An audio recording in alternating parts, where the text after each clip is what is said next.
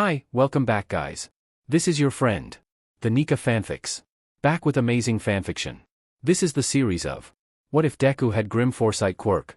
Now before starting, please give this video a like and subscribe to the channel if you want more videos like this. Now let's get into the fanfic. April. All Might didn't have much time left before the sludge villain captured a boy, and he certainly doesn't afterward. The boy is polite and calm after he wakes up, barely looking All Might in the face. His breathing sounds clear, he'll probably be fine, and All Might can feel that he just does not have the time to take him to the hospital to be checked out. He's already signed the notebook the boy carried and cheerfully sets off to find somewhere quiet that he can drop out of his muscle form. He thinks nothing of the boy after. There's no way All Might could possibly remember the face of every person he saves. May. Midoriya Izuku is used to her son's obsessive personality. She's always admired his drive, the way he just keeps trying no matter what. Watching him turning that sort of ambition towards a goal she knows in her heart is impossible has been pure torture, even as she hopes and prays to be wrong. Why, she asks as she looks at his list of high schools to apply for and doesn't see UA. The smile on Izuku's face is the one he uses in photographs to lie about being happy. She's seen it enough times in the pictures they've taken to send to Hisashi to know the difference between it and the real thing. Maybe it's just time to start being realistic about my future, he says, and it's almost enough for her to believe him, but Izuku has been watching this boy for 14 years. There's no way she wouldn't know he was trying to hide something from her. She wonders what someone said that finally broke his resolve. A steady beat of guilt fills her chest at her own relief. They talk about the schools, about possible jobs for the quirkless. Most jobs can absolutely be done without a quirk. Her son has a future, they just need to find what can make him happy, where he can find his place. Izuku's more distracted than usual, but they come up with a list of jobs to look into. When she hugs Izuku and tells him she's proud of him, she tries to believe he shares her hope. It's all that will keep her steady. She concentrates on helping him apply to schools, getting any study materials he needs, even changing up their diet when he mentions wanting to be healthier. Whatever she can do to help her son succeed, she will do it. Izuku joins an after-school study group that meets nearly every day, and Izuku hopes he makes more friends. In the last few years, she's barely seen Katsuki except at a few school functions, and Izuku never has much to say about him, except concerning his quirk. He never talks about anyone else either. It's worrying. She can't remember the last time he had a friend over. No one from the study group ever comes by, and she's not sure where it's being held, but whatever will help her son meet his future head-on, she's in favor of. How was the group tonight? She asks when he gets home, and then blanches at the sight of his face. Izuku. It's okay, he says with that lying smile, gently nudging her hands away from his face where his eye is bruising half shut. I wasn't looking where I was going. Her heart clenches, but she just fetches an ice pack to help with the swelling she can already see. It's little comfort that he lets her dote on him. No matter how she prods, Izuku refuses to give her the truth. He says it was an accident, he says he was clumsy, he says he was careless. By the time he goes to bed, she's half convinced that her intuition is wrong. A week later, she notices dark bruising all down one of his arms, like something huge slammed into him, or he into it. He won't tell her what happened. Another few days and she has to take him to the hospital to get 2 fingers splinted together because he fractured both knuckles. He still won't tell her anything. Izuku redos the budget and finds just enough money to enroll him in a self-defense class, and the look on his face when she tells him about it breaks her heart. The lying smile is plastered on his mouth and his eyes. She quickly finds a reason to escape to her room to cry because she can't stand how broken inside her little boy is. He doesn't put up a fight about going to the defense classes. The injuries keep happening, but either they're less noticeable or he just gets better and better at hiding them from her. She's not sure there's anything she can do to make it stop, but at least she hopes the class will help keep him somewhat safer. He won't talk to her, but she's getting used to that. June. The Midoriya kid is weird. Ojiro Mashireo thought so the first time he showed up a couple weeks back to the beginners class he assists his uncle with, and still does. When he's not directing the youngest of the group in their practice moves, Mashireo can't help but have his eyes drawn over. The new kid is his age, serious personality, non-martial quirk as far as he can tell. Nothing all that notable. Normally, no one Mashireo would spend much thought on when he's got other things to do, but his attention keeps drifting back to him. Midoriya Izuku moves like he knows what he's doing, but his body doesn't. Or, more, that his body can't keep up with his mind. In just the last 2 weeks, he's already topped the rest of the class just by building up his strength and stamina. Mashireo's only sparred with him a few times, but he's pretty sure Midoriya's going to end up a total beast, which just makes him that much weirder with how late he's apparently started martial arts. I wonder who trained him before us, Uncle Haruto says after the others have filed out to clean up and go home. Masahiro glances up at him. Midoriya. Someone must have. You noticed it too, right? His reflexes are slow, but... yeah. Like he's just out of practice. Uncle Haruto shakes his head and sends Masahiro off with a little wave and thanks for the help. Masahiro decides he's thought enough about Midoriya's weirdness enough for one day. 2 days later, when he's out on an errand for his mother, Masahiro happens across Midoriya again. The municipal beach park is a total pigsty they all kind of ignore, no reason for anyone to be around in, but Masahiro slows to a stop when he spots a familiar head of curls. And Midoriya's organizing the trash? Masahiro squints to get a better look, but maybe Midoriya's just really into community service? Either way, there seems to be some kind of method to his madness. Midoriya tackles each object in specific ways and Masahiro mentally maps out the muscle groups he's working. No wonder Midoriya's been bulking up noticeably if this is how he spends his free time. Well, there's nothing wrong with taking on a task like this. Still. Weird, but Masahiro guesses everyone's got their idiosyncrasies. He decides it's none of his business and goes on to finish his errand. He has homework to do. November. Aizawa Shoyuta doesn't patrol every day anymore. Not since he started teaching. That doesn't mean his usual haunts are any less protected, of course. He just uses a lot of surveillance when he's not out. For the last 2 months, when he's out, he feels eyes on him. He can't ever quite figure out where the feeling comes from, nor does it happen every time. Whether there's someone around or if it's some kind of quirk watching him from afar. His usual suspects don't change their behaviors, nothing else catches his attention. Nothing else has changed. Until one night when it does. Has All Might started training his successor yet? The question comes out of nowhere when he's 2 steps away from the edge of a roof, considering his jump to the next one. Shuda's turning before the question finishes, capture scarf already in motion because it's not a voice he recognizes, unlikely to be a fellow hero. The speaker doesn't even dodge the scarf wrapping around his torso to pin his arms nor react as Shoyuta activates his quirk. Small, lean, male presenting. Dressed in a dark gray hoodie and jeans with a black mask covering the bottom half of his face. Large eyes, color indeterminate in the low light. The hood is up, covering his hair, but there are a few dark curls over his forehead. Who's asking? Shoyuta asks without releasing him. He still doesn't recognize him, so worst case it's a villain and best case an unlicensed vigilante. Either case he has every right to hold him for questioning. Doesn't matter. The stranger sounds young and with his frame, Shoyuta figures a teenager. Has All Might started training his successor yet or not? I don't know what you're talking about. The kid sighs. I don't know why I thought this might work. How about you tell me why you think All Might has a successor in the first place? Because the fact that he's even looking for one isn't close to common knowledge. As far as Shoyuta knows, only a few select teachers at UA and some of the police are aware of All Might's injury and his steadily weakening state. That doesn't matter either. Ugh, save him from arrogant vigilante punks. I need you to pass a message to him. And why do you think I'll play messenger for you? The kid doesn't roll his eyes, but Shoyuta is pretty certain he wants to. He won't take it seriously from some nobody. It needs to come from someone he trusts and respects. Tell him to start Mirio's training immediately or he'll be dead within 6 months. Togata Mirio, 2nd year, very promising hero in training. Currently interning long-term with Sir Night's agency.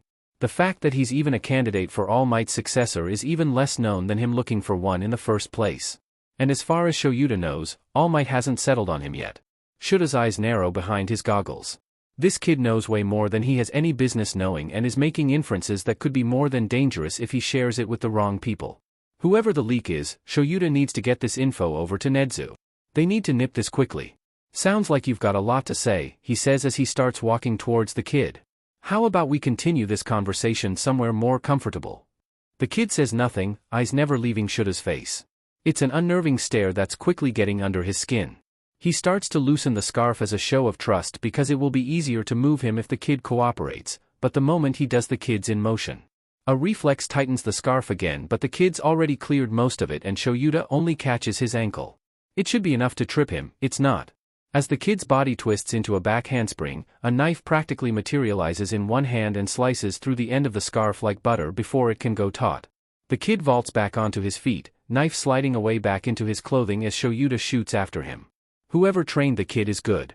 Shoyuta feels a strange sense of déjà vu, noting moves that are a little too familiar, a little too like his own. The kid doesn't try to land a hit nor does he make any offensive moves, just glides around Shuda's hands and scarf on his way back towards the other side of the roof. Every attempt Shoyuta makes to cut off his path is deftly avoided until the kid makes a leap to the next roof. Then it's a chase. Shoyuta hasn't had someone smart enough to evade him in a while and he's not enjoying it. The kid isn't any faster than him, but the eerie similarities to his own moveset keep jumping out at him. He starts wondering if the kid's just been stalking him long enough to have learned through observation, but no. You don't get this good so young without serious training with someone who knows what they're doing or years to develop something workable. This kid has been molded this way. And that knife? There aren't many that can cut through something like his capture weapon, much less so easily. Which makes it that much more frustrating when a scream rips through the air and Shoyuta has to let him escape to take care of an attempted robbery.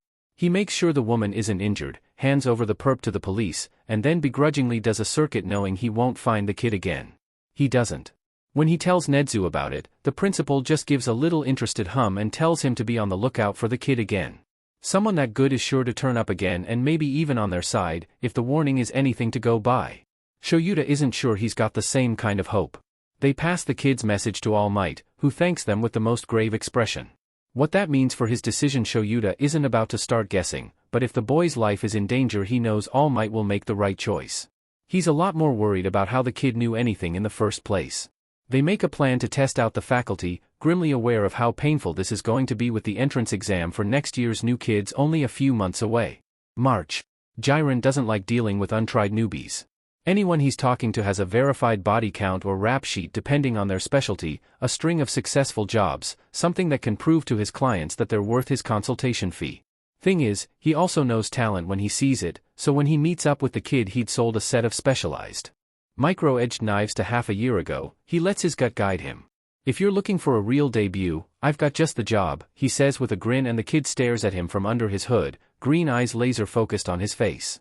He's small game right now, using his head and keeping his hands clean just the way Jiren does. Information, strategy, the kinds of things other small fries are in exceedingly short supply of. The quirk analysis Jiren accepted as payment for the knives had been ridiculously thorough, probably the best he's ever seen. The kid's not charging much, peanuts compared to what Jiren got from selling that one analysis alone, but with a trusted name backing him that'll change quick.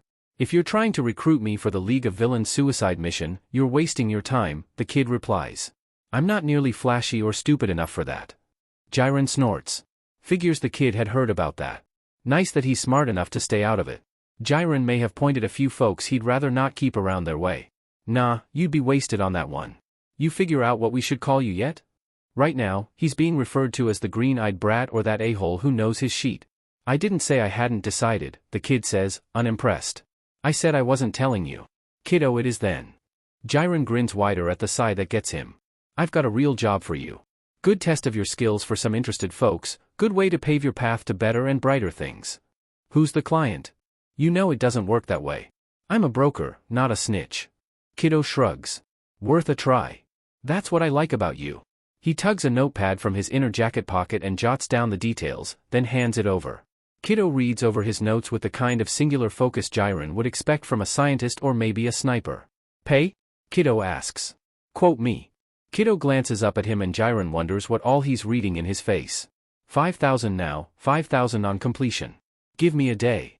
It's a ridiculously lowball offer, barely enough for a good pair of sneakers, and he almost feels bad about accepting. Doesn't stop him from paying, though. He's not about to turn over a new leaf or anything. Great. We'll meet back here. Sundown. Got it. The next day, Kiddo doesn't disappoint him. It's another ridiculously good quirk analysis, including details Jiren has no idea how he got, but that's just part of the mystery of his dear Kiddo. The kid says nothing as Jiren flips through it, doesn't even move until Jiren pulls out the rest of the money and shoves it into his hand. Pleasure doing business with you, he says as he starts to go, but Kiddo's voice stops him. The league is going to get curb stomped when they go up against UA, Kiddo says in a tone that isn't at all speculative. Like he already knows. They're going to start recruiting some actual members after, not cannon fodder, and they'll ask you to do it.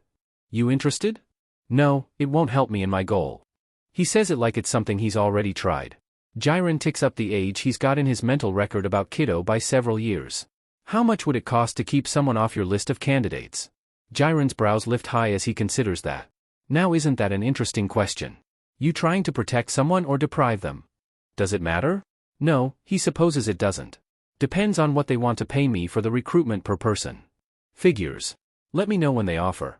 I'll double it. Bold claim for a nobody willing to take 10,000 for a job worth 10 times that, but Jiren's still intrigued. Well, if they ask me, we'll talk then. The nod kiddo gives is resolute, absolutely sure. That's the strangest thing about him, his confidence. It doesn't come across as forced or boasting in the least. It's earned. Jiren grins back at him and they go their separate ways. His life certainly has gotten a lot more interesting since Kiddo stepped on the scene. April. If he's asked later, Togata Mirio won't be able to describe the feeling that stops him that day before school. He's still honing the sixth sense heroes get after a while that alerts them to danger or need, but today it's screaming at him. He stops dead at the entrance of UA, caught by the feeling of eyes boring into him with a level of intensity he'd have expected from criminals or Sir Night Eye, but no one else. The starer is small but Mirio knows better than to underestimate. Small doesn't mean weak. He glances over him for a second, taking in the thin frame, black pants, gray hoodie, and then smiles brightly because maybe this is a friend in the making. The hood covering his hair and mask over the lower half of his face are a little suspicious, but maybe he's just hiding the effects of an unfortunate quirk. Can I help you? Mirio asks as he approaches, keeping careful note on any body language that might hint this was going to go bad. So far, the starer is relaxed and barely moving past breathing. The moment there's a slight shift in his stance, Mirio stops. Yes, the starer says, big green eyes focused on Mirio's almost like he knows him, but Mirio can't quite match him to anyone. Has All Might been training you? What? Unease starts creeping up Mirio's spine. How does some random person know about that? It's only been a couple months but he's already gotten so much better and All Might keeps saying something about passing on his legacy when he's ready. Oh, good, I wasn't sure if Aizawa would pass on the message or not. Okay, this is good. What does Eraserhead have to do with this? Wow, so I have you to thank. If you're thankful, I need a favor. Ah, that's what Mirio has been waiting for, but he'll at least hear the guy out. Class 1A is going to be training in the USJ today. I need you to find a reason to join them. Mirio blinks. What? Just what's this guy getting at? But his expression is so serious, his eyes so intense, and Mirio's carefully honed instincts scream that this is important. Trying to keep me occupied? I'm flattered that you're worried about making sure I'm not bored. Something changes in the starer's gaze for a second, softening. Amusement? Fondness? Then it hardens again. There's going to be an attack. They're aiming for All Might but won't care if any students get in their way. Mirio's insides go cold and tight. Why are you telling me? One of the teachers dash. That won't work. You have to find a reason to be there. Either legitimately or just show up. If you don't, there will be casualties. There will be fatalities. He sounds so sure. Mirio runs the options in his mind. All he's supposed to do today is go to class. Nothing that his absence would affect as far as he can imagine. If this is some kind of joke, all that would happen is maybe he gets detention for skipping class and being somewhere he shouldn't be. But why me? Someday, Lemillion will be a name everyone knows, the starer says with a confidence that's hard to discount. That starts today. The only people who will see it are teachers, students, and the villains who would hurt them, but as long as they all live? That's all that matters. They should be flimsy words but Mirio feels his heart quicken. Okay. I'll find a way. And if this is a prank, I'll get you back next time we see each other. The starer softens again and Mirio thinks he can see a smile under the mask. Yeah, he says and Mirio hears the strangest hint of wistfulness. I'm looking forward to it. Then he leaves and Mirio sneaks into the USJ with Class 1A. After, when the villains have either escaped or been put into custody and the injured are tended to or sent to the hospital, he sits obediently in front of Principal Nedzu and All Might and recounts the entire strange conversation that prompted his action. We need to find this informant, All Might says and Mirio tries very hard not to stare at his small, unpowered form. This isn't a secret he wanted to have but it will go to the grave with him if that's what All Might wants. Unless I miss my guess, this is the second time he's stepped in to direct our actions. Nedzu doesn't sound bothered by that, leaning back in his chair. And we are no closer to knowing who he is. Was that what the kid had meant when he mentioned Aizawa? I'm surprised, Nedzu says with a smile. His original warning, I thought it was about saving your life, Togata. But now I believe it was about saving All Might. 6 months ago, Mirio would have never believed something could actually threaten All Might that way. Now, with the man's injury-ridden form before him, he can actually see the man behind the hero. That means he's on our side, right? Mirio asks, looking between the two. Since he seems set on keeping All Might safe. All Might and Nedzu share a glance. I don't think we have enough information to decide that, Nedzu says after a moment of thought. But it's a good indication. Young Togata, is there anything else you remember about the boy? All Might's expression is grave, his gaze focused, and Mirio feels himself straightening up under it. No, sir. His clothing concealed anything that might identify him, but I know I'd recognize him if I heard him again. That will have to be enough, Nedzu says and then dismisses him. Mirio wanders a bit in the halls after, just thinking about the strange informant and just what he might be after. May. You're going where?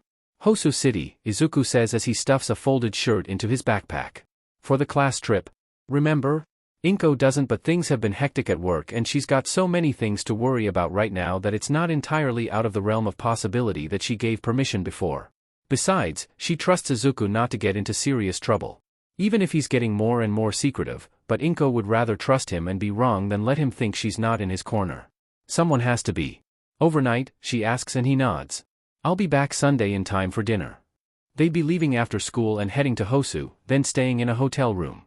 When she worries about the room, Izuku just smiles with fondness that is real for once and assures her he's taken care of it.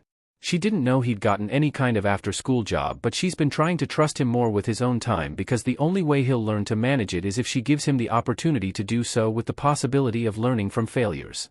As long as he goes to school, makes acceptable grades, and keeps up with the self-defense classes, she'll deal with not knowing more. It seems almost cruel, scheduling this kind of thing at the same time as the UA Sports Festival, she says and sees the way Izuku's hands pause for a moment. His expression doesn't change and he continues packing a second later like nothing happened, but Inko's senses are screaming. I don't think I'd get anything out of watching it anyway. The quiet of his voice does nothing to quell the defeat Inko is entirely certain she hears in it. She swallows back her own grief at her son's loss and instead reaches forward to gather him in her arms. At least he's not too big for that and instead melts into her embrace like someday he won't have her anymore. You are going to have so much fun on your trip, she says, because if the universe deprives her son of that, she will give it the sternest talking to. He snickers against her shoulder as if he can hear her thoughts. Yeah. I'm sure it'll be eventful. He doesn't usually patrol this early, but Ida Tensei can't shake the feeling that there's something he'll miss if he doesn't. It woke him from a dead sleep after a late night of talking his little brother down from the nervousness of the sports festival, and all Tensei could do was suit up and head out. The air is alive with tension and he keeps feeling like he's being watched. Whether that's just the early morning civilians or something more villainous, he's not sure. Usually, the hair on the back of his neck stands when someone wants to hurt him, but he's not feeling that now. He continues on as if nothing has changed, at least until he spots someone standing suspiciously in an alley and doing nothing else. Tensei isn't stupid. The situation screams trap and is just the sort of thing to catch a hero's attention. The fact that the person there is in a hooded jacket that covers his head and a mask doubles the possibility. That they're staring up between the two buildings and not out at the mouth of the alley is a little weird though. Hello. Tensei greets as he hazards a few steps in. The potential suspect turns to look at him, big eyes all he can see of them. I came to help you today, the kid, because a voice like that is either a child or some kind of age-affecting quirk, says, entirely serious. Tensei frowns. That costume isn't something he'd expect from a fellow hero, but a lot less flashy than vigilantes tend to be. Some kid who's watched too much TV? Well, I'm flattered, but I think you'd better leave the hero work to professionals, he says and hopes. That's a gentle enough refusal. There's plenty of hero courses that you can take to get ready to really help out when you're old enough.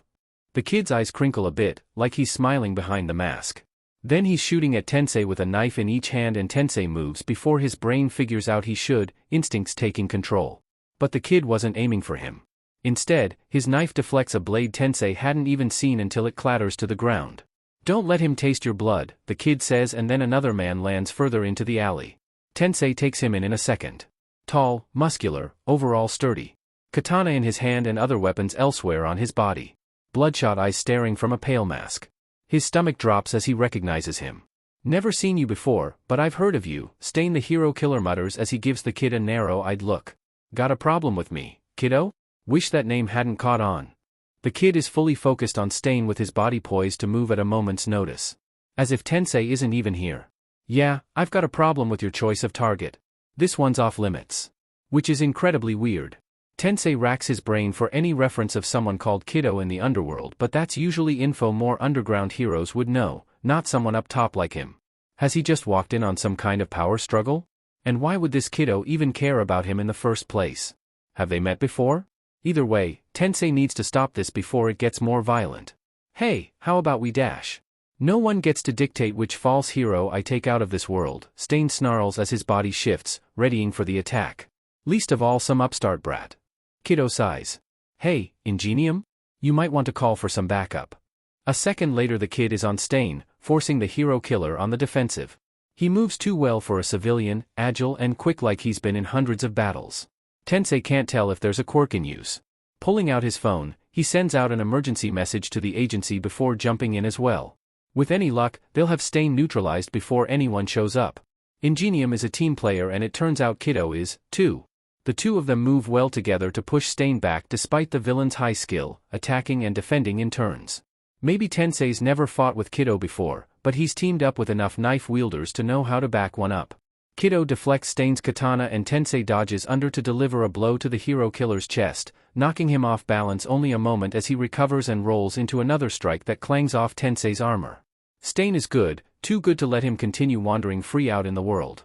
He's spent most of the fight probing their defenses, feeling out their skills, and Tensei needs to end this before he finds an opening. An arm shoves him to one side, a flash of red, then Stain's head is jerking forward to lick it from the air and Kiddo hits the ground in a boneless heap. Tensei falls back to get some distance and figure out what the hell just happened. The only wound he sees on Kiddo is a small scrape across his cheek that definitely wouldn't put him down. I'll come back to deal with you once this fake hero is dead, Stain says with a grin before jumping at Tensei again.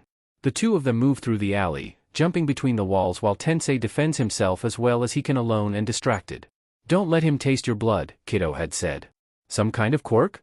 Seeing him paralyzed on the ground from a tiny cut, Tensei figures it has to be. He's got a lot of armor but half his body is just covered by his suit. Sturdy material but he didn't trust Stain's blade couldn't cut right through it. He concentrates on buying time, even if it feels like only seconds have passed since he sent that message out. Why are you doing this? Tensei asks because maybe if he can get Stain talking it'll be a good distraction and maybe Tensei will be able to do something other than just dodging. Because weak people become fake heroes and it is my duty to kill every one of them. And as Tensei blocks the katana, he feels a sharp sting on his side and reflexively leaps back. It's a good thing he aimed for the ground because just as his feet touch, his entire body suddenly stops responding to him. Tensei hits his knees and then falls forward, cursing when no amount of effort made even his fingers twitch. His head is to one side and he grits his teeth as watches Stain drop down near where Kiddo lays. Stain regards the still prone boy with a sneer. You can stop. Tensei says, glad that at least his vocal cords aren't paralyzed. You can stop this right now and no one else has to get hurt. Glancing his way, Stain seems to consider his words but Tensei doesn't hope for much. He just needs the hero killer to forget about Kiddo long enough for backup to arrive. However long this paralysis lasts, he's the only thing between that kid and death. Are you trying to convince me you're a real hero? The look on Stain's face is more amused than murderous, but considering both his opponents are apparently down for the count he's got time to gloat. Do you even know why you're on my list? Because I'm a licensed hero? Stain scoffs and then crouches down to grab Tensei by the hair, pulling his head painfully back. Why are you a hero? The fame and glory have diluted the true essence of being a hero and you are just as deluded as the rest of those fakes. All of you are too blind to your greed to ever be known as hero. What? As Tensei tries to figure through that logic, Stain lets go and gets back up. There's only one man I will acknowledge. Only All Might deserves to save the just world I'm helping create, he says as he raises his katana. There's nothing Tensei can do. He closes his eyes and thinks of his family, letting their memory comfort him in what seemed to be his last moments. Then Stain chokes, gurgles, and a large body hits the ground. Tensei's eyes JRK open and he sees Stain's shocked expression staring back at him with blood flowing freely around the hands clutching his throat. The only reason Tensei doesn't JRK back is because his body literally can't. He always talks too much, Kiddo says as he steps around so Tensei can see him. He looks down at Stain without pity, far too calm as the villain bleeds out between them. Tensei can barely breathe. As Kiddo wipes blood off his knife, Stain's eyes remain on Tensei's face as the light drains out of them. We could have captured him alive, Tensei babbles out and Kiddo pauses to regard him coolly. If you'd tried, it wouldn't have ended well for you or your little brother. Tenya? What does Tenya have to do with this? Why would anyone like Kiddo know his brother? You'll be able to move in another minute or so, Kiddo says, sliding his knife away in a holder under his hoodie. I know you're going to include me in your report. That's fine. I want your people to know about me. Tensei tries and gets one of his fingers to twitch. Because the quirk is time-based and wearing off? Because Stain isn't consciously keeping him down anymore? Because Stain is? Why? What does that get you? Attention from the right people. Kiddo kneels down as his voice softens. Don't let this bother you too much. There was nothing you could do. You just need to concentrate on being a most excellent older brother to a remarkable younger brother. He says it like he knows Tenya personally, and that is terrifying. The skill Kiddo showed in battle, the ease of stealth, the clean kill shot that left no chance of survival. This is a terrible development in the underworld. If it's someone Tenya knows, one of his friends or classmates, then his brother isn't nearly as safe as Tensei thought. He needs to tell people, warn Yue. There's a voice from the mouth of the alley and then Kiddo is gone. Tensei can't lift his head yet to see where he's gone, but then there are hands on him as he's rolled onto his back. He's caught in a whirlwind of getting checked over and giving a quick summary of what happened before his memory has had a chance to distort any of the details. Estimate on this new villain's age? Someone asks him and Tensei startles because he hadn't quite classified Kiddo as a villain, but it's definitely true that what he'd done was villainous. Young. Sounded like a teenager. And he knows my brother. There's quiet around him for several seconds as the others glance between each other. Tensei looks up from the bottle of water someone had pushed into his hands at some point when he had control enough of his body to hold it. We need to warn Yue that one of their students may have gone rogue, he says in a grave tone that he barely recognizes as his own voice. It was one thing when their mystery informant was just a concerned citizen with good information and stunningly on-point insights. It's entirely different when he's proven himself lethal. It's even worse if that person is one of his students. Nedzu has always had pride for his ability to analyze and judge the people he meets. Every student that gets accepted into his school has already gone through a more thorough background check than even those seeking top-secret clearance for the government. So the idea that any of them might be actively going rogue? No. Not acceptable. There's very little known about the villain Kiddo.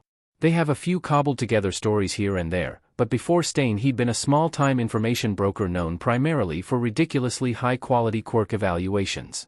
What little they've been able to piece together is that he's a highly intelligent newcomer with no strong ties to any one group. There'd been no indication he was even capable of the sort of violence Ingenium witnessed. Nedzu focuses his attention on the roster of 1A. The young Ida has already set himself apart from the rest for his leadership skills and is on good terms with most of the class. None of his closest relations seem the type to go outside of the law, and there is no one in 1A that resembles Kiddo. The physical description Ingenium gave matches the boy Aizawa met and the one who warned Togata. There are only 3 students that match up with what they concretely know about Kiddo physically, but their quirks don't come close. The going theory is that his quirk is some kind of general physical enhancement to his speed and strength because at no time has any sign of something more specialized been observed. And against Aizawa, he hadn't been troubled not to use it either, so outside of that he's also been highly trained to fight quirkless. Nedzu steeples his paws and considers the artist rendering of Kiddo. He looks young but resolute. Wide eyes that look young and old all at the same time. Villains murdering other villains isn't unheard of, but to have a relatively unknown one take out a big name like Stain is.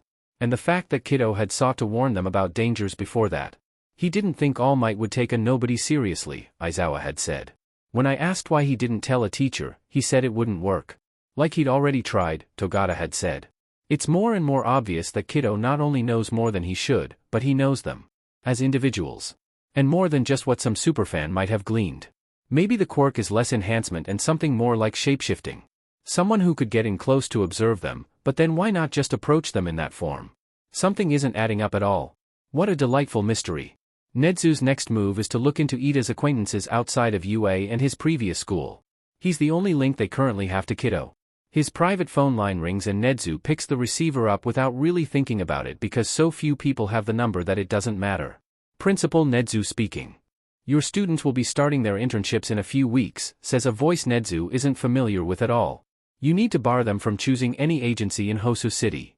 Well, isn't that interesting? The caller sounds male, young. And to mention Hosu so soon after the most recent excitement? This wouldn't happen to be the villain known as Kiddo, would it? Nedzu chances and the caller gives a put-upon sigh. Really wish that name hadn't caught on. A few taps on his computer and Nedzu starts both recording and tracking down the call origin. What made you change your mind about using intermediaries to warn us? He asks because he's genuinely curious about Kiddo's methods. I figure I'm about as credible as I'll ever be at this point. If you don't listen to me now, you never will. He's not wrong. So, what I'm hearing is that you don't want any student heroes in your city, HM? Not my city. But no, keep them out of Hosu. Things are going to get way too hot for students right around the time the internships start. So Kiddo is based elsewhere? His known clients have been far-flung, so they weren't sure what his usual stomping grounds are yet. Had he gone to Hosu specifically to murder Stain? Interesting. Villain activity? You should probably warn the HPSC and have them bulk up the hero presence there, but keep it quiet. That should limit civilian casualties without tipping off anyone too important. Why would a villain care about civilians? I suppose it would also make it easier to get rid of whoever you're trying to supplant. Sure, you can take it that way. Whatever gets you to listen to me. So he probably isn't looking to take over the territory.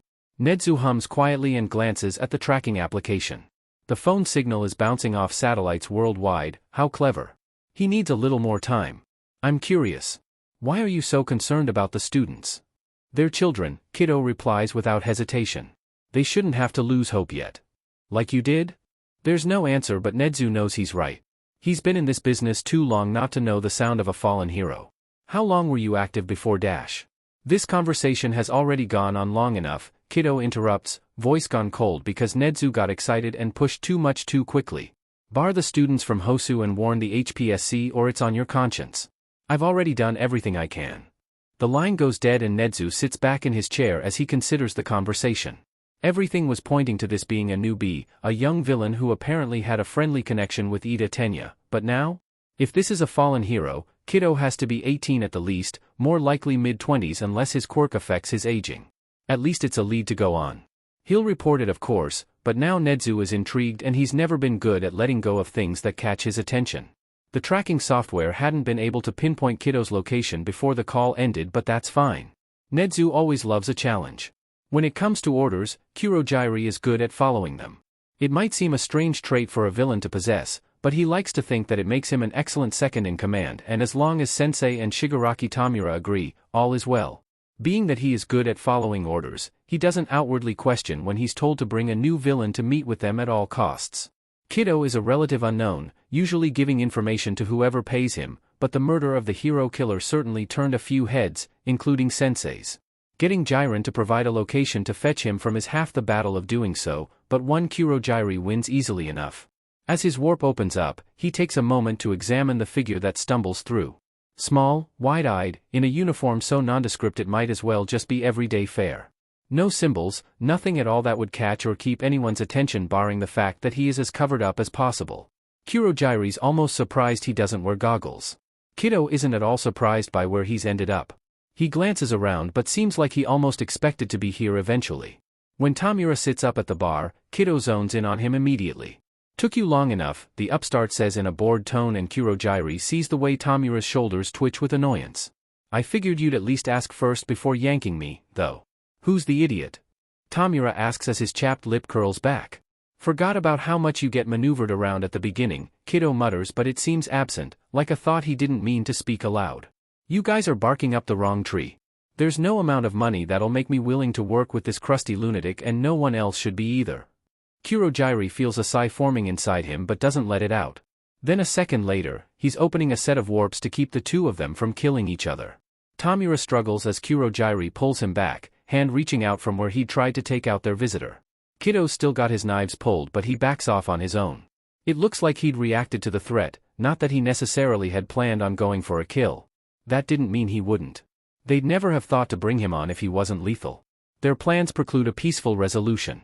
See, this is why I'm not interested in your boy band, Kiddo says, still tense and watchful, but he slides the knives away. The face is off key. Kurogyri tightens his hold on Tamura as he hears a growl ratter out of his chest. Why are we wasting our time, Dash? He begins, but another voice cuts him off. I think that's more than enough. Sensei's voice is enough to make all of them go still, even Kiddo. Kurogyri watches the mix of feelings cross through his eyes too quickly to pick anything out, but what remains is a grim sort of recognition. Hello, Kiddo. It's nice to meet you, Sensei says through the radio, smile clear in his voice. Can't say the sentiment is shared. Kiddo's lucky Sensei decides to be amused. His chuckle still sends ripples through Kurogyri's misty form. I take that to mean you aren't interested in joining our group yet? Guess you missed the part where your deranged mutt tried to disintegrate me, Kiddo says, unimpressed. No. I'm not interested. Now are you gonna have your warper send me back, or do I get to know where your super secret playhouse is located? Well, I'm sorry to hear that, Sensei replies with the same calm as if he hadn't just heard a veiled threat. We will of course return you from whence we found you. Kiddo's eyes narrow. Like I don't already know you'll put a target on me. I believe the saying goes, that sounds like a you problem, is the amused reply. Just don't come complaining when you waste a lot of resources trying to get back at me. Kurogyri warps him back where he'd found him because he's gotten fairly good at knowing when sensei wants him to warp someone into the middle of the ocean or not, and now is not the time. He must think Kiddo will be useful later. I hate him, Tamura growls out once the warp closes behind Kiddo, predictably. Don't worry, you'll have ample opportunity to eliminate him when the time is right, sensei reassures him, and oh, so that's the play. Putting a small stone in Tamura's way so he can destroy it. Build his confidence and experience. Kurogyri sometimes forgets how many steps ahead sensei thinks. Just let me get what I want out of him first. I assure you it will be worth the wait. June. When his mother tells him to go to the corner store for a few things, Bakugo Katsuki begrudgingly tromps out to fetch them, but only after they've screamed at each other for several minutes. He doesn't really mind, it's the principle of the thing. She'd start thinking he'll roll over for her every time if he doesn't make her fight for it. Sometimes he wonders where he'll find a wife that's as perfect a fit for him as his pushover father is for his hag of a mother, but that's so far away he doesn't know why anyone would bother to think about it. He's 16 and getting ready for his illustrious career is all he's got time for. Maybe when he's going gray, he'll shack up with some woman to pop out a few heroes in training, but even that idea seems too far away to put any brainpower towards right now. Katsuki doesn't even like kids, but he guesses having them is what he's supposed to do, just like the marriage thing. At least, that's what the hag yells at him about often enough to be annoying. Maybe he won't, just to PSS her off. Shaking the weird thoughts from his head, Katsuki makes his way to the corner store. He finds what he needs quickly, not wanting to waste more time than he had to on this. Exams are right around the corner, and like hell is he going to get saddled with extra summer classes just because he didn't study enough. It might be a funny way to PSS off his mom, but not worth the trouble overall. As he ducks through the sliding doors, another body collides with his and Katsuki nearly drops his bag before snarling out, "Watch where you're going, you DMN extra." The other person looks up and it's FING Deku. "Sorry, Kaken?" Katsuki hasn't seen him in months, not since they both graduated middle school, and even then their last year was weirdly quiet now that he thinks about it. Deku had kept his head down, didn't bother trying to engage with him, and now their paths just never have reason to cross anymore now that Deku isn't inexplicably on his heels every FING second. Deku's not much taller but seems less dwarfed by his clothes, like his body's gotten more substantial under them, and he'd been solid when he knocked into Katsuki. Is Deku working out? Why bother? But more importantly, Deku isn't cowering back, looks him in the face like they're equals instead, and Katsuki's mood snaps. "You're in my way," he growls out, and after a full second of staring, Deku takes a wordless step to the side to let Katsuki pass. No stumbling. No muttered apologies. It makes the hair on the back of Katsuki's neck stand on end for just how bizarre that feels. He makes a special effort to knock his shoulder into Deku's in passing, but it doesn't make him feel any better. 20 steps away and Katsuki can't stop himself from looking back. Then he freezes mid-step because Deku's just standing there staring at him, and the look on his face. It's not an expression Katsuki's familiar with, not from his childhood nuisance. For some reason, Deku looks 100 years old and like he'd lost everything. "What the hell are you looking at?" Katsuki yells at him because he can't stand seeing that anymore. Deku doesn't startle, doesn't even twitch. He just gives Katsuki a smile that's weirdly nostalgic and hurts to look at, which just pisses him off more. "See you around, Kaken," Deku says before disappearing into the shop. Katsuki's lip curls back into a sneer and he goes back home to give his mother her goddamn groceries before he can talk himself into storming back after Deku. Whatever is going on with Deku is none of his business, but Katsuki can't quite shake the gnawing feeling that he should make it so. He throws himself into studying instead because the moment Deku gave up his ridiculous notions of going to UA and becoming a hero, he stopped being of even the slightest importance to Katsuki's life. At least, that's what Katsuki stubbornly tells himself. It feels a little weird introducing people to Kiddo, but Jiren's dmed if the kid hasn't made it worth his time. He hadn't realized Kiddo was getting enough clients to pay as promised. Surprising him seems to be Kiddo's specialty. All he'd asked for was to bar these people from the list of potentials to introduce to the League of Villains, but Jiren's pretty good at reading between the lines and Kiddo's interesting. Might as well see what he's got in him when he has more support. "What are you supposed to be?" the tall, scarred-up Dabi says as he looks over Kiddo, unimpressed. His sheer presence fills the whole room, oppressive in all the ways Kiddo's isn't. Looking at them, Jiren would have thought Dabi the more effective of the two, but, while the firebrand has a powerful, well-developed quirk, his actions have been more than haphazard over the last few years since he debuted. "Forgettable," Kiddo replies without pause. Anyway, I guess my villain name is Kiddo Dash. You guess? It just kind of happened. Kiddo sighs and reaches up to pinch the bridge of his nose as Jiren grins to himself. Go ahead and get it all out now, then we'll get down to business. I think it's cute, Toga Himiko says, bouncing in place. He's so small. She's another odd one, just as talented as Dabi but even more aimless.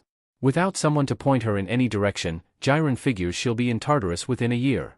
I still don't know why we're here, Spinner grumbles from where he's leaning against a stack of boxes.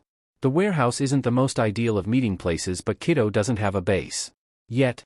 Spinner's not Jiren's typical pick for an ally, too close to the other side of the vigilante villain slider, but maybe Kiddo's got an idea on how to use him. You are here because you're a small-time nobody looking for meaning in your life. As Spinner stiffens with surprised offense under Kiddo's sharp gaze, he continues, the world seems broken.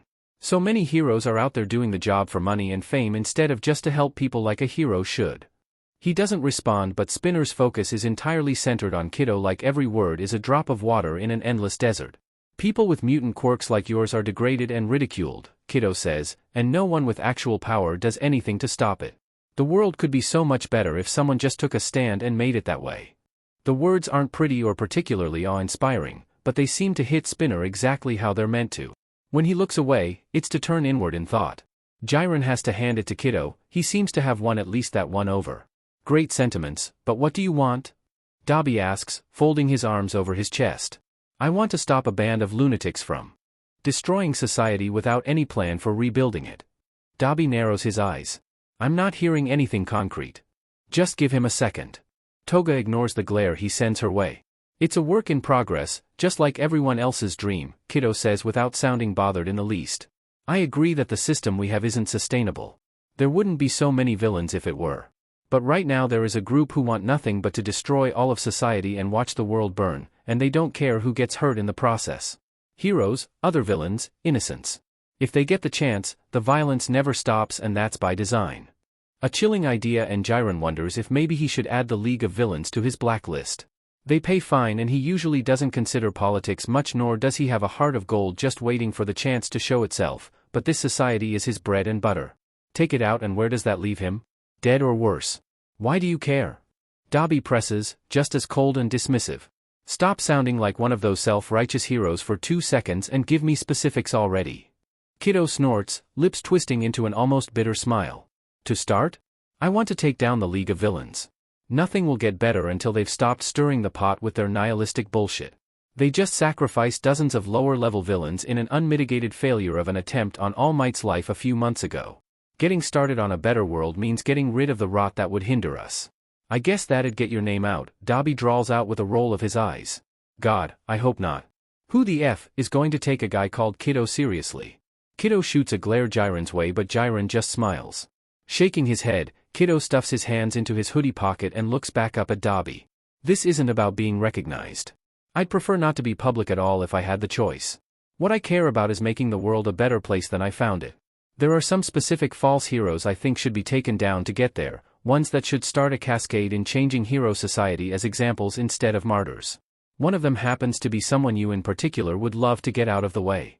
Are you trying to pull some kind of cold reading trick? Dabi's lip curls and he looks a second away from bailing. Who do you think you offer me? Endeavor. Dabi snaps straight, staring down at Kiddo who doesn't even twitch under the intensity of it. Toga covers her mouth with her hands and even Spinner's eyes go wide at the gall of targeting the number 2 hero. Had Jiren not heard Kiddo mutter about his hit list before, he'd be just as shocked. More than money or recognition or a better world, you just want that man's head on a plate, Kiddo says in a cold tone that makes a shiver run down Jiren's spine. He's the type that can only be redeemed through death and probably not even then. A hero obsessed with power, fame, the coveted number 1 spot. The faint glow around Dabi's scarred hands has Jiren's body tensing to make a run for it but Kiddo either doesn't notice it or doesn't care. I want to build a world where that kind of man would never have been put in a position to abuse others with impunity in his quest for perfection. Kiddo takes a few steps further into Dabi's space, would be nose to nose with him if he weren't so short. Like his own family. There's a bright flash of blue as flames flare out from Dabi's palms but it fades almost immediately. The stare-off is broken as a dark smile spreads across Dabi's face. Fine. I'll give you a try. But the moment it's not worth the effort, I'll take you out myself. I can live with that. As Kiddo wins another subordinate to his side, the last candidate is almost vibrating with glee. Toga looks every bit a normal high schooler getting ready for some fun outing rather than the cold-blooded killer Jiren knows her to be. Me next. Me next, she says as she rocks from heel to toe and back again, grinning widely with one hand shooting up. What do I want? Kiddo regards her a moment and seems to soften, just a bit. You're easy. That quirk of yours has made it difficult for others to accept you, but you want a world where they do. Her expression fills with exaggerated shock, but under it Jiren notes just how focused her attention has gotten. I'd never ask you to be anyone but who you are, and that includes your quirk, Kiddo goes on. While I can't promise you something so concrete as vengeance or a cause you already believe in, I can give you ways to be yourself and build relationships with others like you. I can offer you friendship and a place to belong.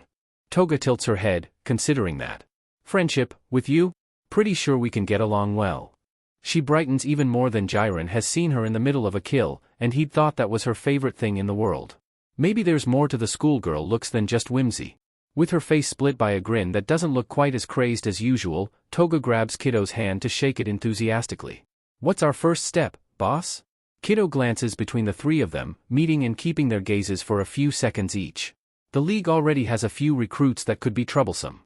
I want to try and turn them to our side, but barring that just take them out entirely. Anyone who's stuck on helping the league can't be left free.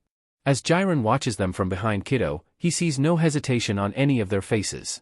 Kiddo's won his new team. Now it's up to him to use them effectively. Jiren's still not sure which side he'll end up supporting in the end, but this is more interesting than the underworld has been in years. He'll keep watching for now. There's plenty of time to change his mind later. Once they've had a few tasks delegated to them, the three leave and Kiddo turns back to Jiren. Got something for me too, boss? Jiren asks with a grin. There's a few more names I want to bar from the league, Kiddo says as seriously as ever, fishing a bit of paper from his pocket to hand over. I probably can't turn them to my side, but I still have to try. Glancing over the list, Jiren is surprised by a few names but not others. Well, Kiddo had started out as an info broker, of course he'd have gotten skilled at figuring out who'd be worth his time. I'll see what I can do. Which just made Jiren more curious. Is your endgame really that flowery sheet you were spouting earlier? Kiddo snorts and his eyes look ancient. Yeah, it really is. And where do villains even fit in with that idealized world? If I had my way, there'd be no reason to turn to villainy in the first place. The mask makes it hard to tell, but Jiren is pretty sure Kiddo's smiling at him. People like Toga, Spinner, and Dabi would have had the support and understanding they needed from the beginning. And I'm pretty sure you'd be successful regardless of how you decided to spend your time. This is just fun for you. Well, he's not wrong. And people like Shigaraki? Looking upward towards one of the warehouse's skylights, Kiddo says, if tissue has started to necrose, aren't you supposed to cut it out? It's hard to remember most of the time that Kiddo's lethal. Then he says sheet like this and Jiren remembers he took out the hero killer himself. That makes no difference to him in the long run. Jiren's still a man of limited integrity that can be bought if the money's good and the client doesn't PSS him off.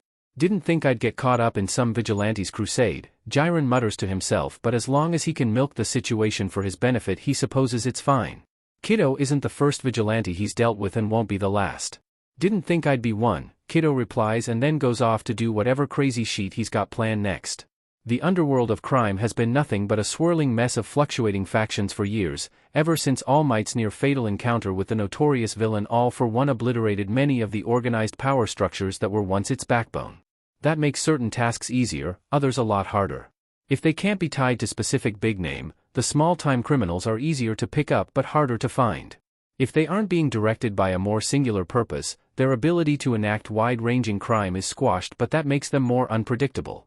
Tsukachi Naomasa doesn't know which he'd prefer, but is pretty sure the alternative of All for One still running wild is the worse one. That doesn't make the current rumors and more solid intel any less troubling. Power vacuums are always filled and the police have been keeping their eyes peeled for rising stars to quash before they can solidify their hold.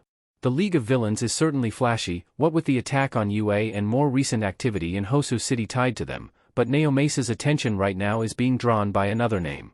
Kiddo's slaying of the hero killer stain certainly put him on the police's top 10 list, but they've been aware of him for longer. Suspected intellect-enhancing or mind-affecting quirk, quickly becoming a go-to for anyone needing quirk evaluation or strategic planning. His evaluations are dangerously spot-on and his information delves into details no outsider should have access to. How he chooses his clients isn't well understood, but he definitely has a method to it. About the only villains willing to talk about him have been those he turned down. Then he murdered Stain and gave them another possibility for his subtle quirk. Now there are signs he's building a following, and that's never a good idea for a villain as smart as Kiddo. No one knows what his intentions are because nothing's been announced, and the confusing difference between his warnings to UA and his criminal behavior is making it difficult to classify him. Vigilantes, by virtue of unlicensed quirk use, are villains, and Naomasa has no problem bringing them in just as readily, but he knows many that would let one slide if they kept their nose clean. Kiddo hasn't tried. Keep staring so intently at his picture and I'll be sure to let Makoto know she's got a brother-in-law in the making, Tanuma Izo teases as he sets a fresh mug of coffee down next to the empty cup Naomasa keeps accidentally picking up before remembering he hasn't refilled it. Thanks, he says, gratefully taking a swig. I just don't get this guy. Why throw in with criminals when private sector quirk analysts can make a couple $100,000 per evaluation without the risk? Trust fund kid wanting a thrill? And if you're set on being a villain, why go out of your way to take out someone killing off heroes? Nothing about Kiddo makes sense. Why warn a hero school of dangers to their students? Brief attack of conscience? And now he's building his own army? Does he even have a plan, surrounding himself with people like this? I could say literally anything right now and you just keep going, huh? Naomasa clicks back to the artist rendering. They've only gotten a few glancing photographs of Kiddo, nothing showing his face, so the rendering is still the best they've got. Everyone who's seen Kiddo in person confirmed that the artist's mental image quirk had given an accurate depiction. Naomasa could probably redraw it with his eyes closed at this point, he's looked at it enough times. He's been doing this long enough that he can usually predict what various types of criminals will get up to. Kiddo throws every attempt he's made. There's no sense to his actions, Naomasa is missing some key piece that might let him figure it out. I need to talk to him, he says, and Tanuma fumbles his own coffee, nearly dumping part of it on himself. What? I need to talk to Kiddo. Which might be half impossible considering they have no idea who he actually is, or even where his home base is. His clients are from all over the country, though there are a good amount of them in Mizurufu. Opportunities due to the proximity to UA?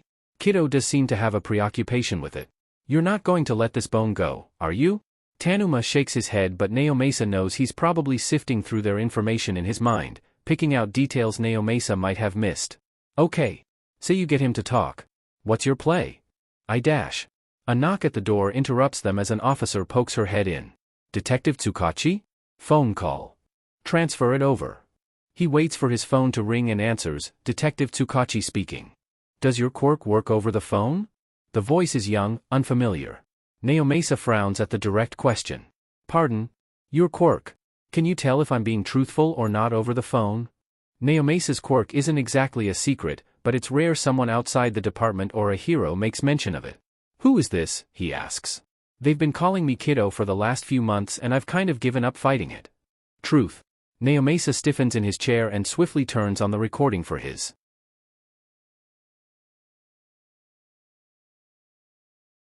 Further on into the future.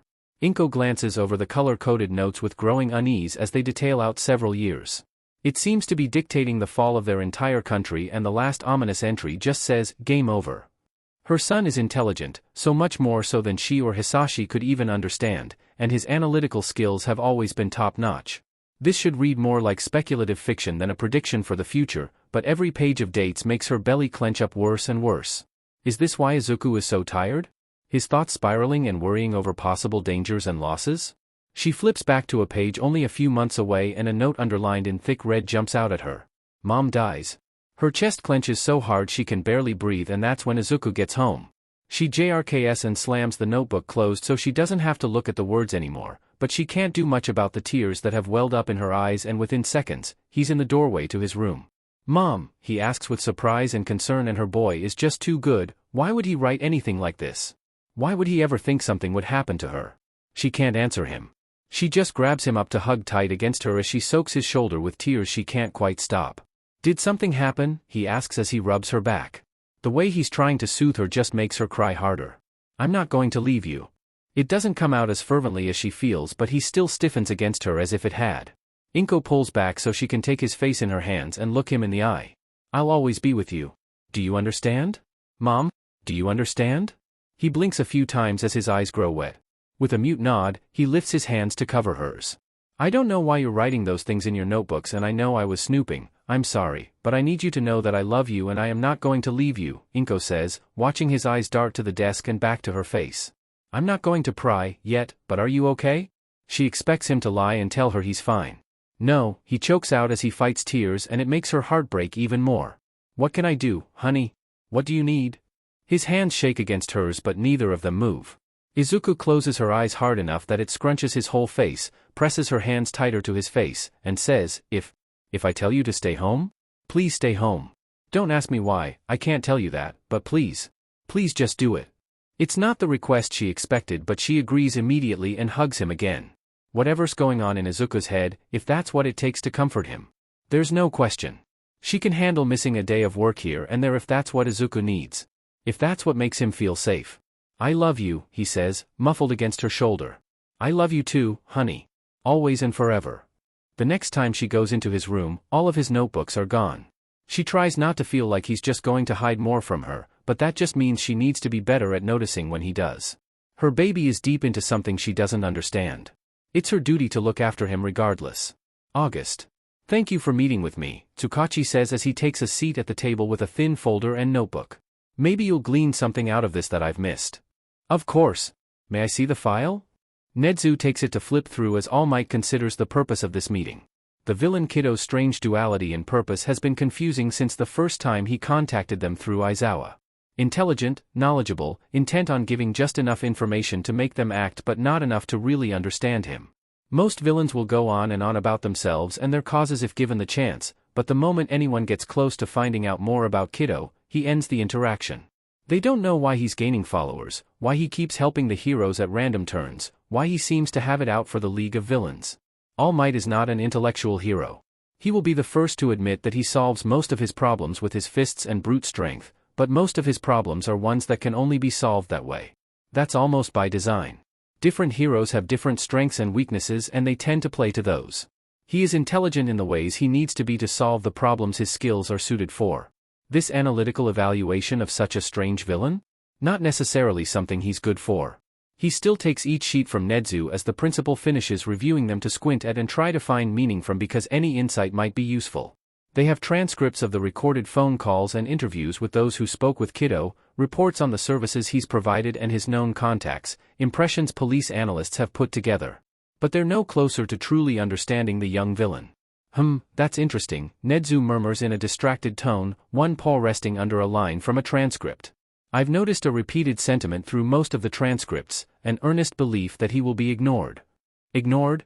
Tsukachi cranes his neck to look over the passage, frowning as he considers it. Now that I think about it. Yeah, every time he's been asked about his method of communication, he's always said something about it being a way he might be taken seriously, like he's used to being turned away. Something of a Cassandra story, perhaps. He didn't think All Might would listen about training Togata. He didn't think any of us would take the threat to the USJ and All Might seriously. He didn't think a hero would listen if he warned about the severity of the Shai Hasaikai situation without proof of his veracity. And isn't that one proving to be a mess? All Might isn't directly involved in the investigation but he's heard through the grapevine that it's turning out to be even worse than just a drag that can take away quirks. If there's a raid, he may get tapped to go in due to the high number of confirmed combat quirks within the Yakuza sect. He sounded desperate, Tsukachi says, gaze turning inward, when I asked him what he got from all this. I just want them all to live this time.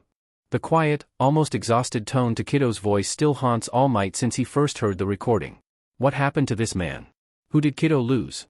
Who failed him before? Nedzu asks, mirroring All Might's thinking. Well, without knowing who he is, there's not much we can do to confirm what might have happened to him. So, we have a desperate, highly intelligent, highly skilled villain with unknown abilities and unknown motives that is fully willing to kill but not give us a straight answer. Tsukachi's expression is as unsettled as his voice. Not a combination I like. No one enters a fight with perfect information, All Might says, hearing Gran Torino's voice in his mind. We can only make the best of what we have. Ingenium's encounter at least gives us some insight into his combat abilities.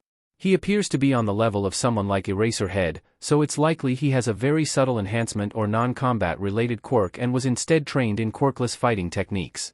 Until we're able to confirm his quirk, we can't match Kiddo to any known fallen or current heroes, Nedzu says, but I'm almost certain he is one. You get a feeling for that sort of thing. Ominous, but now that the idea is out there, All Might can't help but agree.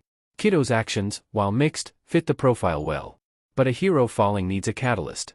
I'm not aware of any recent tragedies befalling known heroes that might have tipped the scales. Not that All Might knows every hero even just in Japan, but he's always tried to keep abreast of those who might benefit from a little more attention. Though, it need not be recent. You're right. It might have been a while back and something recent finally pushed him over the edge, Tsukachi agrees as he sits back in his chair to rub his eyes. He looks exhausted and All Might doesn't blame him. While not taking point on the Shai Hasaikai case, Tsukachi's still been neck-deep in the whole thing along with trying to unravel the less dire mystery of Kido. Whatever it was appears to have happened mid-last year, Tsukachi says. He spreads out a few of the reports, running a finger along dates of known contacts. The name Kido is newer, from early this year, but we've been able to confirm he became active several months before that. He just hadn't chosen a villain name yet. Nedzu shuffles the files. I get the feeling he didn't really choose it. All Might picks up one of the quirk analyses they've been able to recover and scans through it. The work is detailed and well written. Kido honed his craft before his debut, All Might's sure of that. Perhaps we should check into companies that provide quirk analysis and training services. This kind of work. Already done, and by the defeated tone, Tsukachi didn't find anything useful. All Might pauses, considering the artist's rendering of Kido from Ingenium's memory sitting in the middle of the table. There's not much to go by besides the eyes. He looks young. Tired. His gaze burns into All Might's mind. Had it been him that failed Kido? Had he overlooked someone or something, arrived too late? Had he been the one that ignored an earnest cry for help? Regardless, All Might says with a shake of his head to rid himself of such thoughts. Our first priority may simply be opening a more solid line of communication with him. He's shown himself willing to engage with us. Perhaps we can cultivate that relationship into something more solid. I'll do my best, Tsukachi agrees but doesn't seem all that hopeful. Kido's gone through a lot of trouble to keep them off his tail. They end the meeting and All Might goes to work on the next semester's lesson plans with a heavier heart. Sometimes, Magna wonders what life might have been like if she'd never gone villain. She had choices. Maybe she could have dealt with her violent impulses in a healthier way, or at least a more constructive one. Maybe she could have built up a career using her abilities for the betterment of others, maybe worked her way up through a company, maybe had a family. It would be hard to be Magna in that sort of life though, and she's got enough about herself that isn't quite right to cherish the things that are. This job with the League is just what she's been looking for. The pay isn't great, yet, but it's still money to put into the surgery fund and no one's saying a single thing about her womanhood. Shigaraki's an a-hole but he could care less if she's a man, woman, or table for how much he actually pays attention to people past their abilities and that's just refreshing. She's magnated twice, both sides of him. It feels so good she could just burst. The fact that she gets to rob and maim all she likes is a plus, too. Magna's never going to be one of those women that gets shy at violence. It's part of her, just as much as the color of her eyes, and denying that would be denying herself. She's done enough of that over the years. As long as she has one person in her corner Magna can take on the world, and if her dear friend hasn't kicked her aside yet she'll never be alone. Thinking of that cute girl and her precious smile, Magna lets herself enjoy the warmth in her chest. Then she steps out of her apartment and comes face to face with another villain. It's not a League member but the short stature and simple getup is easily recognized. Got a minute? Kido asks, big green eyes looking so very innocent for someone quickly rising in villain society with at least one high-profile kill. She glances around but doesn't see any of his crew. Someone surely is looking out for him, right? He looks 12.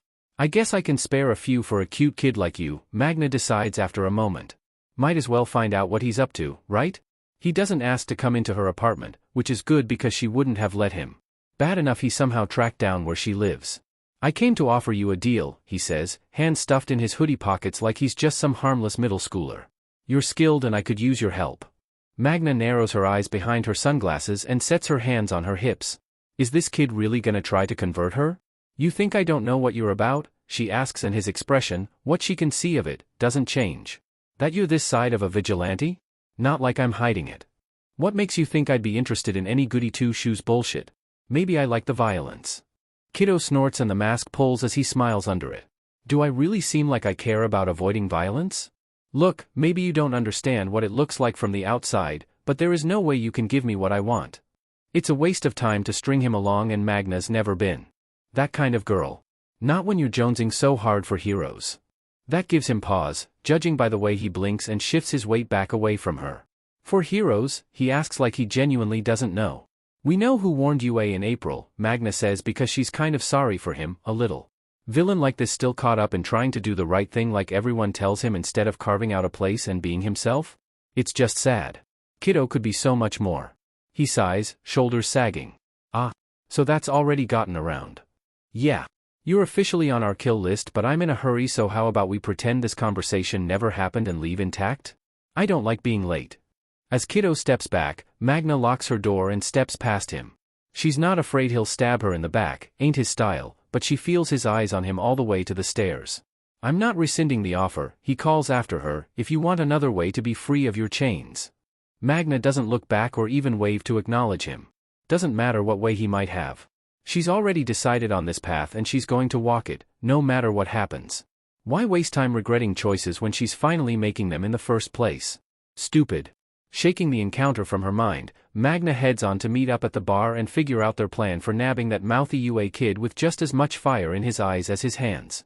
The muttering took a while for Spinner to get used to. Whenever he's not directly conversing with someone, Kiddo mutters under his breath almost constantly. It would be annoying if not for the words Spinner catches here and there, the knowledge that Kiddo is constantly thinking of his schemes and how to further their goals. Well, it is annoying, but Spinner's dealt with weirder tics and their progress so far is enough to just deal with it. The last few years felt so aimless, but now that Kiddo's around, he feels like he's actually making strides towards a purpose for once. Kiddo laid out the overall plan as thus. Eliminate the League of Villains. Eliminate the Shadow King, all for one. Eliminate false heroes. Elevate true heroes. Create a better world. Their goal Spinner can understand, concrete even if they seem crazy. He doesn't mind crazy. It's better than useless. Each rung mostly seems easier than the previous, so if they complete their first objective, well, the rest should just fall into place, right? The information gathering they've been doing for the last couple weeks has paid off. On an old bulletin board Dobby scrounged up from somewhere, they've organized notes on various targets for their next big raid. Targets and non-combatants. Maybe Spinner doesn't quite have the stones to outright murder children, but he's pretty sure some of them could do with getting taken down a peg if the UA Sports Festival was anything to go on. Sure, Class 1A had seen some combat, but not nearly enough to make them realize how unfathomably outclassed they are by real villains. So many of them still have that same disgustingly strong pride and entitlement that's ruined hero society in the first place. If they end up heroes in the end, someone like him is going to take them out sooner or later when they get to step 3. Why not take them out before they're a threat? But Kiddo's adamant. They'll only be temporarily disabling any kids they find to keep them out of the way, nothing more. Captured and stowed away. Seems like a waste of time if they're just going to hinder him later, but he's thrown in with Kiddo. He'll listen for now. Whatever Kiddo's been scheming seems to have reached a workable point because the mumbling stops and he looks up, blinking owlishly like he's coming out of a fugue state. Spinner waits for him to focus on him.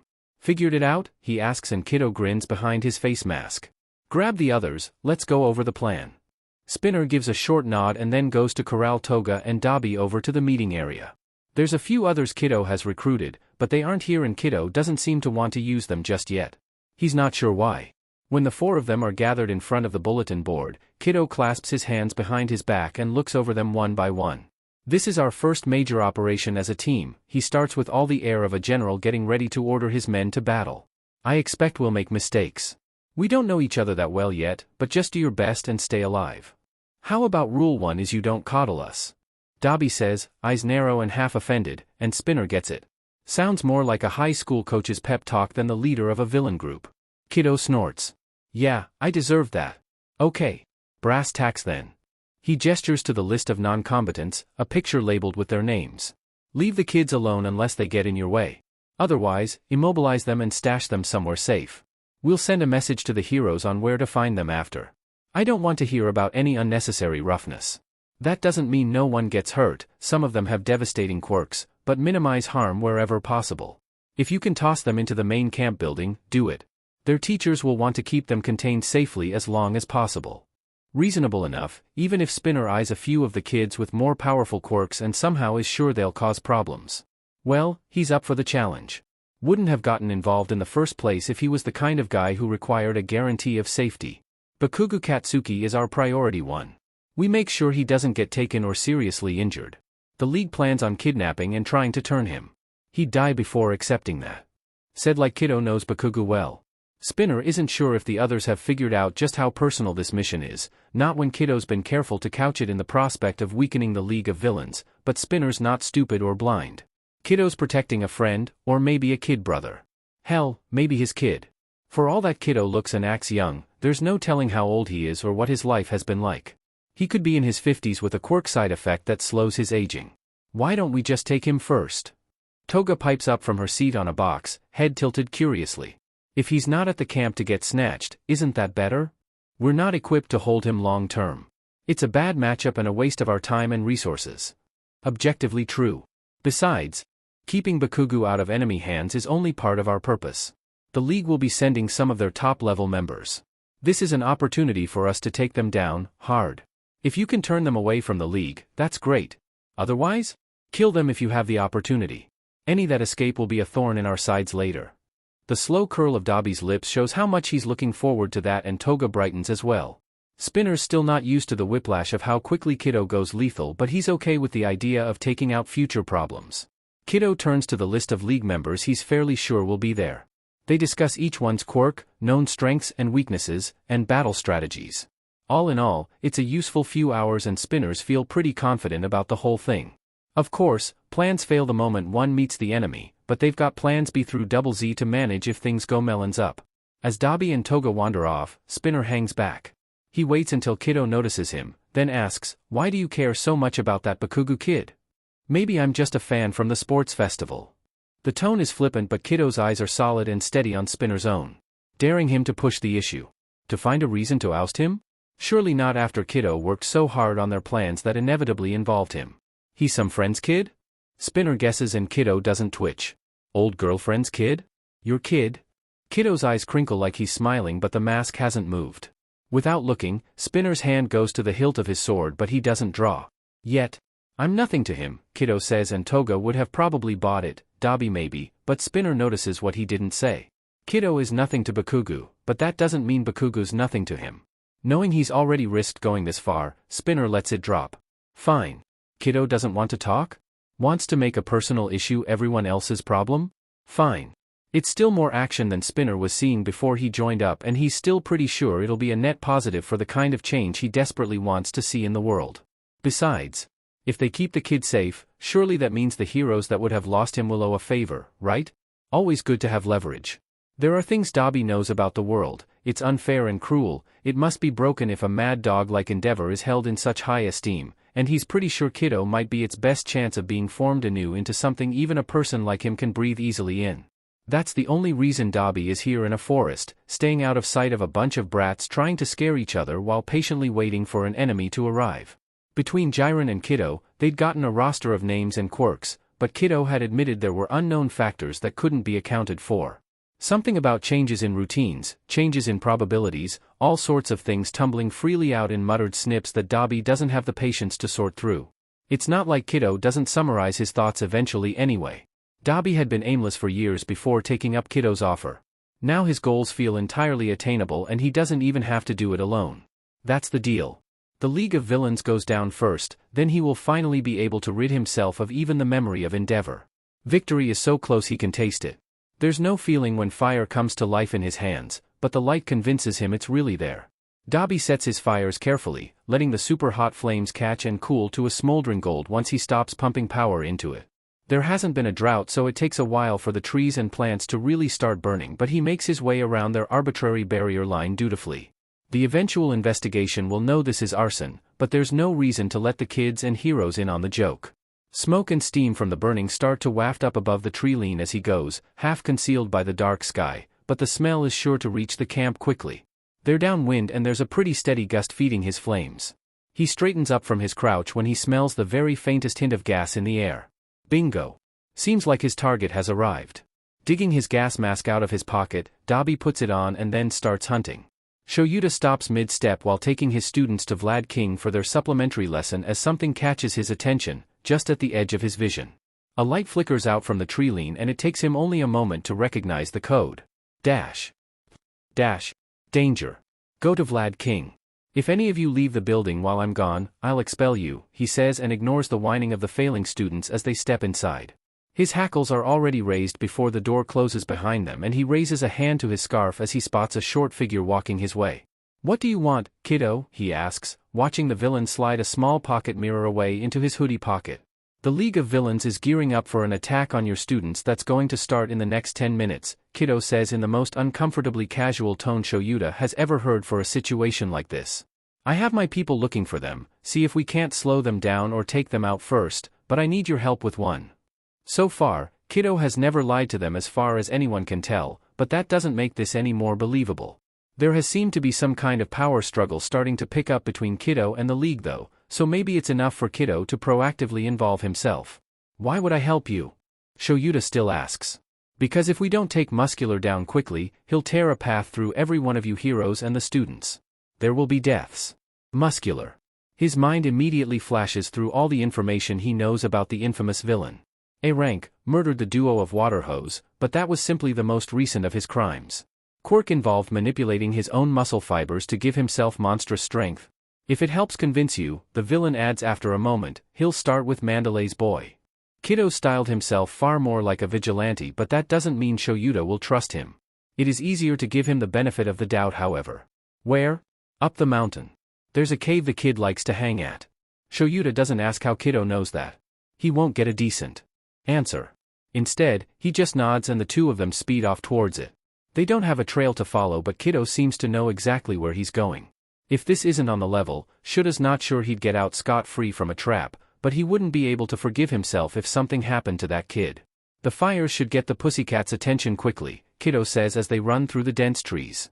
"Some villains are set to attack them and the students soon, but my teammate will be right on their tail." "Fires?" But Shoyuta can pick it up faintly already, a rich smell not unlike the camp stoves they'd used the last few days to cook.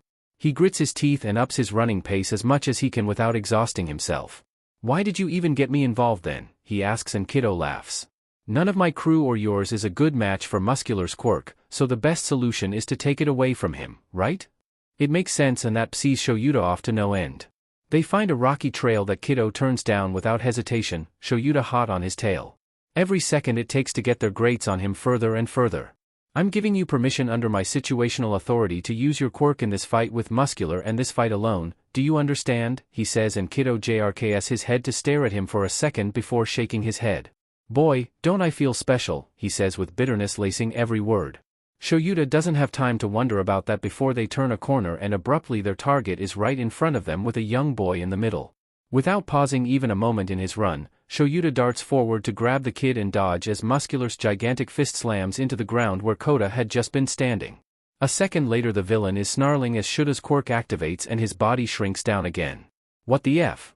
Kiddo's fist interrupts him, landing a solid hit without Muscular's quirk to soften the blow, but the man's the size of a mountain even without it and the surprise advantage doesn't hold.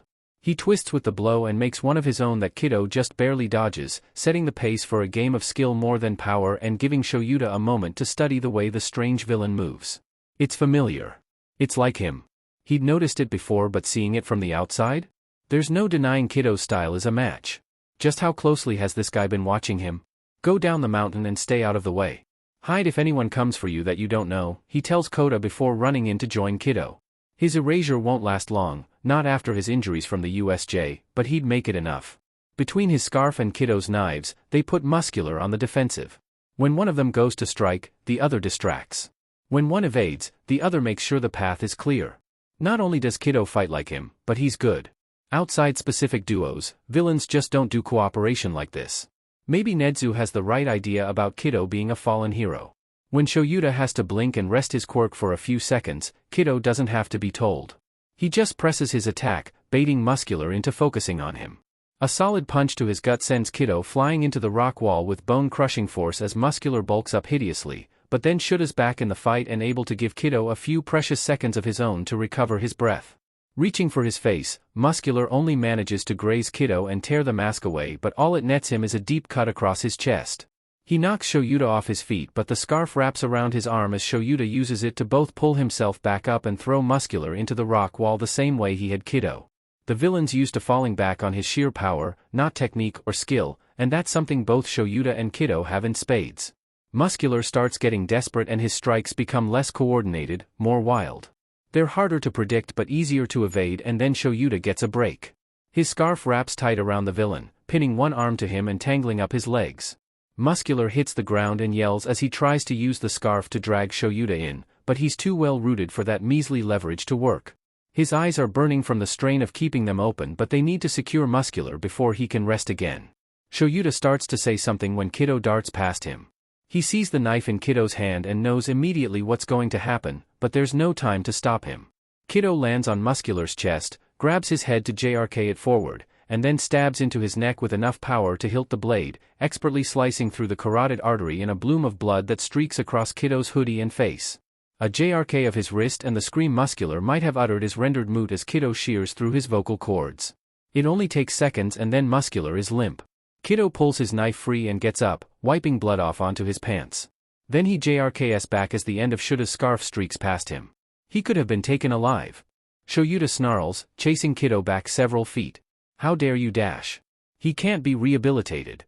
Kiddo yells back, and though Shoyuta knows he's fully capable of retaliating, he only evades as Shoyuta tries to capture him. We don't have time for this. Shouldn't you be more worried about your kids? He should, he knows that, but it's so frustrating to have been right there and unable to stop Kiddo from murdering another villain. And now Kiddo isn't even attacking him, like he doesn't see Shoyuta as an actual threat. Both of them freeze as a telepathic message comes through. Kiddo was right. Villains have attacked the Pussycats and his students. You'd better get down there, Kiddo says, looking off towards the edge of fire spreading through the trees. Ragdoll's a secondary target. Who's the primary one? Shoyuta asks, because taking Kiddo in will have to wait until the students are safe, no matter how bile burns in the back of his throat. Kiddo reaches down and picks up his discarded mask, wincing with an arm wrapped around his middle. He gives the torn elastic an annoyed sigh. When Shoyuta can see his full face, big eyes and freckles and a petulant expression, he thinks of his students and wonders again who the hell Kiddo is and what made him into this killer. Bakugo Katsuki, Kiddo says as he stuffs the useless mask into his pocket and tugs his hood further forward. They want him alive. They won't care about killing any of the rest. However many people Kiddo's got with him, he'd only indicated one would be backing up the Pussycats. The bulk of his students will be with them, a few others scattered in the forest. It's not a good situation either way, but he needs to make sure the majority are in a good spot first.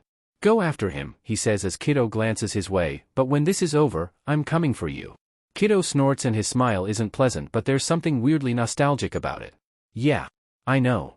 They part ways and Shoyuta grabs Koda on his way back, hoping he's making the right choice. With Spinner going to support the heroes and Dabi off starting fires and trying to locate the poison gas user Kiddo sure is hanging around, Himiko has a more nuanced sort of job. She's been watching the students as they make their way back to camp, offering a little help here and there from the shadows as she verifies who the League sent and what they can do. Sure, Himiko can be a force to be reckoned with, but she's a lot better suited to this stealthy kind of thing. She's so happy Kiddo understands that and knows how to use her. He might be the only one who's ever accepted her this way. Everyone in a class and B class. In the name of Pro Hero, Eraserhead, you are granted permission to engage in combat. Additionally, the villain's priority is capturing Bakugo Katsuki. Bakugo should try to avoid combat and acting independently. Understand, Bakugo? Oh, was that the area burst telepathy ability Kiddo talked about? Neat. And she even warned the boy Kiddo wants saved at all costs. How nice of them. Maybe when this is over, Himiko will go and thank Mandalay herself. What if they can be friends? Loud crashing draws her attention and Himiko stealthily makes her way toward it. Had the guy with the gigantification quirk come? Kiddo had warned about him but said the League probably hadn't convinced him to join up yet. Still, something big is definitely going on.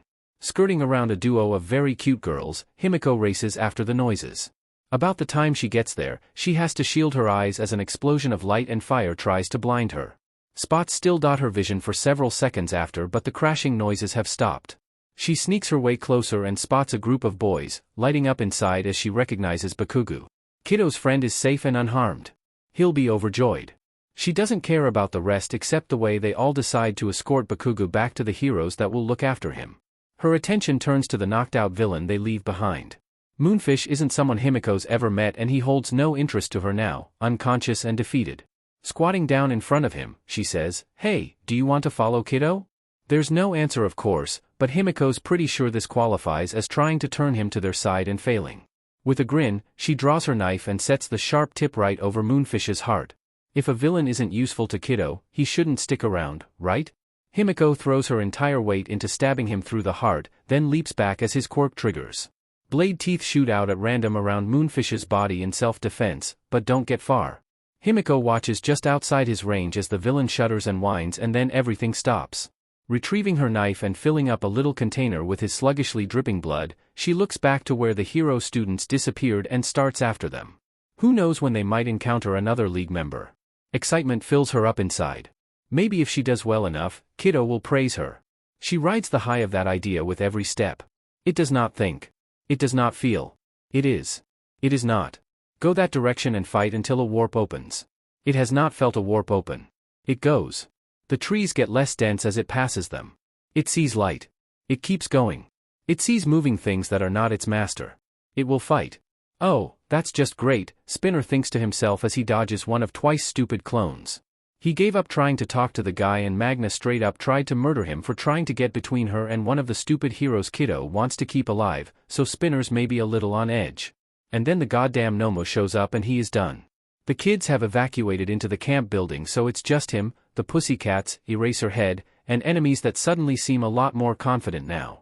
If he lives through this, he's punching Kiddo in the face. He's pretty sure he's earned that much. Do you know anything about what that one can do? Eraserhead asks, and Spinner wants to laugh and scream at how frustrating it is to have one of these stupid, overhyped heroes talking to him like they're on the same side. Do I look like the boss? No. I don't know. Probably super strength, that one's popular. If Eraserhead sided him, Spinner would tear out his spine. He doesn't, more's the pity. Tightening his grip on his sword, Spinner gets himself ready to start the frontal assault. He decided to follow Kiddo's will, and right now, all he can do is survive long enough for Kiddo to accomplish his goal. Wait, this guy here means Kiddo's around, doesn't it? Twice asks, looking towards Magna and then scoffing, he'd never show. That guy over there is one of his, yeah. Hey you! With the sword. Your boss is here, right? Spinner glares at her full force. What's it to you? He's definitely here. Magna grins and hefts up the giant magnet to her shoulder. Change of plans. Let the Nomo handle these guys and let's go grab a trophy. Sheet. If I die here, I'm going to haunt that stupid runt, he mutters and then leaps into action.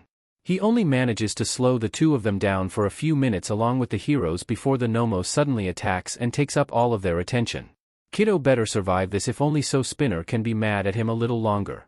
Bakugo's been sulking ever since they met up with Shoji and Tokoyami and decided as a group to keep him protected until they get to the camp. Why is a mystery to Todoroki Shoto? He has to understand that their priority should be protecting him, right? As heroes in training? What does he expect? Well, whatever. Shoto hasn't managed to figure out what to do with Bakugo at the best of times, much less when Bakugo decides to be unreasonable. Which, to be honest, is most of the time. Shoto guesses he might be annoyed too if his peers were trying to protect him instead of the other way around. Not that he'd ever be in a position to need it.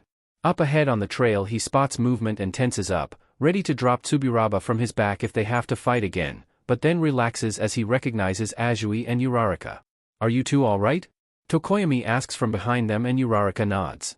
We haven't met up with any villains yet, she says, and then gives them all a worried look over. Doesn't look like you had the same luck. We should get back to camp to tend to any injuries, Azui adds, which of course they have to wait.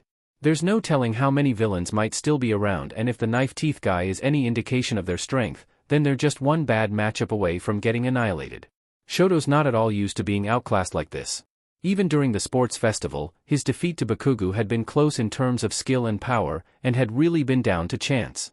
Had the fight with the knife teeth guy gone any further, he's not sure they'd have survived it, much less actually defeated him. It's an uncomfortable feeling he's not sure how to deal with yet. Come on, we're escorting Bakugo dash, he starts only to be interrupted as Bakugo loses his cool again. Like hell you're doing anything for me. Back to camp for his safety since he's being targeted, Shoto finishes as if he hadn't been interrupted. This isn't the time to stand around and talk. Let's go, quickly, Shoji says, and then they slot Azui with Tokoyami as the rear guard, considering how well suited her quirk could be to removing Bakugo from danger, Uraraka joining him and Shoji at the front. Tsuburaba's dead weight gets moved over to Shoji since Shoto's starting to tire, and that's just another thing he needs to work on, his physical endurance. They've only managed a few steps when a man in a top hat is thrown through a set of nearby tree branches and hits the ground, only for another to drop right on top of him. There's no time to guess who might be in the right, whether either is a hero, as the first man manages to kick off the second and dart back a few feet, his yellow jacket torn and stained with blood. The second person is smaller, dressed in dark grays with a knife in both hands, and stands between the first and the students like a sentry. "Seriously, kiddo, what did I even do to you?" the first complains. "You decided to join those lunatics over coming to my side," the second says, and he sounds young. "And kiddo? Why does that name sound familiar? Some rant of his father's maybe. Now go crawling back to Shigaraki with your tail between your legs. Your mission is over." Is kiddo a hero? With the blood soaked into his hoodie, Shoto is pretty sure he isn't. Are they both villains? Is there some kind of power struggle going on? Shoto has no idea how to act, frozen with both hands raised like he means to defend the others, but against who? Usually his targets are pretty clear. "You know that's not how this works," the first villain says, and then squeaks when Kiddo goes right after him again. The villain ducks under Kiddo's next swipe, evades another, and then starts towards the trees. "Shoto, capture!" Kiddo yells in the same tone his father used training him, and Shoto reacts before he can even think. A spread of ice shoots quickly over the ground, catching one of the villain's shoes tight and tripping him. It slips off his foot as he falls, but Shoto sends another wave to grab him more securely. "Why did you help him?" Shoji whispers, and Shoto doesn't answer because he doesn't know. Without relaxing much, Kiddo walks up to the captured villain, and Shoto gets a better look at his face. He is young. A little roughed up, like he's been fighting for a while. What the hell? Bakugu says from behind him. "Deku? Deku? Not Kiddo?" Whatever his name is, the boy just sighs and then tugs down his hood. Dark curly hair, probably green? Freckles, big eyes. No different than any of his classmates, probably. In any other setting, no one Shoto would pay much attention to. Is he a friend of Bakugu's? "Hey Kaken," Deku says, turning back to the villain. "Sorry, I don't have time to talk. You should all get back to the camp as quickly as you can dash." But Bakugu has no intention of letting whatever this is drop. He pushes past Shoto and Shoji to grab Deku's arm, jerking the other to face him. "Oh no, you're explaining what the F, a loser like you is doing here. Oh, maybe they aren't friends after all. Hey, maybe this isn't the right time dash," Uraraka tries, and Bakugu entirely ignores her. "Listen to your classmates, Kaken," Deku says in a more strained tone, jerking his arm free of Bakugu's grasp. "You're the one the league wants." Bakugu starts to say something, but Ajui's tongue jolts out to wrap around his belly and JRK him back several feet before another person leaps into the open, just barely missing opening Bakugu up with her knife. "Toga, no!" Deku yells even as the girl sets herself defensively between him and the hero students, watching the way Bakugu scrambles back to his feet and shoves Ajui away from him.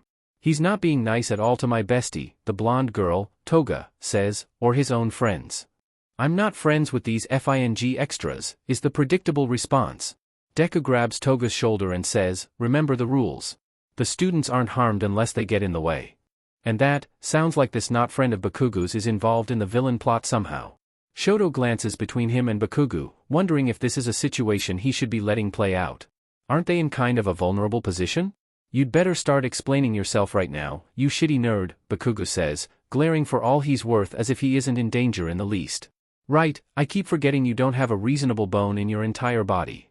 Which only pisses Bakugu off more. Shouldn't this guy know that's what would happen? "Guys?" Uraraka says, and then a second time louder to get their attention before pointing to the ice block. The ice block that no longer holds the first guy. "Sheet. Tokoyami's gone too," Shoji says with a curse, and when the hell did that happen? Muttering something under his breath, Deku lets go of Toga and instead draws his second knife again, starting to look around them for whatever threat he seems sure is coming. "Okay. We'll do it the hard way this time. Toga, run defense for the students. I mean it about them all surviving intact." "You got it, boss. I'm not dropping this," Bakugu hisses out, and Deku just sighs. "Yeah. I know. But you're going to let me help you for once, or so help me, I'll kill you myself." There's a stench in the air that Babaigawara Jean recognizes. Burned flesh is unlike anything else, and part of him wonders if that should concern him, but the rest scoffs. They already knew there would be fires because one of Kiddo's crew is a firebug. Why should they think no one would get caught in it? He's worried about that. It's fine. Still, he's a little surprised not to find any bodies at all. Did the students manage to avoid Kiddo's crew as well as the league members? They must be good. The villains just SCKED at hunting them. Not that the students at large are the goal, of course. Jean remembers that. Part of him, anyway. Magna's arm shoots out in front of him and Jean grunts as she nearly clotheslines him, but it does stop him from running headlong into a bolt of blue fire that makes his eyes burn behind his mask. He sways back and follows it back to the source. Dabi's infamous in their circles for his prowess and surliness in equal measure. He'd apparently laughed when Jiren tried to recruit him to the League of Villains, but somehow Kiddo convinced him to join up instead. Those cold blue eyes glance over Jean in stark contrast to heat so high it makes the air around Dabi waver visibly. Spinner tried to make you join with Kiddo, didn't he? Dabi asks, and yeah, Jin's pretty sure there was something like that when Spinner popped up while they were attacking the heroes, but he hadn't really been listening much? I already told your boss I'm not interested, Magna says as she hefts up the magnet, getting ready. Why would Spinner be any more convincing? Slowly, Dabi's lips spread into a wide, toothy smile that sends a shiver down Jin's spine. It's all the warning he gets before he and Magna are running for their lives from a guy who really should be on their side. That guy, he's an a-hole anyway. The lush forest around them burns unnaturally well, and even when they stumble into a spot that's already burned to a crisp, the heat is no less oppressive. There's a crispy corpse in the middle of it, and Jean thinks he recognizes the melted remains of Mustard's helmet, but he's got better things to think about. When Magna uses her quirk to drag Dabi in, he just takes it as an opportunity to burn half her face off. When Jean doubles and triples up with Magna clones to try and get a numbers edge on him, he just uses one of them as a human shield against Magna's strength. When she repels Dabi, it just means he's got the freedom for distance attacks. This isn't a good matchup. This is really bad. They'll be fine. A few more of the Magna clones, was the original in that mess? Melt out of existence while Jean tries to think of some way to counteract the powerhouse Dabi's proving to be. Fire quirks are ridiculously versatile, and Dabi seems to have trained extensively in how to use his in the most devastatingly skilled ways. Jean can't keep up, so the only thing he can do is hope they whittle down his energy. An active quirk like that has to be absolute murder on available calories. Then Jean freezes as he spots Dabi behind, who he's pretty sure is the real Magna through the haze of thick smoke and refracted blue light. There's no time to prevent it. Almost as soon as a warning wells up in Jin's mouth, Dabi's fingers curl around Magna's throat from behind, and then Magna is no more. She doesn't even have time to scream before her throat is blackened by blue flames. Her scorched form seems to drop in slow motion before Jin's eyes. No mud, it's really her. One to go, Dabi says, and the moment is instantly broken. Magna clones flood the clearing, giving Dabi a target to concentrate on while Jean makes a run for it. Taking down Kiddo's crew isn't the mission, and letting Dabi kill him in an attempt to do so would be the height of stupidity. He still wants to. Rage at Magna's loss boils within him, because while they hadn't known each other that long yet they'd still been friendly, but dying to her killer won't bring her back. He needs to make sure Mr. Compress grabbed the brat and get back to Shigaraki so they can plan out how to get even with Dabi and Kiddo both. For once, all sides of him are in total agreement. Apparently, Azui Tsuyu is the only student who recognizes the name Kiddo. She doesn't bring this up because they have enough to worry about, and he seems to be on their side right now, but the way no one is on guard against him after Bakugo starts treating him like a friend, the way Bakugo sees friendship, anyway, makes her pretty sure they haven't realized it. But Tsuyu talked extensively with Sirius about the hero killer incident, and she knows just how dangerous Kiddo is, even if they're calling him Deku right now. She keeps it to herself to make sure no one panics and to keep from giving Kiddo a reason to turn on them. He seems keen on keeping them safe, especially Bakugo, but who knows how long that will hold. You were given permission to fight to keep yourselves safe and allow an escape, Kiddo says to the group of them, and if you weren't brainless, you'd be going back to camp together. Not without Tokoyami, Todoroki says, and it's a sentiment shared by most of the others, but it's not smart what they're talking themselves into doing. Tsuyu just knows it's going to turn out terribly, and while she's just as angry and scared for Tokoyami as the rest of them, it would be better to get the adult heroes involved. Since that's not going to happen, the best she can do is fill in the gaps their anger is leaving wide open. So here's what we'll do. Kiddo turns his glare full power onto Bakugo like he knows the highest amount of pushback will be from him. You and Azui will go back to camp to fetch the heroes dash. Like F dash. Because the two of you will be able to move the fastest, and she's good at covering weaknesses dash. You're not benching me, you piece of shit. And you need to keep moving so they can't pinpoint your location as easily dash. Why are you even here, you goddamn shitty nerd? It's like watching a married couple on the verge of divorce, Tsuyu mutters to herself, but apparently not quite quietly enough because Achiko snorts. Oh well, a little levity is probably a good thing. He's right though, Achiko says, glancing her way. We need the heroes if we want a chance to save Tokoyami. If Bakugo is their target, the villains aren't likely to leave without him. Todoroki. Jerking her head up at Shoji's cry, she catches the tail end of Todoroki's two-tone hair before he disappears down the path. Apparently, he got tired of waiting. Don't think I'm letting you take all the glory. Bakugo yells and shoots after him with fire bursting from his palms to aid his acceleration.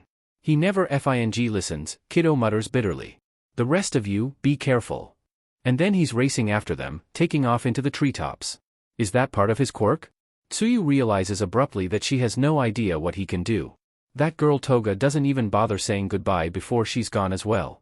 Come on, Achiko says with a grim expression on her face. We can at least try to keep them alive if they're too stupid to think about tactics.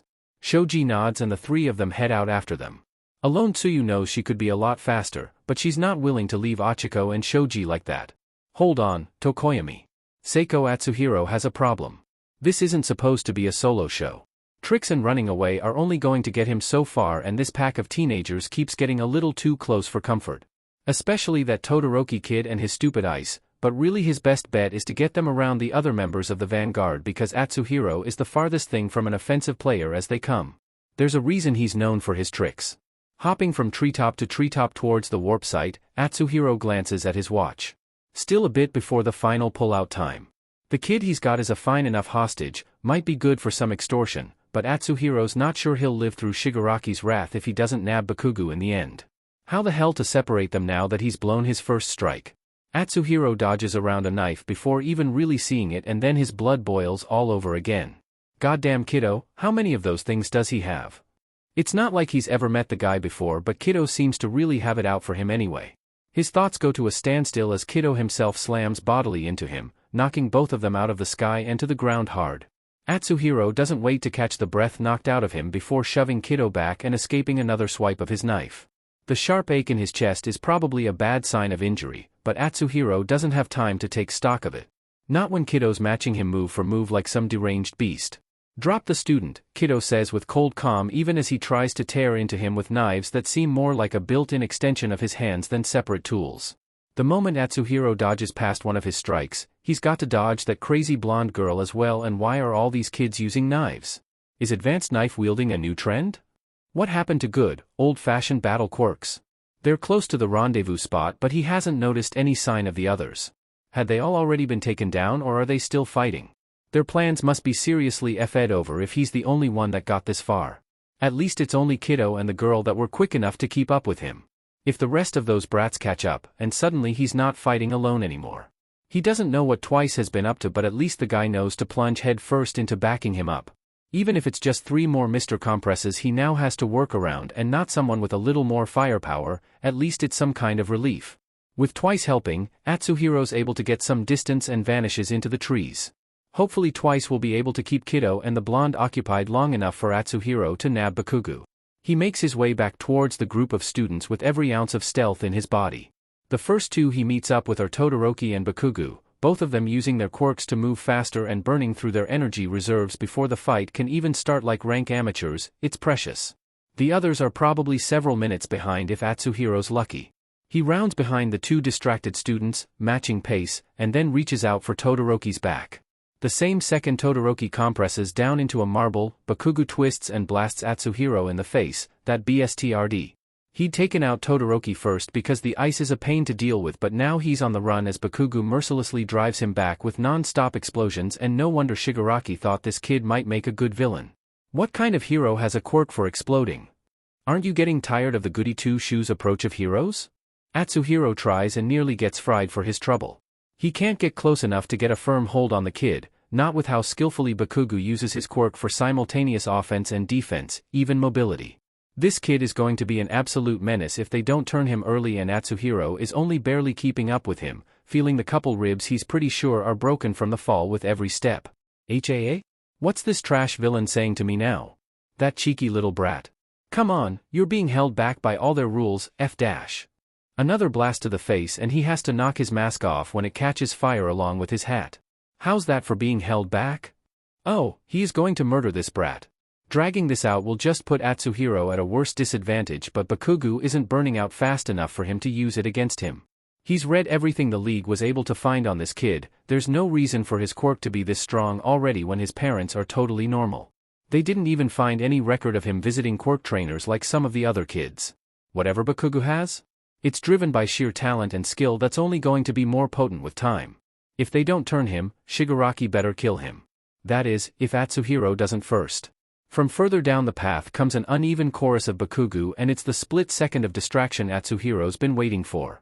He makes contact and compresses the kid faster than he's ever done it before.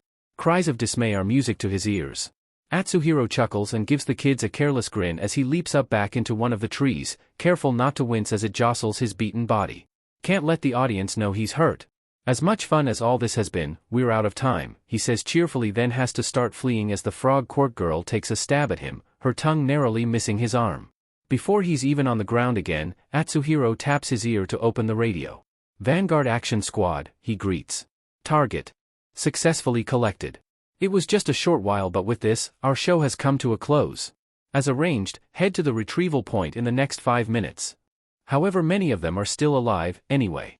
Atsuhiro takes his leave of the kids and goes to see how Twice is doing. Himiko doesn't hear it, but she notices immediately when her enemy gets some kind of signal to withdraw.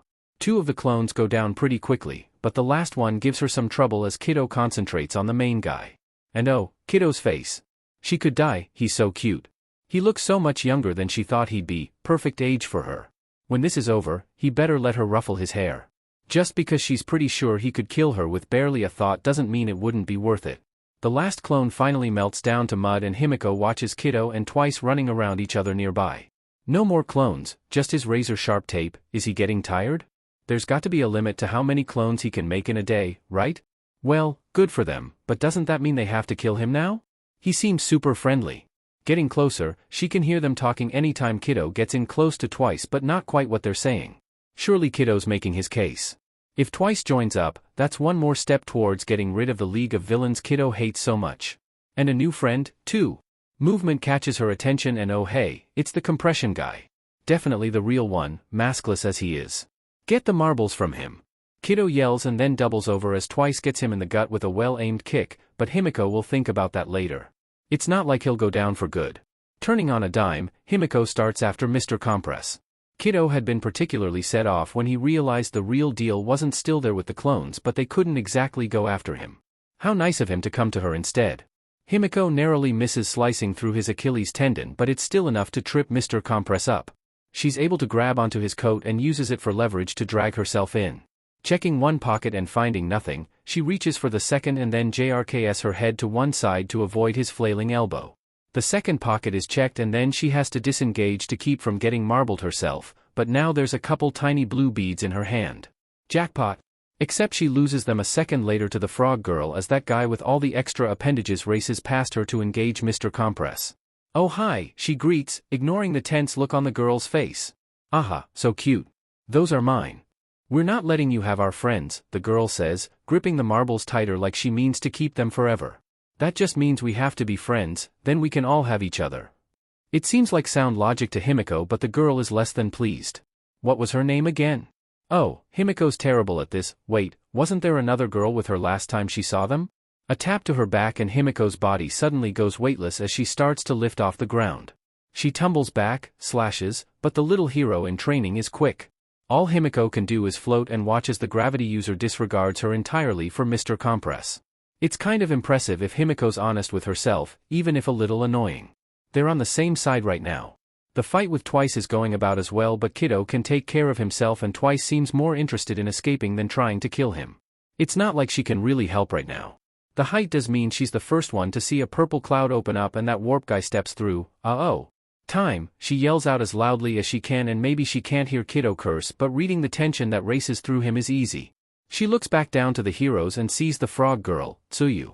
That's her name, how could she forget something so precious? Tsuyu's gearing up for a leap, so Himiko throws one of her knives to thud into the ground next to her. Hey! Tsuyu looks up at her, startled and suspicious. Get me over there. Himiko motions frantically towards the warp guy. I'll distract him while you get any other marbles. For a moment, Himiko thinks she'll be ignored.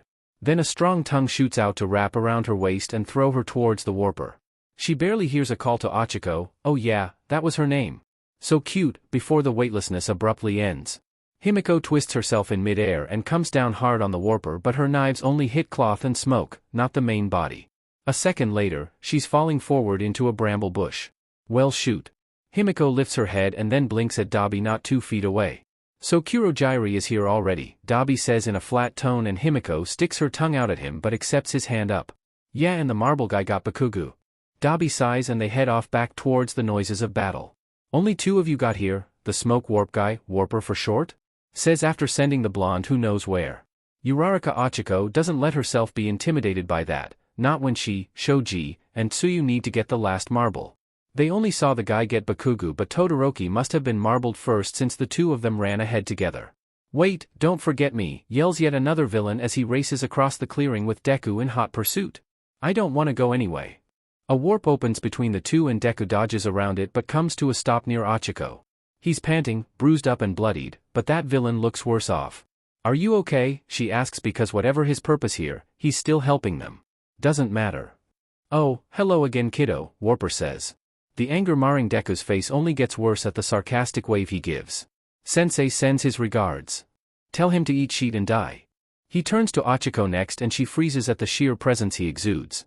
It reminds her of a high-level pro hero, locking up her body despite her exposure to the teachers. How many of your classmates did he take? We dash. The marble guy, she'll just call him Marbles, suddenly starts laughing and Deku's expression turns murderous before he twists and runs at him headlong. More warps open but Deku seems to be predicting where each will be and dodge around it just in time.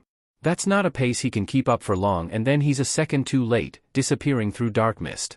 Somewhere not too far off, she hears an enraged scream. Shoji makes another pass at Marbles while he's distracted and then jumps back to put distance between them as a warp starts opening to drag him in. One of his hands is tightly clenched and when he catches her eye, she's sure he's got the last of their missing classmates. He turns and starts towards her, calling out, Uraraka, Azui, we're running now. They turn to make the escape but Ochiko happens to catch when Marbles smiles and her blood goes cold. Were you successful? Warper asks him, a warp opening up behind them that the last villain slips through immediately. Marbles opens his mouth, showing a last blue bead sitting on his tongue, and then takes it into his hand with a chuckle. They seemed so happy that they apparently won. I thought I'd give them a present, he says cheerfully before snapping his fingers. The marbles in Tsuyu's hand burst free, becoming Tokoyami and Todoroki, while Shoji's ends up being a chunk of Todoroki's ice. A dummy for the dummies. Confirm it, is Warper's only reaction. Release the last one. Another snap and the last marble releases to show a bewildered-looking Bakugu for only a second before he's pulled through the warp. They failed. When Inko gets home that afternoon, the apartment is empty and all she finds is a note in the kitchen from Izuku saying he'll be spending the night with a friend. It's so rare an occurrence that Inko almost calls him to confirm, but she keeps herself from doing it. She already resolved to trust Izuku as far as she could. So, Inko settles in for a peaceful evening.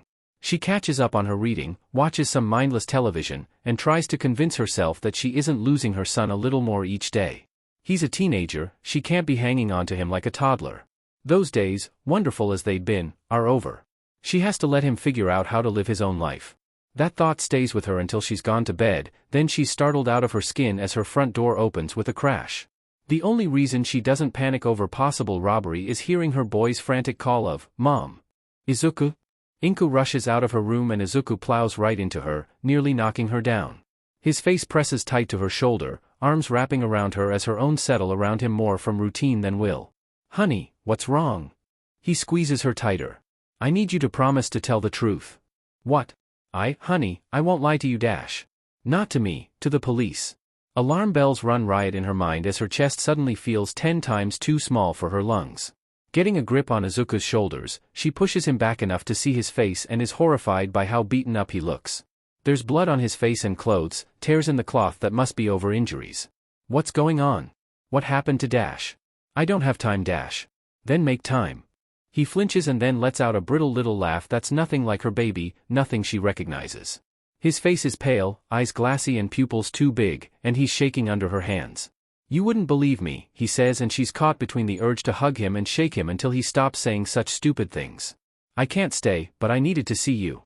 I needed to make sure you knew they were coming and wouldn't try to hide anything to protect me. You can't do that, okay? You have to tell them anything they want to know. Let them in my room, let them take my things, just cooperate entirely. You can't protect me. This is scaring her more and more with every second. Izuku, no. No. Whatever's happening, we can go to the police station together in the morning and set things straight dash. I can't be arrested yet, I have to save Kaken first. What does Katsuki have to do with this? And arrested? Just what is her boy mixed up in? You're in shock, Inko says, gathering Izuku against her again. Come sit with me and we'll talk about all of this. Just tell me what's going on. We'll figure out a plan to fix it. Izuku rattles out another choked laugh but clings to her all the more. I love you, Mom. I love you too, honey. It's okay. We'll figure this out. Corralling Izuku towards his room, she has him sit down and then goes to fetch the first aid kit. First order of business is tending to whatever hurts he has, then they'll sort out what's happened and how they should handle it. She's rattled and unsure, but even that much of a plan helps settle her enough to concentrate on her son. It probably shouldn't surprise her to find his room vacant when she gets back, but it does. His notebooks are gone and his window is open, curtains fluttering a little with the night air.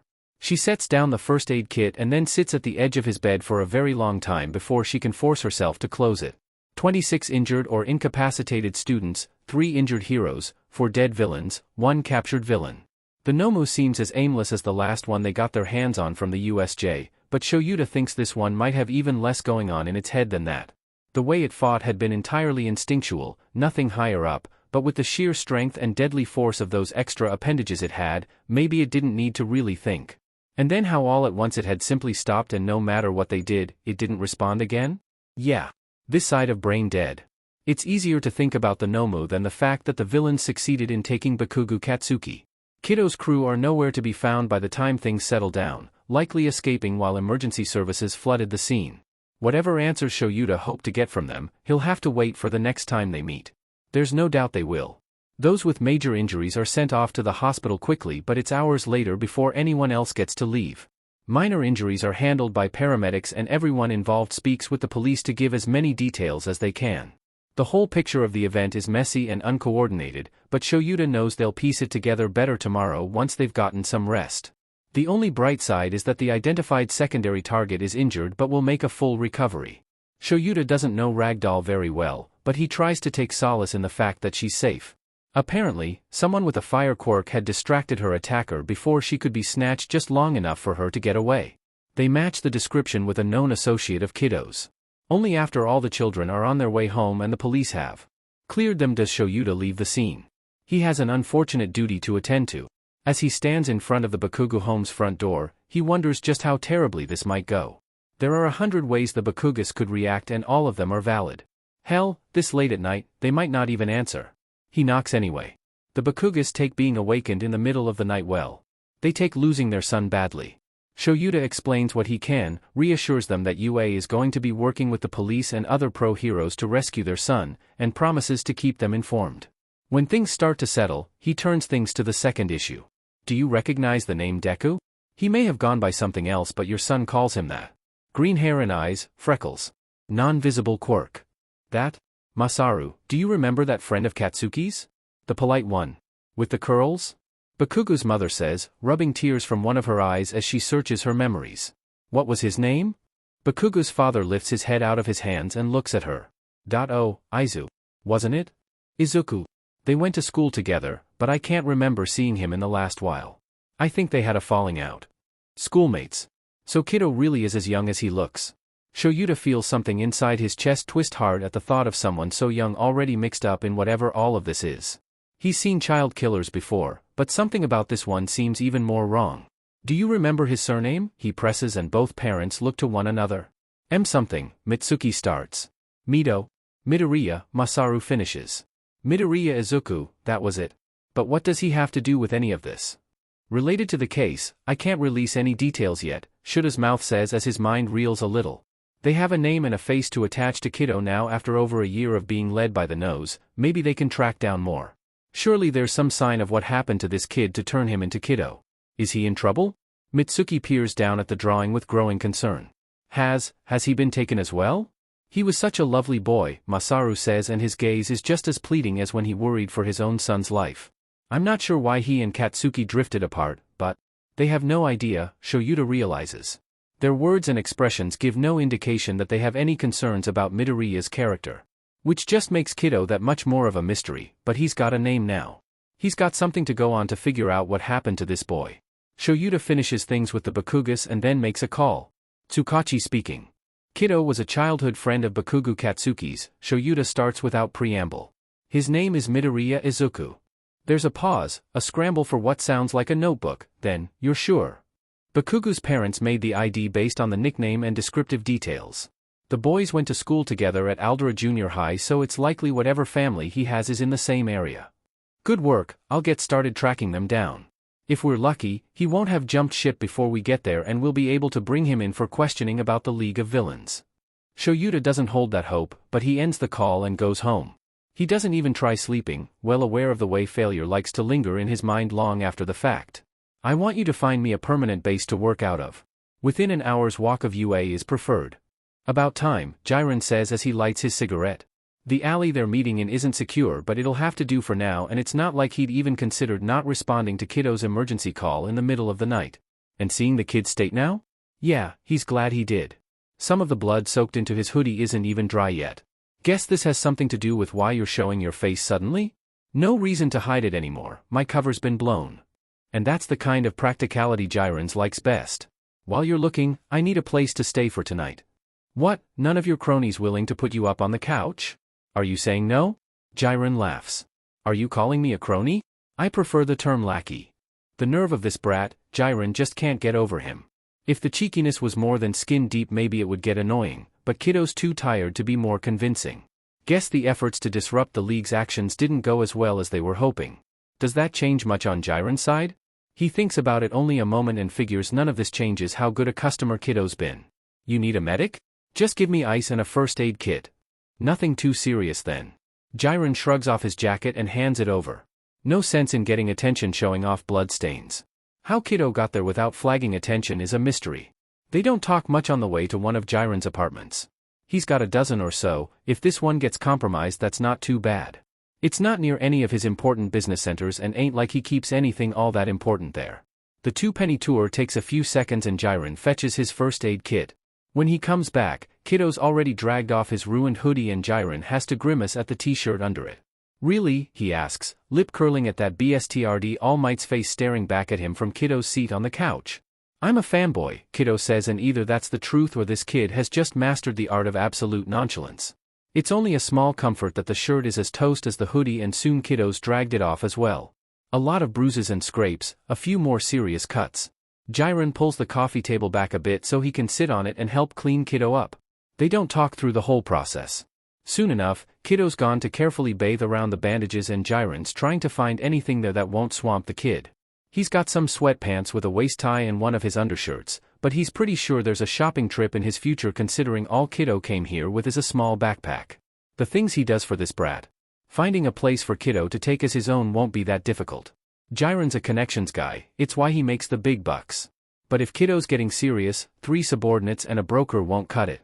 They need some security, dedicated supply lines, or hell, just actual uniforms.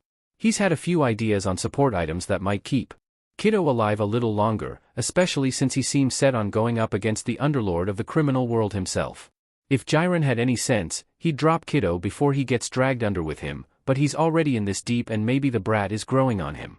There's just something about Kiddo that's hard to look away from. Jiren, Kiddo calls, dressed in clothes that are far too big for him, freckled face uncovered and wet hair hanging in an unkempt heap. Short, young, covered in bruises like he'd been on the bad end of a schoolyard bully's boredom. He looks like someone's clout-chasing kid brother until you actually look him in the eye and then the rest doesn't really matter anymore. You ready to start taking things seriously? He asks, even though he knows the answer. Kiddo smiles and there is nothing friendly or even a little kind to it. I have a friend to rescue first, but after. Kind of dangerous to leave a loose end like that. Rescuing the buddy is a clear sign that Kiddo's got a weakness to exploit. Think of it as more of a warning, Kiddo retorts, his grin slowly widening. I want everyone to know what happens when someone touches my things. The shiver that runs down Jiren's spine is exquisite. Per the records of Aldera Junior High, Midoriya Izuku lives in Mizudafu with his mother, Inko.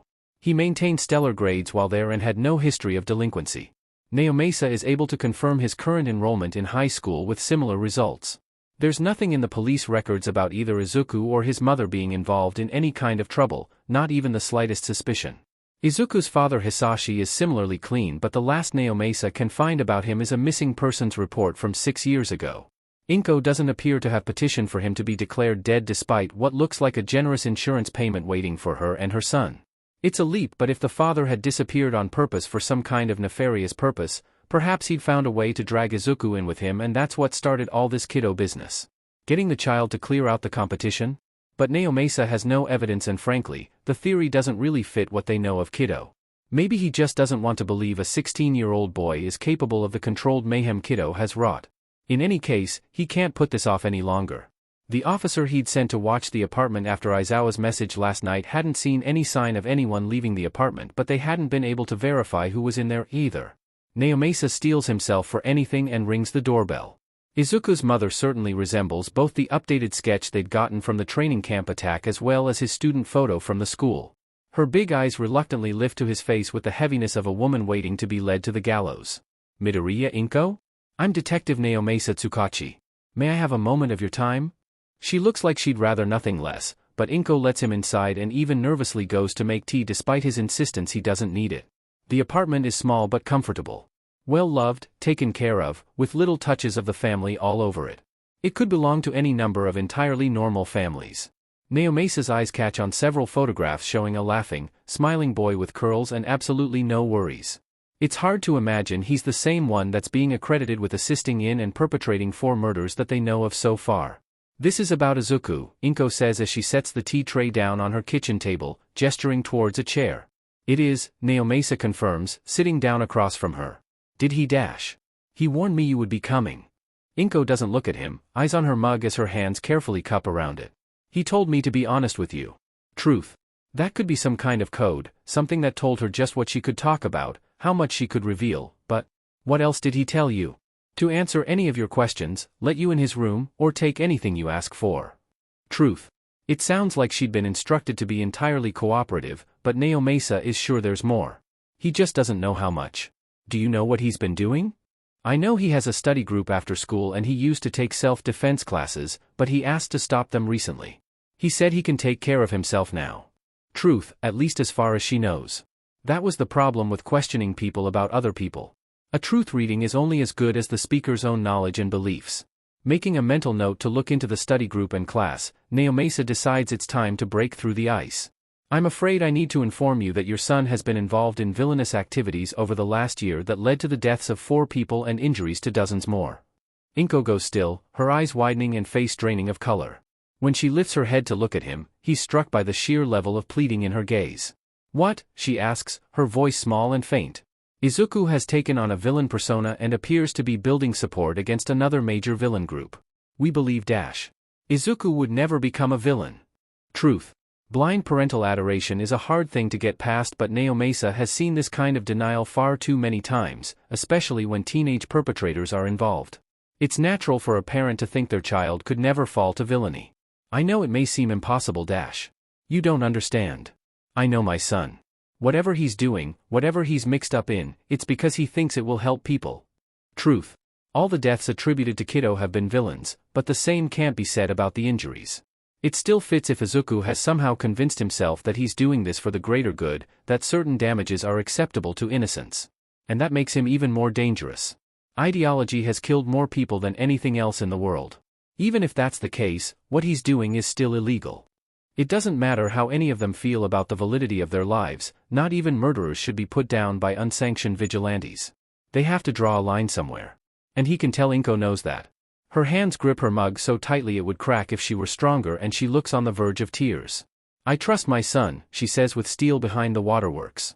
He spent his entire life wanting to be a hero and if this is how he's going to do it, I trust him to do the right thing. It's hard to remain impassive to that display of parental support. Had her unflinching support of her son been part of what made him think this a worthwhile path? Given him an arrogance to see his judgment above that of others? Maybe just a need to prove himself? Naomasa can't speculate, not without knowing more about him, but the pieces just keep refusing to fit together cohesively. He has Inko show him around and ends up spending most of his time examining Izuku's bedroom. Hero memorabilia is everywhere, mostly All Might, but there's a spattering of other heroes as well. Nearly every shirt the boy owns that isn't part of a uniform is plastered with some hero's face or symbol, and there are dozens of figures in carefully curated shelves. Maybe being a fanboy just isn't enough for him anymore. He's seen people crack for less. Why didn't he go into a hero program if he was so obsessed? Naomasa asks, mostly to himself. Because they wouldn't accept him. Naomasa turns, and the look on Inko's face? He can't tell if she's guilty or just sad. Why not? He's definitely skilled, and I've seen his school records. He's academically accomplished, no DSPLN issues dash. No quirk. What? You have to have a quirk to get into hero programs and become a hero, Inko says, and Naomasa barely hears her. Kiddo is quirkless? With all he's managed to do, with the way he's rising to be a real, formidable power in the underworld, with how he keeps going toe-to-toe with villains larger and stronger than himself and coming out in one piece. Even Eraserhead only operates so well because he can take away the quirks of others to level out the playing ground. How on earth is a quirkless teenager convincing high-level villains to follow him? You're sure? He can't help but ask. Inko nods solemnly. When he was 4 and hadn't shown any sign of a quirk, we saw a doctor. He has the extra toe joint, which is pretty concrete evidence of a lack of a quirk. DMN, he really is quirkless. And, in some ways, that makes Kiddo even more dangerous. If he's gotten this far on his wits and learned skills alone, who knows what else he could be capable of with the kind of firepower his followers possess. In the end, Naomasa only takes photographs and a used comb so Izuku's DNA can be inputted into the database if they need to confirm his involvement later. He writes up a report and then doesn't submit it just yet. Sitting back at his desk, he's still reeling from what he's found out about Kiddo so far. It's maddeningly awful, the mix of facts and observations, the unknowns he still needs to find out. That they need to capture Kiddo is without question, but just what do they do with him after? A quirkless teenager isn't going to Tartarus, but if he's used to going up against quirked individuals, would a regular prison even be able to contain him?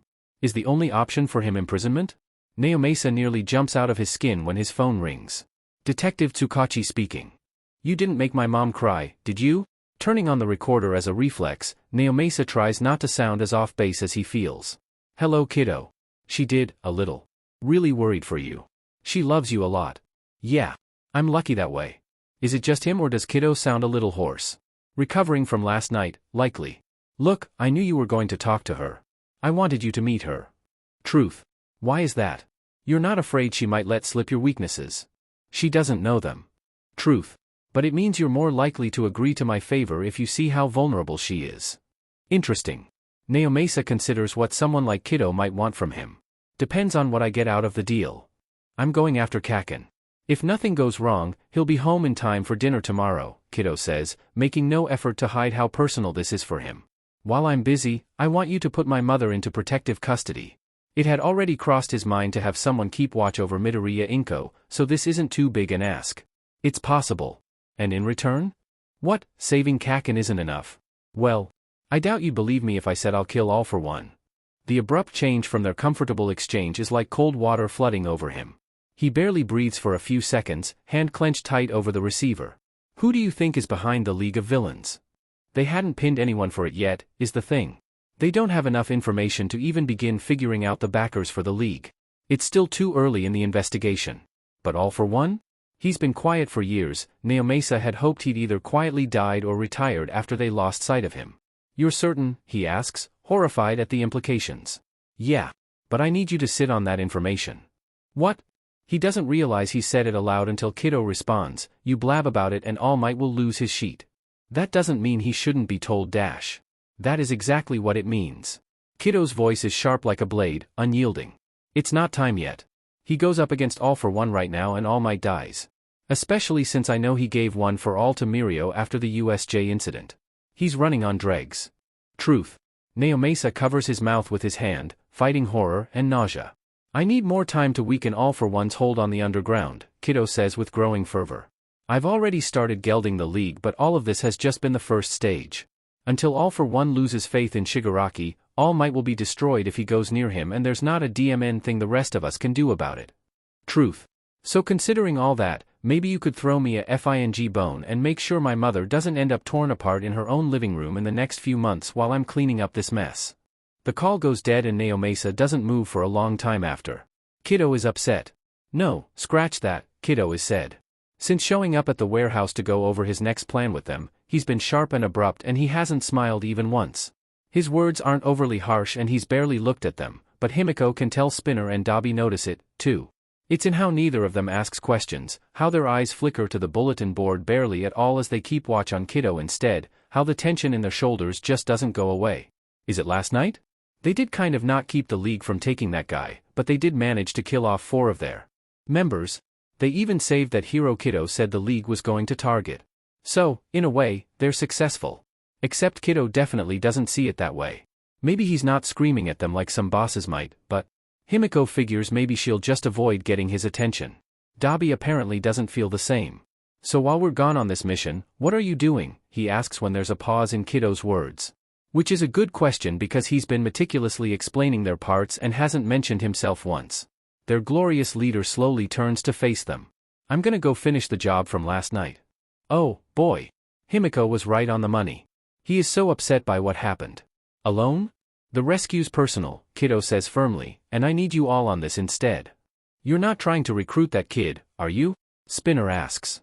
He's a hero student dash. Of course he is. Why else would he be saving him? Dabi doesn't quite smirk, but Himiko hears it in his voice anyway. He's probably halfway to villainy anyway. And if he doesn't join up, we can just kill him dash. She doesn't see Kiddo move, not until Dabi's on his back with Kiddo straddling his chest, one of his hands pinned to the floor and a knife at his throat. His other hand is wrapped around Kiddo's neck, and from the way his skin is starting to redden, it must be hot even if he hasn't sparked any fire, but Kiddo doesn't let up a bit. Kaken is mine, he growls out so low that Himiko almost can't hear him, not even caring how close to death he is if Dabi decides it. No one touches him, understand me? He goes back to UA without a FING scratch, and we never bother him again. The violence, the implied threat, it's not necessarily something Himiko has come to expect from Kiddo, but she can't deny it sends a pleasant little shiver down her spine. It's not often Kiddo does things she expects from a fellow villain. I got it, Dabi says, and Kiddo gets up off him. He shoots Spinner a look that has him jolting reflexively back a step, then one Himiko's way as well. Her whole body tingles with adrenaline. Kiddo goes back to explaining what he wants them to do while he's busy, and Himiko listens of course, but her mind is suddenly alive with possibilities. That anger and possessiveness isn't just the friend type. Oh wow. Is Kiddo in love with that Bakugo kid? He was a little shouty for her tastes, but maybe that's Kiddo's type? Excitement builds up inside her. Of course she has to help him win Bakugo's heart. What kind of bestie would she be if she didn't assist Kiddo in his romantic quest? And if Bakugo doesn't come around, well, there's ways to be with someone even if they reject you. Himiko grins to herself and wonders how hard it'd be to get Spinner in on the matchmaking. And care if you think he's interesting, I want him dead. His head is full of cotton, but Katsuki's pretty sure whatever they drugged him with is wearing off. He's not sure how long he was out, not sure how long he spent going in and out as his body worked through the vagueness. Can't move his hands, flexing brings into his attention something hard and firm around them. Can't activate his quirk, some kind of dampening? Be patient, Tamura. His time will come. Katsuki subtly flexes muscles all over his body, just enough to take stock of his situation. Sitting on a chair, some kind of padding on the seat and back, but not much. Straps around his chest and hips, secured over his shoulders and likely the bottom of the chair itself. Whatever's on his hand seems attached to the hip strap. A slight shift in weight is enough to rock the chair just so, it's not anchored down fully. Perhaps think of him as training for our real target? He's not even a mini-boss, don't pretend he'll be worth any real XP. 3 voices so far. 3 people or just some who are keeping quiet? He thinks he hears a body fidgeting nearby. Katsuki slits one eye open and then JRKS back because one of those fuckers from the training camp is squatting right in front of him. F-. Oh. You're finally awake, says the weirdo in the gimp suit, rocking back on his heels. You should have just died. What? Katsuki doesn't get this guy, but he's got other things to think about. Around them is a bar? They're in a FING bar? Small and run down, who the hell would even come to a dive like this? The other guy from the camp attack is leaning up against the wall. There's 2 more at and behind the bar, and he recognizes them from the USJ attack. A lesser student might be scared, but Katsuki sees this for what it is, a target-rich environment. Before he can get too far though, a television screen speaks. I believe there's a news report you'll want to watch. The voice is creepy, artificially buzzed over the speaker, but something behind it seems to seep right into Katsuki's ribs, like ice threatening to tear him to pieces. He grits his teeth as anger sweeps through him at the threat he can sense under that genteel accent. How dare. But the hand weirdo gestures and the cloud turns on a news program and... UA teachers? Katsuki's attention sharpens at the recognizable faces. And apologizing? Like any of this was their goddamn fault. As the report comes to a close, Hand Guy gives a creepy little laugh and murmurs out, "It's so strange. Why are heroes being criticized?" No FING kidding. But he stops listening. Whatever this guy has to say, it doesn't mean anything to Katsuki. He just has to bide his time. They'll screw up eventually, give him the opening he needs, and then it'll all come up explosions. Hand guy likes to hear himself talk, so Katsuki will use that against him. Let him distract himself, put himself off guard just long enough for Katsuki to burn through all of them. He just has to be patient? Twice, release him, Hand guy says, and Katsuki barely keeps himself from grinning as the gimp moves closer to him, but then someone's phone goes off. All heads turn over to the shitty magician, who gives his phone a perplexed look before answering. Who is this? How did you dash? A startled pause, then, it's for you, Shigaraki. Hand man tilts his head, considering it, then says, put it on speaker. Oh good, now I can make sure all of your friends get to hear the warning, too. Thanks for saving me time, says the phone in Deku's voice, but using a tone Katsuki isn't familiar with. What the hell is Deku doing now? Shut up, kiddo, Shigaraki grumbles. You're interrupting. Make me, you crusty son of a beach. For a second, Katsuki is entirely sure Shigaraki's going to snatch the phone from the magician's hand to disintegrate, but then he just smiles. I've got something of yours, he says with a creepy laugh, and Katsuki isn't standing for that. I don't belong to anyone. The phone crackles oddly before Deku says, you didn't know it, but this is a declaration of war, Shigaraki. I'm coming for Kaken. Oh, that's sweet dash, but Deku doesn't let Shigaraki get a word in. I'm going to tear your throat open and stuff every one of those hands down it while you choke, Deku says with a cold calm that has the hair on the back of Katsuki's neck standing on edge, because what the F dash, Deku doesn't say shit like that. Then I'm going to break every bone in Mr. Compress's body and let Dobby roast him alive. The magician stiffens and seems like he might retort, but the words don't come before Deku continues. Twice is salvageable, but if he won't turn to my side I don't mind getting rid of him, too. I'll even make it quick and painless, since his only real problem is making the wrong friends. Everything in the gimp's body language screams confusion. Kurojire's a toss-up. I might just give him to the heroes. I'm sure Eraserhead has a few things he'd love to hash out with him dash. Did you have anything other than threats to offer? Asks the TV screen abruptly, and Deku's ridiculously out-of-character words pause. It's nice to hear from you again, kiddo. Is it? Because I've got 4 bodies that say otherwise. Bodies? What the hell is Deku going on about? A regrettable loss, the TV says without sounding regretful at all. Tell me, what did you think you would gain in making an enemy of the League of Villains? Oh, they don't even rate as an enemy, Deku replies with that same weird flippancy. This is just a lesson that needs to be taught. No one touches my things. Katsuki sees red. F you DMN shitty but nerd. It doesn't seem he returns your feelings, kiddo, the TV says with a low chuckle. He's shit out of luck if he thinks that matters. That's it. When this is over, Katsuki is going to murder Deku. At least after he finds out what the F is going on with him. There's nothing familiar in this cold, almost bored banter. When the hell did Deku turn into someone who could discount actual villains like they were ants on the sidewalk? Tell you what, Deku says. I'll give you a chance. You've got 4 hours to let Kaken go, unharmed with his quirk intact. I've already said what I'll do to you all if you don't. Time starts now. There's a quiet chirp as the call disconnects, and then the villains descend into cursing and snarling and fronting. Katsuki watches it all from his seat without mirth. He's too confused to give a shit what the villains decide, mind reeling and spinning around what the hell just happened. Why is Deku acting like this? What the hell was up with him at the camp? What happened? All their lives, Deku has just been a clingy hanger-on, chasing after Katsuki like the rest of the extras, except even more pathetically. Weak, whiny, with dreams he'd never be able to achieve. It would have been better if Deku gave up the idea of being a hero after finding out he was quirkless, but no.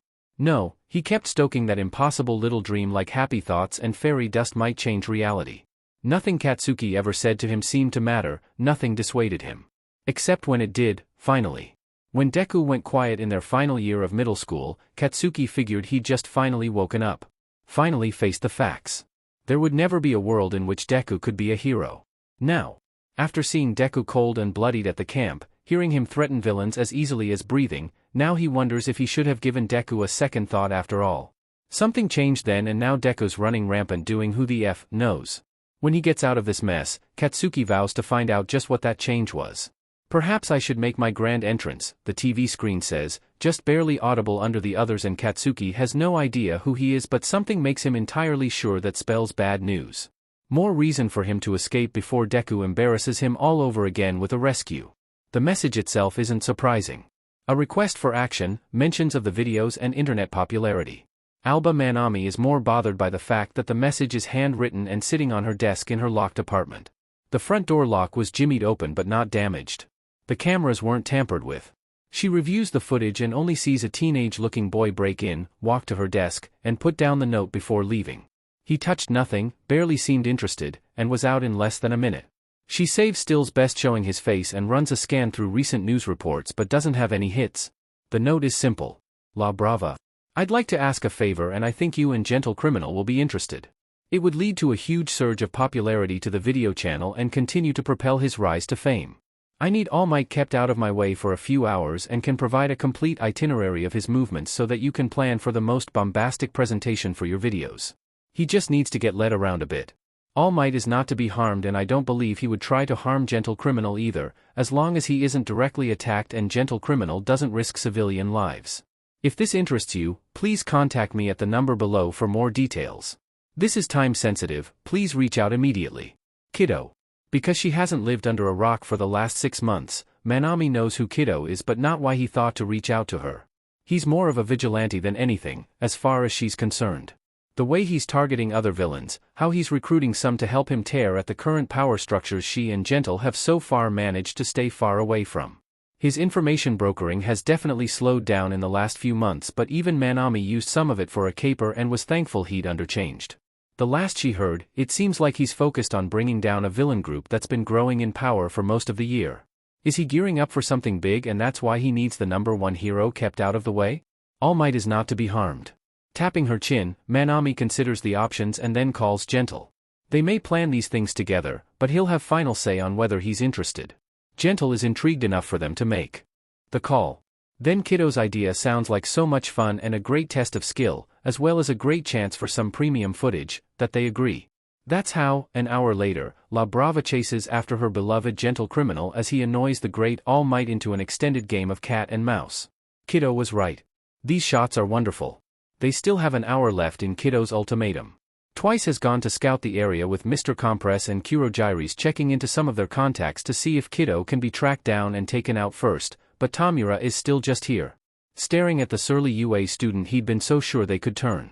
3 hours hadn't broken the kid's spirit for them to remake. They'd let him free for a few minutes before he immediately went on the attack and had to be restrained again. Even restrained, Bakugo spent every second of it cussing at them and insulting their goals and skills until Tamura had him gagged. Now, it's just the two of them glaring at one another. He wants to just give up and destroy the brat but maybe this is a good chance to get rid of a pain in his butt. They guessed Kiddo must have found out about the bar, but that just means they know when and where Kiddo's going to be in an hour, might as well overwhelm him and take him out of the game. Tamura's lips twist into a smile as he imagines that piece of shit optional boss begging for his life before Tamura dusts him. Are you sure you don't want me to be there? Sensei asks over the speaker and Tamura resists the urge to roll his eyes. If we can't handle Kiddo, how are we supposed to take out All Might? Just don't underestimate your enemy, Tamura. I'd hate for you to lose any more of your major pieces. Jaw clenching, Tamura feels his teeth grind as he glares harder at Bakugo. Already bad enough that Sensei wants to abandon the bar and make a base elsewhere, bad enough that they lost so many in getting Bakugo and the kid won't even turn, now he might lose more of them killing Kiddo off. Good pieces are hard enough to find, especially with Kiddo poaching some of the best ones available. It's getting to where Tamura hates Kiddo even more than All Might these days. Moodily, Tamura throws his drink at the wall next to Sensei's screen but the shattering glass isn't nearly as satisfying as he'd hoped. He glares at the liquid slowly dripping down the wall and then pauses as something in his peripheral moves. Ball? He jolts to his feet as smoke starts spewing free of it, choking and burning his throat. He stumbles to his feet, shoving his face into his elbow as he turns around and through the swiftly thickening smoke he sees a dark shape moving. Tamura lunges at it but misses and he's coughing so much he can barely take a step without wavering. Something in the smoke, something that's making it hard to think? Movement nearby he can just barely hear over his own coughing and Tamura reaches for it blindly. All 5 fingers hit something solid and he grabs hold immediately. There's a grunt of pain before his prize is wrenched free again but he knows he's done damage. More stumbling and Tamura doesn't manage to get hold again. He moves toward the door as well as he can, spotting movement further along. Too big for one person, sheet, had Kiddo come for Bakugo early. You rotten cheater. Tamura screams but the smoke is choking him out, making his eyes sting and water so badly that he can't do anything unless he gets out of it. By the time he stumbles out into the night, rubbing at his stupid, burning eyes, Bakugo and Kiddo are nowhere to be seen on the quiet street. Shigaraki Tamura, comes Kurojiri through a warp right behind him, too late to salvage any of this, and Tamura is so frustrated he can barely stand him. Kiddo, he manages through coughs, breathing only marginally better now that he's out of the smoke. His throat is burning. I must get you to safety. Before Tamura can protest, he feels himself falling through the familiar warp gate and stumbles into one of the darkly lit labs of Dr. Garaki. There's no way Kurogiri will take him back in time to catch up to Kiddo, and all Tamura can do is scream raggedly with rage. Deku slumps against the alley wall after they've been running a while and finally moves to get the quirk suppressant cuffs of Katsuki's hands. The first thing Katsuki does is rip off the gas mask Deku strapped on him when he showed up out of nowhere and then snarl out, "I was going to get myself free, you stupid nerd." "Yeah, sure," Deku says in a tired tone as he slides down to sit, tugging off his own mask to breathe more easily. Just how out of shape is this moron that only a brisk run has winded him? He didn't seem that bad back at the camp. I didn't need you. Okay. I didn't want you to come after me. Yeah. And then he has the audacity to ignore Katsuki while digging into one of the multiple pockets on his dark cargo pants for a phone. Deku punches in a message and then relaxes back against the wall. As Katsuki glares bloody murder at him, he notices something weird about Deku's breathing. Carefully deep and slow, like he's consciously controlling it, but this isn't just getting it back under control after exercise. Katsuki flickers his gaze over the other even though it's hard to get much detail in the moonlight. The clothes are all dark and baggy, a darker design along the side of his jacket where Deku's pressing his hand firmly. "Are you bleeding?" Deku snorts and then gives him an unfamiliar smile. Almost soft, none of the nervousness Katsuki knows. "Not your problem," he says, which means yeah, he's bleeding, and that's a lot of blood. Deku drags out a wallet with his free hand that isn't trying to stanch the flow. "Here, there should be enough for a ride back to Dash." "The F are you talking about?" Katsuki drops down to his knees and shoos away Deku's hand so he can shove up the torn edge of his jacket. Even in the low light, he can tell this is a bad hit. The flesh seems less torn or burned away as just missing in a swath wider than his hand. "Sheet. I've got someone coming," Deku says like that FING matters. "Just take the money and go home." Rage boils up inside Katsuki at the very idea that he'd leave Deku like this. Whatever Deku's gotten himself into, whatever game Deku thinks they're playing, Katsuki's a hero in training. He's not going to run from someone in need, even if they're a FING moron. "Masochistic piece of shit," Katsuki mutters to himself as he drags off his shirt to press against the wound. His emergency aid training hasn't been completed and huge gaping wounds weren't FING covered yet. "Call for an ambulance already." "Can't. They'll arrest me and I've got too much to do." Katsuki lifts his head, staring at Deku wide-eyed. "What the F are you going on about?" "Aizawa saw me kill someone, so Dash." "Why the F did you kill someone?" "How Dash?" "Because if I didn't take him out, he'd have killed half your class." With every word, Katsuki feels more and more out of his depth. Is this even Deku or just some look-alike? But he called him Kaken even when he snuck up in the bar to undo the chair straps while Shigaraki wasn't looking, and there's no one who does that other than Deku. "What happened to you?" he asks even though he's sure he won't get a good answer for it. And he's right. "Doesn't matter," Deku says through pain-gritted teeth. "You need to go. I'm not leaving you, Dash." The noise Deku makes is painful, like he's been stabbed, as tears well up in his stupid eyes. And then he forces himself to grin, but that's somehow worse and Katsuki's chest feels like it's in a vice. The way Deku's looking at him is. "It's you shitty nerd," Katsuki says, which just makes Deku laugh, wince, and cry even harder. The entire scene feels surreal and Katsuki's never done well with shit he doesn't understand. If Deku weren't bleeding out after rescuing him, which he hadn't needed, Katsuki would beat the ever-living shit out of him. Ahem. Katsuki's jerking around with explosions in his bloodied hands before he registers Deku grabbing his wrist. "It's one of mine," Deku says, and the tall stranger looks down at Katsuki with his stupid, scarred-up face like Katsuki's somehow being unreasonable. "He needs medical attention," Katsuki snarls and Scars nods, kneeling down to take a look under Katsuki's shirt. "Shigaraki?" Scars asks and Deku nods. "We'll get him next time. Just get me out of here." Scars helps Deku up to his feet, taking on most of his weight with an arm across his shoulders despite their height difference. As his cold, blue eyes slide over to him, Katsuki resists the urge to tear Deku away from him. "Keep him alive," Katsuki says. Scar's mouth twitches into something not quite a smile. "You'll see him again sometime." Katsuki watches them go before grabbing the wallet Deku dropped and going to find a ride home. It's not 5 minutes before he runs into a group of heroes heading to save him. There are lots of things Spinner has regretted in his life. Chances not taken, grudges unfulfilled. Choices that turned out wrong, like letting Kiddo go after the League on his own for one stupid hero in training. The medic Jiren pulled out of his but just left, but Spinner hasn't let himself do more than glance through the doorway to make sure Kiddo's still breathing on the camp bed in the office. He'll sleep off the anesthetic by morning, but things had been touch and go for a while. The medic was only barely more useful than a quirkless doctor, but Kiddo would live. Terribly scarred and with a long recovery, but alive. When Spinner thinks about the chunk of him Shigaraki disintegrated. Their group isn't close enough for him to consider them friends, but Spinner still vows to take a similar chunk out of Shigaraki the next time they see him.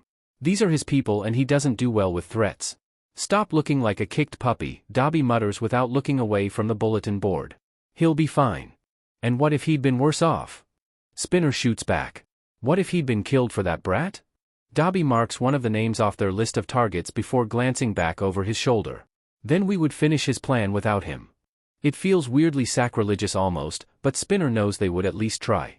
Their target list is long and varied, each of them hand-picked by Kiddo as a threat to their better world. Dozens of pieces in the whole that makes up the criminal underground. They have another list of potential recruits that is also long, but without Kiddo and his ridiculous quirk of talking people into listening to him, Spinner doubts it would be much use to them. We can't let him just go off on his own again. Spinner's sure about this one. Maybe Kiddo could kill him without trying, but he's still just one guy.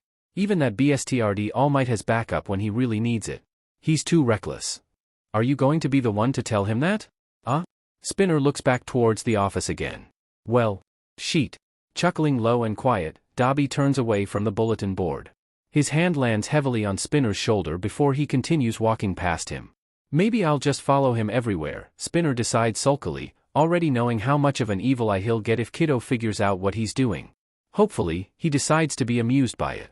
Yagi Toshinori gets angry at plenty of things, but spending his usable hours running after a phantom thief that got away in the end only to find out his delay caused them to be late to save his student, puts it at another level. That Bakugo was saved by the strange villain Kiddo is little comfort. They still failed and it is still his fault. I think he planned this, Tsukachi says quietly as Toshinori sits in his office and stews. He keeps seeing Bakugo, roughed up with blood on his hands that wasn't his own because Kiddo got himself injured in the rescue. Kiddo, a 16-year-old quirkless boy that has been leading them around by the nose for a year, who is lethal and apparently thinks he's doing it for the right reasons. Why do you say so? Toshinori asks because he needs to focus on the moment, not his growing guilt. That tip we got for the location of the League's hideout. I'm pretty sure it came from one of his followers. Makes sense. One more manipulation. Had Kiddo been unsure he'd be successful and wanted a backup plan to get Bakugo to safety? Had he been aiming to embarrass them by getting it done before they could arrive? Toshinori hates that he doesn't know. Tsukachi flips through his growing case file on Kiddo. Bakugo was only able to confirm the historical information we had on Midoriya, nothing more recent. It sounds like as soon as he started acting as Kiddo, he cut ties with Bakugo. Except he hadn't, really. It had to be difficult to forget a friendship that old. Did he think young Bakugo would try to stop him? Toshinori wonders aloud, or was he trying to protect him? Their eyes meet. Toshinori's pretty sure it was a mix of the two. We're going to have to start taking Kiddo more seriously, even if he is only targeting other villains, Tsukachi says. I've built a little bit of a rapport with him, so I'll see if I can deepen that connection if only to figure out what he's planning to do next. Taking the file, Toshinori flips to the student ID photo from Midoriya's middle school. He'd been cheerful and full of light then, but between it and the high school ID photo, something drastic had changed. He still smiled, but there was nothing behind it. His green eyes held an emptiness that ached in Toshinori's chest. As far as Midoriya's mother knew, the only thing that happened was him giving up his dream of being a hero. Had that been enough? And nothing on the father, he asks, knowing Tsukachi was running that lead. Nothing new. There's been no sign of him for years. When I asked Inko why he was still listed as missing instead of presumed dead, she said it would have required a funeral and she hadn't wanted to take the hope that he might come back away from Izuku. Maybe Izuku figured it out anyway. Was that why he'd become Kiddo, a last straw to push him into action? Betrayal and disappointment could be powerful motivators. I've wondered, but that doesn't explain why he set his sights on tearing down the League of Villains. Or why Tsukachi cuts himself off and turns his gaze down to the file in Toshinori's hands. Why he's so vicious about killing them rather than just turning them over to the police. Something about the way his friend says that trips in Toshinori's mind, but he's not quite up to figuring out why. Vigilantes come in two varieties, lethal and not. The non-lethal ones were usually benign enough to ignore and let the police handle. They tended to get arrested or adopted by heroes that helped them get their licenses, if they didn't get themselves killed first. Lethal vigilantes, on the other hand, almost always end up crossing the line into full villainy sooner or later. Kiddo has 2 confirmed kills and 3 he's listed as an accomplice on, which is more than most. Certainly more than the average teenage vigilante. His road to villainy is clear and Toshinori hates that he can't figure out what set him on it in the first place. "You said you'd put the mother into protective custody?" he asks, grasping at straws. "We're moving her to a safe house this afternoon," Tsukachi confirms. "I have an officer staying with her until then. There's at least one personal hook that might help corral Kiddo, if they're able to use it. If Kiddo doesn't go so far down the rabbit hole that he stops caring about her. How on earth did this bright young man get pushed so far so young?" Toshinori can't stand the waste in his potential. A quirkless boy who managed the things Kiddo has and no one thought to funnel those strengths into something positive? When they meet, because he's sure it will happen, All Might is going to get to the bottom of this even if it kills him. Anyone else might get tired of sitting next to a sleeping person for hours on end, but Toga Himiko is as far from normal as Dabi has ever seen. He doesn't mind this. It keeps life interesting to be surrounded by interesting characters, and at least Toga is less aggravating than the weird fame thief and his follower. He isn't sure what Kiddo wants with them, but he guesses he'll find out eventually. He doesn't mean to be, but Dabi's still hanging around when Kiddo finally wakes up. He stays at the door, watches Toga fuss over him while Kiddo blinks away sleep and the painkillers the medic had loaded him with. "Where?" "Our new base. Jiren found it for us. It's not a bad place. A converted office building on the poor side with plenty of space to keep them from driving each other nuts with close quarters." Toga's already moved into one of the offices after nagging Spinner to help her drag a bed in. No doubt, Spinner will be doing the same by the end of the week. "Remind me to thank him," Kiddo says and tries to sit up, but pain immobilizes him faster than Toga can shove him back down. "No," she scolds. "You got torn into, you need to rest. I need to get that FING crinkly BSTRD back for dash." "That shouty brat is fine," Dabi says as he crosses his arms and watches relief flicker over Kiddo's face. "You've got time to keep your butt laid out since you thought it was such a great idea to go off against the league by yourself." Kiddo doesn't look guilty about it, but Toga picks up that line as perfectly as Dabi thought she might. "You can't do that again," she says, leaning right into Kiddo's bemused face. "Don't get yourself murdered trying to do everything by yourself. We're officially besties, you wouldn't deprive me of my best friend, would you?" And that hits harder than Dabi expected. He can tell by the way Kiddo flinches and looks away from her. "Huh. That's an interesting hint about Kiddo's personal life." "Yeah, that was maybe a bad call," Kiddo admits, sighing as he lets himself relax against the mattress. "Okay. Bedrest it is." Toga backs off to happily continue her vigil at his bedside. "It's not like our group can grow without you talking people into working with you using that stupid quirk of yours," Dabi says to just twist the knife a little more because it's fun and he doesn't get the opportunity to do it much with this guy. Except Kiddo doesn't seem more bothered by that. Instead, he looks confused. "Wait, you think I used a quirk to convince you to join me? Didn't you?" Spinner asks as he pokes his head around Dabi, and Dabi carefully doesn't let himself jump after the a-hole successfully snuck up on him. Anyway, Dabi certainly hadn't been a team player before Kiddo, even if he's still not much of one now. It's just that Kiddo knows how to use someone like him well in ways that never seem to annoy him. Spinner and Toga are the same as far as he's been able to tell, even if Spinner's probably the best at it of them all. If it wasn't a quirk that made Dabi give him even a bit of a chance, then... Kiddo laughs, only to groan and wince as it pulls the wound in his side. That hurts, geez. "No, man. I didn't use a quirk. I just talked to you." Dabi narrows his eyes, looking for any sign that Kiddo's lying but not finding anything. "Huh. I thought you all had figured it out by now," Kiddo says as his lips twitch into a pained half-smile. "I don't have a quirk." "What? There's no way." Spinner screeches, shoving Dabi so he can get closer to the bed. "You've got to have a quirk. Like super analysis or maybe just a reflex augment or..." "No," Kiddo says patiently. "That's just observation, experience, and practice. I'm quirkless." "How the hell?" Dabi looks between Toga and Spinner, trying to gauge how much they're buying this because they've all seen Kiddo fight. They've seen how quickly he can analyze quirks. The idea that Kiddo is powerless. Except he isn't, is he? Dabi sees the others come to the same conclusion. Just because Kiddo doesn't have a quirk, it doesn't mean anything has really changed. "You're crazier than I already thought," Spinner says in an odd tone, brushing one hand back over his hair. "I've been accused of worse." And the idiot has the audacity to grin at them. "I won't take offense if you decide to bail now dash." Toga moves so fast Dabi only notices after she's already thrown herself against Kiddo's chest, hugging him as tightly as she can and getting a pained protest for her trouble. "Do you not understand what bestie means?" She snarls at his chest, and despite how much it's got to hurt, Kiddo doesn't make any move to dislodge her. Actually, hell. He's getting teary-eyed. Seeing his boss cry is not something Dabi is ready for. "I have targets to kill," he says, turning on his heel and marching to the bulletin board to find them. Bad enough he got captured in the first place, but Katsuki puts his foot down on getting rescued by that shitty nerd. He's been in a mood since, snapping at anyone who comes too close or dares disturb him. For some reason, every single one of his classmates has texted him some variation of being happy he's alive and free, at least until he turned the DMN phone off entirely. He doesn't want their well wishes. He wants some FING answers. The police and heroes tell him nothing. When he calls the BSTRD by his actual name, they only look between one another and keep mum. Even the lead detective he gets dragged in to speak with won't say anything more than that Deku is a person of interest to them. As if there'd ever been anything interesting about Midoriya Izuku except for how FING annoying he is. But then Katsuki remembers the way Deku had looked at him, bleeding out in a dirty alley, and everything is even more confusing. He can't figure out why it happened. Why the sudden anguish of a loss he doesn't understand came about with words he doesn't even want to remember after the fact. "I'm not leaving you."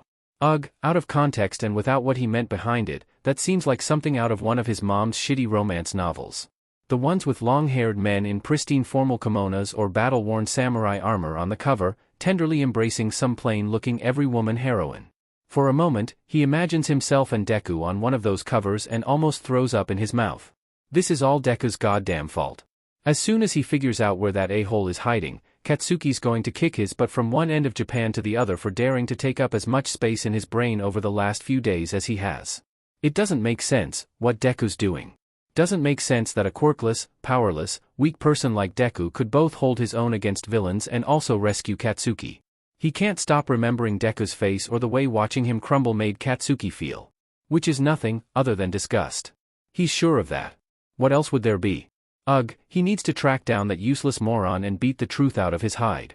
Somehow, even after literal years, Katsuki remembers how to get to Deku's apartment. The problem is that no one's home. He visits it a couple hours later and a couple hours after that, but no Deku, no Deku's mom. The place seems abandoned. When he stakes it out the next day, there's no difference. What is he even doing here? Deku shouldn't be someone Katsuki thinks about. Just a pebble in the road, tossed out and forgotten. Not someone who looks at him like he's just come back from the dead. Katsuki doesn't go back to the apartment. Whatever's going on, that place won't give him any answers to the burning questions buzzing around his mind rent-free like the shittiest of roommates. The problem is, he doesn't know where to check next. Deku's been absent from his life since starting at UA and had dropped off his radar for the last year of middle school even before that. Which means Katsuki has no idea where to even begin looking for him. Plus with the way some of the police were talking like Deku's some kind of villain. There's no way, but Katsuki will figure this out. He just has to wait for that rotten nerd to crawl back to his side like he always does. "You're certain?" "I ID'd the bodies myself." Chisaki Kai's jaw clenches behind the mask. Just what he needs, more of his men picked off in broad daylight. It almost makes him wonder if those League of Villains idiots are behind it, trying to push him into a corner to accept their offer to meet up and possibly collaborate, but there's also that upstart he keeps hearing about. Shai Hasaikai even used the Bratz analyses a few times because they were just that good, and it's stupid not to take advantage of information against their enemies. If Kiddo's behind the loss of Kai's men, he's not sure what he did to put a target on their organization. The League, though. They have a motive Kai can understand. Maybe if he were as aimless as them, he might try to chip away at a more skilled opponent like a coward as well. That's 5 down, he mutters to himself, considering what he has left to guard their compound and the profitable secret within it. Trafficking Trigger is bringing in money, sure, but they'll lose their supply lines quickly if they don't have the manpower to protect them, and that puts his research in jeopardy. They're so close to perfecting the quirk-destroying drag, to setting humanity back to before quirks ruined things and the Yakuza was respected. "Sir? It was only the weak that have fallen," Kuronohari says to bring Kai back out of his spiraling thoughts. "The rest of us are ready to do anything to defend your intent. Find out who took them out. I want to handle this problem at the root, quickly." Far be it for Kai to allow their group to look weak when fear of the Yakuza is at an all-time low, but soon, he'll rebuild the world the way it should be. Quirkless. Frantic footsteps sound outside the door and Kai turns before it flies open, one of his newest recruits stumbling through. The kids escaped. God damn it. Eri's getting more bold if she's already slipped her watch again. It's not a development Kai's at all happy about, and it'll only get worse if his men don't stop dying. Useless, he mutters as he storms past to find the kid. Sometimes, it's just easier to handle the bullshit himself. Most days Toshinori appreciates not having his civilian form known to the public. This is no different.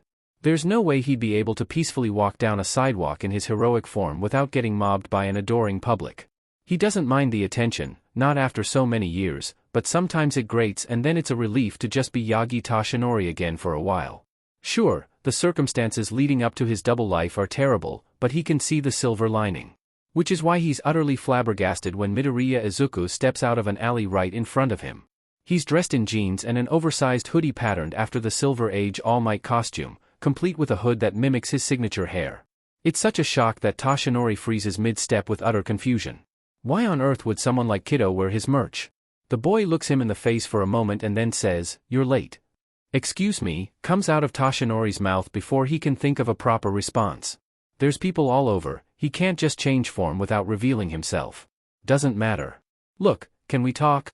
Wait, does Midoriya know about him? There's been so many things the villain Kiddo knew and warned about, but the idea he might also know of this secret chills Toshinori to the bone. "Maybe somewhere more private," he suggests, but Midoriya shakes his head. "No. It's safer for both of us to stay public. There's a bench over there.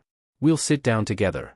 As long as neither of us makes an aggressive move, this'll stay just a conversation and we both walk away." Then Midoriya turns his back on Toshinori to walk away. Like he knows he won't be in danger. Like he trusts him. Or, at least, like he doesn't care if Toshinori might hurt him. There's no question that he will follow. Toshinori sits down at one end of the bench and Midoriya the other. From Bakugo's description of the injury, Toshinori expected Midoriya to lay low longer, but the boy seems determined to surprise him. Still, Midoriya does look to be on the mend. His eyes are darkly rimmed and his face pale. He'd been stiff as he walked, favoring one side. Not fully healed, then. "There's a villain that's exploiting a little girl's quirk," Midoriya says without looking at him, watching civilians walk past them without a single clue of the danger he could pose them.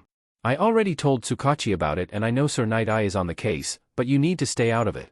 You aren't in a position to order me around," Toshinori reminds him, and the kid's lips curl into an almost fond smile. "Yeah. But if you get hit with a quirk-destroying bullet, All Might will cease to be and the road to the apocalypse becomes unavoidable." Toshinori stiffens, cold spreading down his spine at the casual certainty in Midoriya's tone. Like he knows for sure. Like he's seen it. His strange companion turns to look up at him, and the determination in his gaze makes Toshinori shiver. "I'm not losing the symbol of peace until Mirio's ready to take over the mantle," Midoriya says, the intensity only ratcheting up, "and I'm not letting you get yourself killed for no good reason." Those are words that should be coming from a hero, and Toshinori can't help cursing whatever circumstance led to this boy being taken in by evil instead. "What you did for young Bakugo is worthy of praise. Why haven't you thought about joining the police?" he can't stop himself from asking. "Or working in hero support? Why would someone as determined and skilled go straight to villainy so young?" Midoriya blinks, looking honestly startled, and then he laughs. "It hurts to listen to because it's so broken. Heroes only kill people by accident," he says in a deceptively soft voice, "and there are a lot of people I need to kill." It's such a sudden change that Toshinori feels like he's getting whiplash. More and more, he's becoming certain something terrible befell this boy, but he's even less sure the damage can be reversed or soothed. Midoriya stands, and without thinking, Toshinori's hand snakes out to grab his wrist and stop him. "I can't let you just leave." Glancing back over his shoulder, Midoriya almost looks regretful. "You will, unless you want Dabi to incinerate this entire street and all the civilians on it." His grasp weakens in shock, and Midoriya twists his hand free only to walk away and blend into the crowd. Toshinori tries to pursue only to find the hoodie crumpled on the ground. September. All for One isn't used to underestimating people. He prides himself in being able to see the whole character of a man, his wants and needs, his willingness to obtain them. It's not often his estimates are that far off.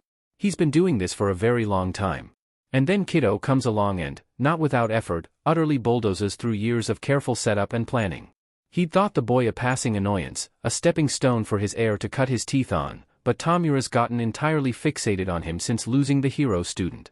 With good reason, of course, but All for One needs him focused on growing his presence and getting into place for the grand overthrow of heroic society, not playing games with a mouthy brat.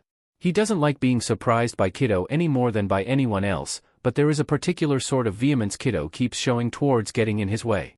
His disdain for Tamura isn't nearly as personal as his hatred for All for One. Idly, All for One wonders what sparked that. Had he killed someone Kido loved?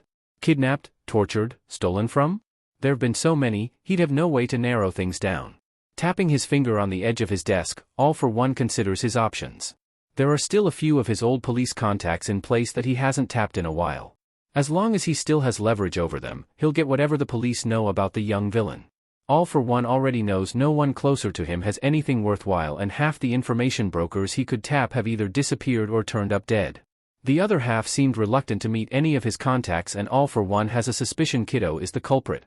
He's been gathering followers quietly, scalping talent before All for One can do the same. It's practically a declaration of war. His lips twist into a cruel smile. Well, if Kido insists. What would you say if I told you I have a foolproof plan for taking down the Shai Hasaikai group with few if any casualties on the heroes? Sighed. Sasaki Mirai pulls the phone away and looks at it in silence for a few moments before setting it back to his ear again. I would call you a fool. I deserve that.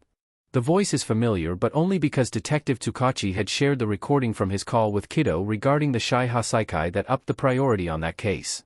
Quirk suppressant drags that permanently removed a quirk? No, there's no question that it has to be handled quickly. Seriously, though. I have information. I doubt it's worth my time.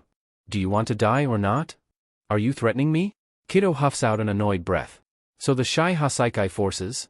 Despite his misgivings, Mirai takes careful notes on what Kido says. He lists the known members of the gang with brief but well-thought-out quirk descriptions, defensive strategies, a few ideas on matchups between them and heroes already confirmed to be part of the raid team. How Kido got that information, he has no idea. It twists in the pit of his stomach to think there may be a mole as Kido just keeps going with a rundown on the Shai Hasaikai compound itself. Layout, security features. How long has it been since you went there? Mirai asks as Kido pauses because old information is better than nothing, but new is certainly preferable. What? They may have changed things since the last time you were there. It seems an obvious concern, but Kido goes quiet for several seconds before finally answering, let's say 3 months. Mirai's eyes narrow because that doesn't sound like the truth so much as carefully not a lie. He's familiar enough with that sort of language that the alarm bells are ringing loud and clear. Kido had done the same thing in the call with Tsukachi. A lot can change in 3 months, he says. Look, either take it or leave it. Annoyance but also a healthy amount of desperation fills that voice, and Mirai isn't sure what to think about it. If Kido's somehow being put up to this, none of the intel can be trusted. If he's personally affected by the success or failure, it could go either way. Mirai's never liked being unsure. You called them the 8 bullets, he says instead, tapping the end of his pen under his notes from that section, but only gave me 5 names. That's because I took 3 of them out already. His hand stills. That tone wasn't overly pleased or boastful. It was quiet, matter of fact. A task that had been completed, no matter that it included human lives. Took them out. I've been weakening Chisaki's forces for weeks to get ready for this. As long as your team lineup doesn't change, you should be able to sweep them without much in the way of major injuries. Why? You know, I get asked that a lot lately. Maybe I just want to be top dog. Except Mirai doesn't believe that. Kido isn't acting like an overeager informant or a power-hungry gang leader just waiting for his chance. He's acting like, you were a hero once, he says, and there's no answer, but the more Mirai thinks about it, the more it fits. The way Kido had organized his information for presentation is just like the report method laid out by UA and currently in use with the HPSC. Key players, useful details, tactics, environmental concerns. Mirai has written and read enough of those same reports to recognize the format easily. Pretty sure the police already know I'm a quirkless teenager, Kido says, which is not a denial. Then you've trained with a hero. Who was it? Is that why he'd gone rogue? The loss of a mentor, or perhaps disillusionment due to abuse from the same? Doesn't matter. Are you going to use my info or not? That remains to be seen. It's not as if Tsukachi will be able to determine veracity from a recording, which means it will be up to the heroes to decide how comfortable any of them feel taking intel from a known criminal. I'll take it under advisement. Good, because I want something in return. Get Eraserhead to help me in a parallel side mission. What? Mirai glares at the phone like it just tried to bite him. Excuse me? I'm going to get Eri out of there while you guys handle the Yakuza. Eraser has the skill set to sneak in with me and the quirk to take hers out so she doesn't accidentally kill someone when she panics. Eri? The kid they're using to make the quirk destroying drags. Her quirk rolls back things she touches when she's upset, and the crackdown is going to upset her, so I need Eraser on my side while I get her out of there. And after? Mirai asks, his jaw tight. After, you should keep her at UA with Eraser. He can keep a lid on her quirk until she learns to control it. A pause, then a quiet laugh that sounds incredibly, distressingly fond, plus he'd just be a really good dad. Not even planning on trying to exploit her himself. Why risk so much? Intentionally putting himself in harm's way, in the sights of heroes who will definitely want to arrest him. Unless that's exactly what he wants Mirai to think. Oh, and one more thing, Kiddo says, drawing Mirai back from his thoughts. You should coordinate from outside the building for the entire mission. Mirai frowns at the very idea of not being on the front lines. His quirk could be the difference between taking Overhaul down and everything failing. You go in, you're coming out on a stretcher. Kiddo's tone is flat, utterly humorless. You'll make it a few hours at most and then you'll die. It doesn't matter who's with you, doesn't matter which of the goons you go up against or how many of them I murder first. If you go inside that building, you don't survive. It could be a hunch. Mirai knows it isn't. Precognition, he asks. I already said I was quirkless. No. You said the police know you're a quirkless teenager. That doesn't mean it's actually true. 5 points for Sir Night-Eye. Yeah, sure, if it makes you listen to me you can think I've got a quirk like yours. Which means he doesn't. Which instead means, what, exactly? If it isn't some kind of future sight, then something more analytical? Like the ability to run countless scenarios in his mind with the various outcomes, but that doesn't feel right either.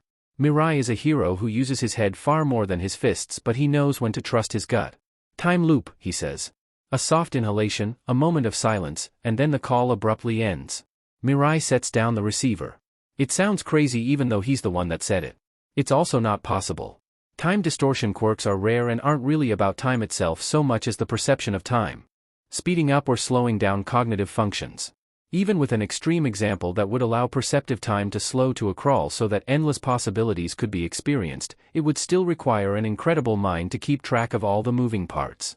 If Kiddo or one of his associates can do this, Mirai wouldn't be surprised later on to find them taking over the criminal underworld entirely. And yet, something still nags at him. He doesn't have enough information to make a full judgment on whatever Kiddo's situation is. What he can do is call Eraserhead and see if the hero is open to working with Kiddo on what might be a trap. There's someone in her house. Shuzenji Chiyo doesn't let on that she knows as she closes the door behind her, hanging her jacket up on the hook. Maybe she's not on active duty anymore outside of the school, but she can at least take care of whoever has decided to make themselves a problem for her. Nothing looks disturbed or missing. Not a thief, then. She doesn't hear or sense any movement, so either he's got a stealth quirk or he's already where he means to be. She steps through her living room and there he is, just sitting at the kitchen table and watching her. Tired, wan, either a chronic illness or some kind of injury in recovery, she'd guess. There's only a few reasons why someone would seek her out. I need a favor, he says, and then sets down an envelope that he slides across the table. Chiyo picks it up and checks the contents. Money isn't really a surprise, but she sets it back on the table and gives him a chiding look. Villain or vigilante, she asks, expecting him to lie. Does it matter, he says instead. It's illegal either way. It matters to me. He sighs. Probably a villain. I've got a body count and that number is just going to go up. Then you need to leave. The boy is young and old all at the same time. Looking at his gentle face is painful. She flashes back to all of her students, both the ones who disdain her help and those that love her for it, but when he looks her in the eye, she starts remembering the ones who have been lost. Please, he says. You can tell them I threatened you. I'm not afraid of any trouble to me if I heal you, young man, she says, because he seems to have misunderstood the situation. I'm of the mind to call the police so you can straighten out your life before it's too late. That earns her a little smile. This boy seems like he's been dragged through about 100 miles of bad road and just keeps tying himself back up to the back of the truck every time he gets cut loose. There's someone I need to save, he says. That's what heroes are for. He looks at her and she feels her resolve crack, just a little. I'm backing up Eraserhead. Then you'd better make sure he knows you're injured so he can compensate for it. Or, better yet, turn yourself into the police and be treated officially. He smiles again and it's like he knows her, like he's expected every word that's come out of her mouth, and he's so relieved she hasn't changed. What to even begin to do with that, Chiyo doesn't know. Yeah. That would probably be the smart thing to do. It is. It's also not what he's going to do. She knows this type too well. The boy gets up, stiff and in pain. Her well-trained eyes pinpoint the patterns in how he moves despite his care to downplay it, and she knows roughly what's happened. A wound like that will certainly hamper whatever rescue he thinks he's going on. Would he tell Aizawa the truth or hide it and risk them both? Stepping around her table, he walks past her without making any threatening gestures or playing up the injury to guilt her. Chio watches him head for her front door. Just as he reaches it, she sighs and calls out, "Wait." He pauses and looks back with a blink. "I'm not doing this for you. I'm doing it for Eraserhead." As she walks to him, he stays perfectly, animalistically still. Not even a flinch when she takes his hand. "You don't have to do this," he says, and she scoffs. "As if this wasn't entirely your plan." There's no denial. She kisses the back of his hand and he shivers as her quirk activates, slumping back against her door when it saps his energy to work. "I'll keep him safe," he promises, and Chiyo's stern gaze is apparently a lot less potent than it used to be because his smile returns, soft and sweet. The boy leaves. Chiyo locks the door after him and decides she'll take the money he left over to the food bank in the morning for a donation. "You're doing it again." Kiddo doesn't pause in doing the buckles along his new boots. They're sturdy and reinforced around the ankles, the leather soft enough for his more acrobatic moves while still giving support for hard falls. The black finish is perfectly matte, barely picking up light at all, but his laces are an electric green he favors. "I'm not going off on my own," he says. "You'll be there with me. Except Himiko won't be. She's going to be taking on the form of one of Overhaul's men that they captured half an hour ago and paving the way so Kiddo can go be a big DMN hero like he so desperately wants to be. Maybe Dabi and Spinner and even Jiren haven't figured it out, but Himiko's a little closer to Kiddo than they are. Of course she wouldn't miss the quiet dream he keeps to himself under all the villainous activity, just like she didn't miss his adoration for Bakugo Katsuki. Maybe she doesn't quite get it, but she doesn't have to understand everything about her bestie to support him. "But what if Eraser decides to arrest you?" she asks. "Then I guess you'll have to break me out of prison." Any other villain would tell her to kill Eraserhead. She still hasn't quite decided if she likes that about Kiddo or not. There's no question that he's fully willing to get rid of obstacles to his goals, but he avoids it when possible. Outside of their designated kill list, anyway. Those are free game and the three of them have been picking off targets with glee. "Oh," Kiddo says as he looks up from the protective gauntlets he's strapping to his arms. "I keep forgetting. If you end up having the chance, don't forget to try talking some of Overhaul's guys over to our side. They've gotten a few new members of their group, but all low-level support that won't be much help in battle. Having access to quality support items certainly will help though. Her new siphons will make it so much easier to gather and store the blood she needs for her quirk, and the gear Kiddo's decked in might keep him alive through all his ridiculous shenanigans. At least Himiko hopes so. Concentrating on hoping makes her a little less afraid for his safety. "It's going to be okay," he says, dropping a hand on her shoulder, but he's got the lying smile on his face. "Eraser won't target me until after we get the girl out, so just make sure you're ready then." Kiddo's risking everything they've worked for on a little girl he doesn't know, and Himiko can't even make herself hate him for it. It's probably a good thing he sent Dabi and Spinner off to handle other tasks, because neither of them would be as understanding as Himiko. "If he hurts you, I'll break him," she vows, and Kiddo snorts with another smile she's pretty sure is real this time. Just as long as he's still alive. She can live with that. Had anyone else asked him to do this, Shoyuta would have told them to go F themselves. But you don't say no to Sir Night-Eye, and you certainly don't doubt his intentions. Sir Night-Eye doesn't joke around with missions, and his schemes tend to be based more in the probable than the hopeful, so now Shuta's waiting on a rooftop for a murderer. He's not sure what he did in his life to end up here. Thinking about Kiddo puts a bad taste in his mouth. It's only been a few weeks since he watched the boy casually murder a villain in front of him. Somehow, it feels even worse to know Kiddo's actual name now. From the information Detective Tsukachi and All Might shared with them, Kiddo is a bright young man who looked at the world and not only chose violence but decided to make it everyone else's problem. That he's been good at it is even more infuriating. Shoyuta doesn't move when he hears footfalls behind him because they're the same careful level of noise his own make when he's not trying to sneak up on someone. It pisses him off more to recognize that courtesy. "You were briefed?" Kiddo asks, looking out over the Shai Hasaikai complex at Shuta's side. At least he's not just wearing that simple hoodie this time. There's still a hood, but Shoyuta can tell at a glance that there's some kind of protective mesh woven into the cloth. The black jacket is sleeveless with wide armholes for ease of movement, some kind of body-hugging, reinforced shirt under in a bright, neon green. Lightly armored, Shoyuta would guess, but thin enough not to impede an agility-based fighting style. Protective black gauntlets with green stitching cover his arms from his biceps down over the backs of his hands, leaving his fingers free for more delicate knife work. His pants are loose and his boots clasp up over the whole of his lower legs with padded knee guards above it. They look like they might slow him down, but Shoyuta doubts Kiddo would use them if that were the case. Around his neck hangs an armored mask of brilliantly polished metal, the lines of which seem almost like a deranged grin. He doubts it's just a mask. Giving up stealth? Shoyuta asks because he's half sure the green might glow in the dark. According to my designer, only using black and gray is boring, Kiddo says with a grimace that tells Shoyuta this had been a conversation. Well, they'll work around it. It's not as if they can expect the whole compound to go dark for them on command, and there's a lot of ways to be stealthy that didn't include blending into the darkness. Ground rules, Shoyuta says and feels Kiddo's attention sharpen on him. You're not killing anyone in front of me this time. He couldn't be rehabilitated. I don't give a shit. You're good enough to know how to take someone down non-lethally. Kiddo doesn't answer at first and Shoyuta is almost ready to call this off and go after the girl by himself when he finally says, fine. I'll track them down later if they evade capture. It's not a compromise Shoyuta wants to take, but he'll accept it for now. No accidents, no mistakes. Until the end of this mission, you hold yourself to my standards. Yeah. No loopholes. Good. He's glad they understand each other. Second rule, you don't maim them either. No long-term injuries, nothing that will cripple them. If you're going to help with a hero mission, you'll conduct yourself like one of us, too. Boy, you really know how to take the fun out of this. Shoyuta glares at him and Kiddo snorts. Sure. In return, he says, and Shoyuta resists the urge to groan, if things go south, you take Eri and get her out. No matter what. Shoyuta glances over him, but Kiddo's focusing on the complex again, the half-joking air entirely gone. If Shoyuta didn't know better, he'd think this was a hero in front of him. Deal, he says, understanding the underlying agreement.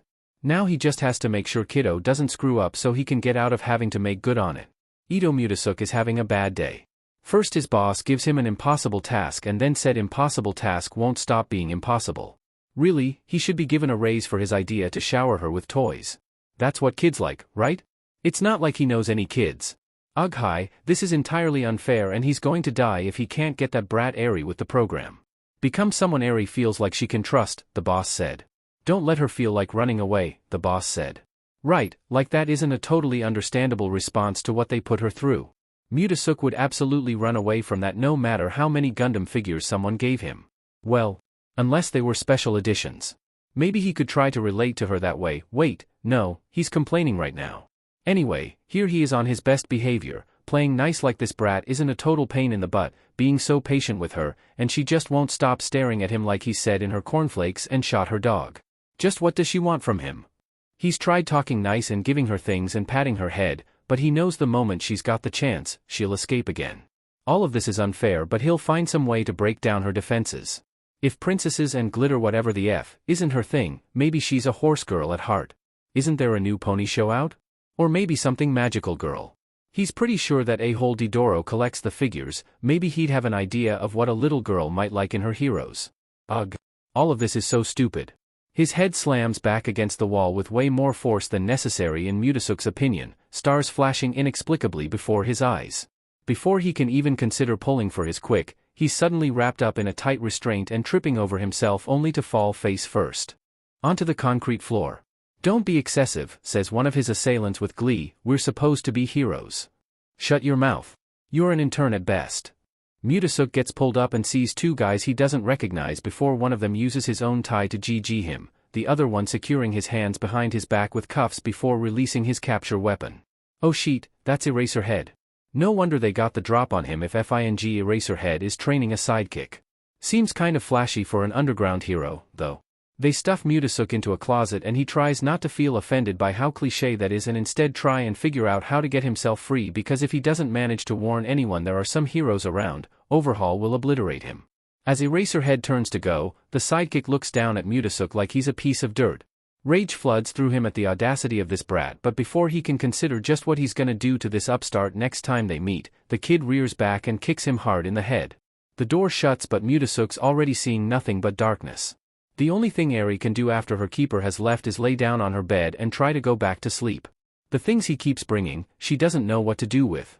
The boxes are colorful and usually have smiling faces all over them. She tried stacking them neatly but her keeper complained so she left them scattered and he complained some more. Sometimes he takes the current boxes and brings other ones.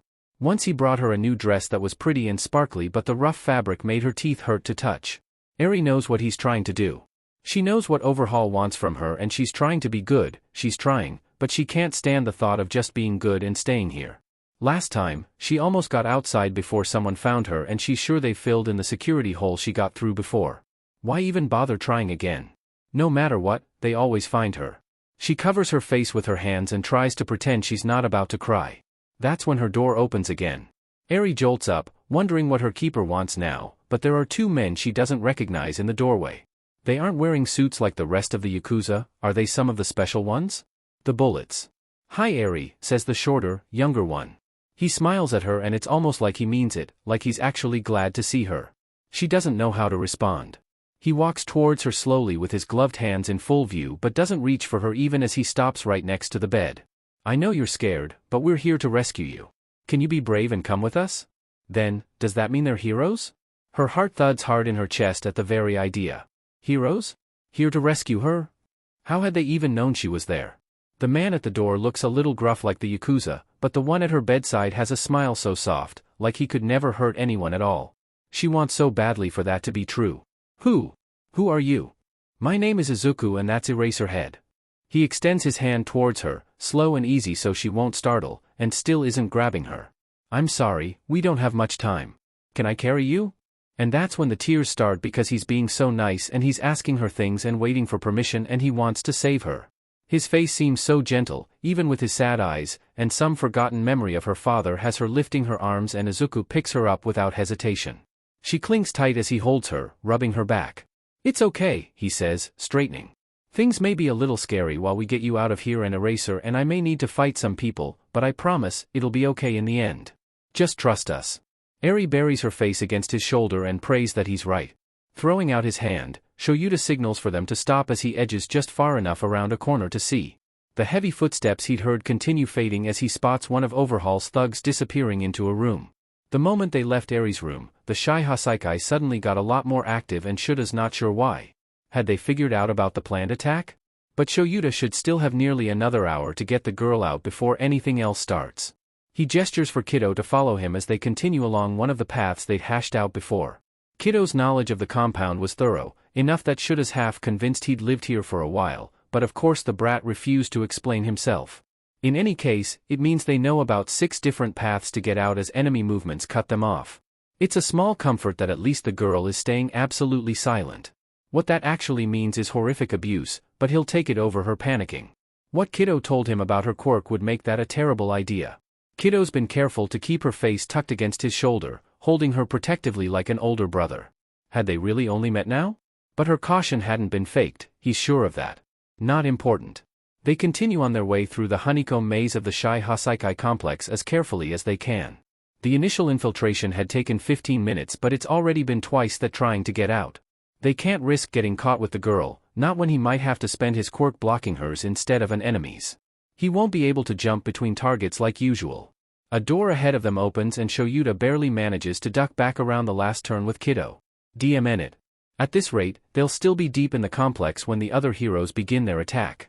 Surely someone will come across Eri's empty room or the Yakuza they stuffed in a closet. He looks back and meets Kiddo's gaze, seeing the same grim understanding. Time to cause a distraction. Before Shoyuta can make a move, Kiddo shifts Eri's weight over to one arm and turns his head to hers. Shoyuta sees his lips move but can't make out the near-silent words as Eri stiffens and clutches him tighter. Lifting his freed hand, Kiddo quickly goes through a few rapid-fire gestures. Later, Shoyuta will wonder where Kiddo learned hero-specific hand signals so well, the one-handed versions even, but fallen heroes existed. He had to have picked it up from one of them. Take, escape, fast. That FING idiot. Shoyuta barely finishes recognizing the gestures before Eri's shoved into his arms and Kiddo rushes past, making the decision for them. Shoyuta sees the glint of his knives and then shudders as he feels Eri's quirk click on. Half a second later he's erasing it and on the move. If Kiddo's going to put himself at risk for this, Shoyuta won't waste the chance he's been given. He'd promised. He sees Kiddo jump on the goon's back but then he's gone down another hall with his precious cargo held securely against his chest. If Kiddo survives this, Shoyuta might murder him himself. The main advantage of fighting heroes is that they aren't out to kill you. It means you can expect they won't go after certain easy targets because it's a good way to end up with a lethal injury. Ultimately, the heroes want the glory of taking you in with chains on your wrists.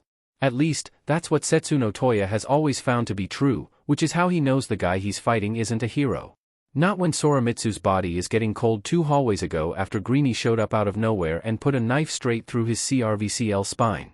Soramitsu hadn't even had the chance to scream, and Toya's not sure he'll be forgetting the gurgle of his death rattle anytime soon. Just his luck that someone's infiltrated the base looking for blood when you isn't here to back them up.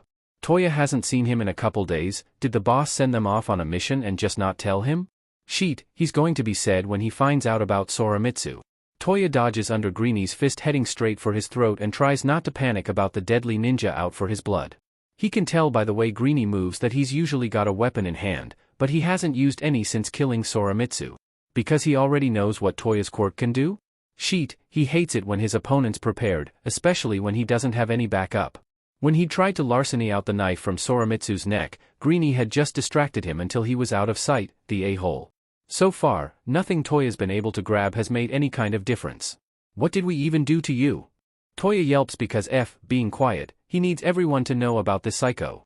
Doesn't matter, Greenie says, and sucker punches Toya so hard he's legitimately surprised his guts don't come spilling out along with the contents of his stomach. I figured out how to prevent it. He lets Toya drop to the ground, curling around himself pathetically. Squatting down next to him, Greenie grabs Toya's hair to drag his head back. He's been in the Yakuza for a while now and was a petty criminal before that for as long as he can remember, but the cold disdain he sees in Greenie's face still makes him shiver. Your cell have service down here in all this concrete? Greenie asks. No, Toya manages even if he's having trouble drawing in a full breath because like hell is he helping this a-hole. What's around him? What can he use as a weapon? What's small enough to steal? Pity. Greenie straightens and shoves Toya onto his back, one boot stamping down hard into the middle of his chest with all of Greenie's weight. It knocks the rest of his breath out and Toya's half sure a couple of his ribs break when Greenie stomps a few more times. A few dozen times? It's kind of hard to concentrate with how hard he's finding breathing at all right now. Don't move, Greenie says, like Toya might actually manage to. If you figure out how to scream for help, that'd work for me, so go ahead. What the f-dash? Toya can't even flip him off as he turns and walks away. It burns deep in him to be seen as so weak, but the BSTRD isn't even wrong. Toya's not getting up without some serious help. He might not be getting up at all. Toya slumps back against the floor and then begins painstakingly easing his cell phone out of his pocket. Every shift of his arm sends surges of pain through his torso, but Toya hasn't lived this long by giving up when he's still got life in him. It takes a couple fumbles and then he hears the blessed sound of his boss's voice. What is it? Too bad all Toya can do is gurgle and whine. Overhaul listens for a handful of seconds as Toya painstakingly taps out SOS. Attack? Toya doesn't remember any more Morse code but tries his best to make an affirmative noise. They're earlier than I expected, Overhaul says. Stay where you are. I'll send someone. The call ends and Toya sends a brittle grin to the light in the ceiling. F you, Greenie. Just wait till we get a hold of you. You're gonna regret killing my buddy and not making me immediately follow. She doesn't much like this body, but Himiko can't deny it's useful. How Dabi and Kiddo managed to nab him in the first place is a mystery. This mimic quirk is neat, but he's got enough pull in the Yakuza that no one questions her trip down into the lab. Anyway. The lab is right where Kiddo said it'd be. She can't help but grin to herself and is glad for this guy's mask to keep anyone from seeing it. She feels a bit like she's cosplaying some kind of European plague doctor. It's kind of fun. Oh man, maybe she can get a Real outfit made up and get Kiddo in on it. He needs to have more fun in his life. She's maybe, possibly, kind of a little worried he doesn't remember how to do that. The two goons she finds in the lab don't feel like joining a better group, so she dispatches them quickly. Then kind of wishes she'd left one alive a little longer when she doesn't find what she's here for quickly, but oh well. Himiko searches the lab thoroughly, turning through every drawer and box. Not here, not bingo. The little red things look less like bullets than some kind of tranq dart, but Himiko swipes them all the same. There's 10 of them in all and she's sure Kiddo knows exactly who to use them on. While the thought of losing her quirk is terrifying, she has no qualms about taking them from others if it means paving the way for her bestie's better world. Heck, when she was little, she'd have welcomed an end to her quirk back before she saw the true beauty of it. Himiko tucks the precious little box into her costume and heads off to make sure Kiddo got out successfully. If that BSTRD Eraserhead turned on him, she'll show him absolutely no mercy. Things are going well, Mirai decides. The assault team has gotten in through the stream of low-level thugs to infiltrate the building. Those left outside are handling the giant. As soon as he gets confirmation that Eraserhead got out with the girl, he'll be able to relax a little. The amount of heroes he'd gathered is surely enough to handle the rest of the Yakuza, even if there are more than Kiddo told him about. He pretends not to notice that All Might isn't here yet. The man's never been punctual, too easily distracted by smaller crimes he comes across like there aren't several heroes working his usual turf. Or, maybe, he's late because he doesn't want to see Mirai. A sigh rears up in his throat and Mirai doesn't let it free. He can understand why All Might's been avoiding him all this time. It doesn't mean he has to like it. His phone rings and Mirai brings it to his ear with a bi-rote mutter of, "Sir Night Eye speaking." "I'm out, successful retrieval," Eraserhead says, and Mirai can pick up the sound of a child weeping close enough that Eraserhead must be holding her. "Any sign of Kiddo?" "What? He's not with you? We had to split up to escape. He took it upon himself to create a distraction." Mirai quickly goes through his mental list of the assault team. They all know about Eraserhead's side mission, but how many of them would actually be able to recognize Kiddo on sight? And what if Kiddo used this opportunity to pull something over on them all? It seems suspicious that he just happened to find a reason to get separated from his chaperone once the mission objective had been completed. "What is the girl's state?" Mirai asks, trying not to feel incredibly foolish for having trusted the vigilante. "Unharmed. She's panicked and has no control of her quirk, but I have it handled for right now." Sniffles and then Eraserhead sighs a little. "We might want a sedative. I can't keep erasing it. We have medical staff a block away."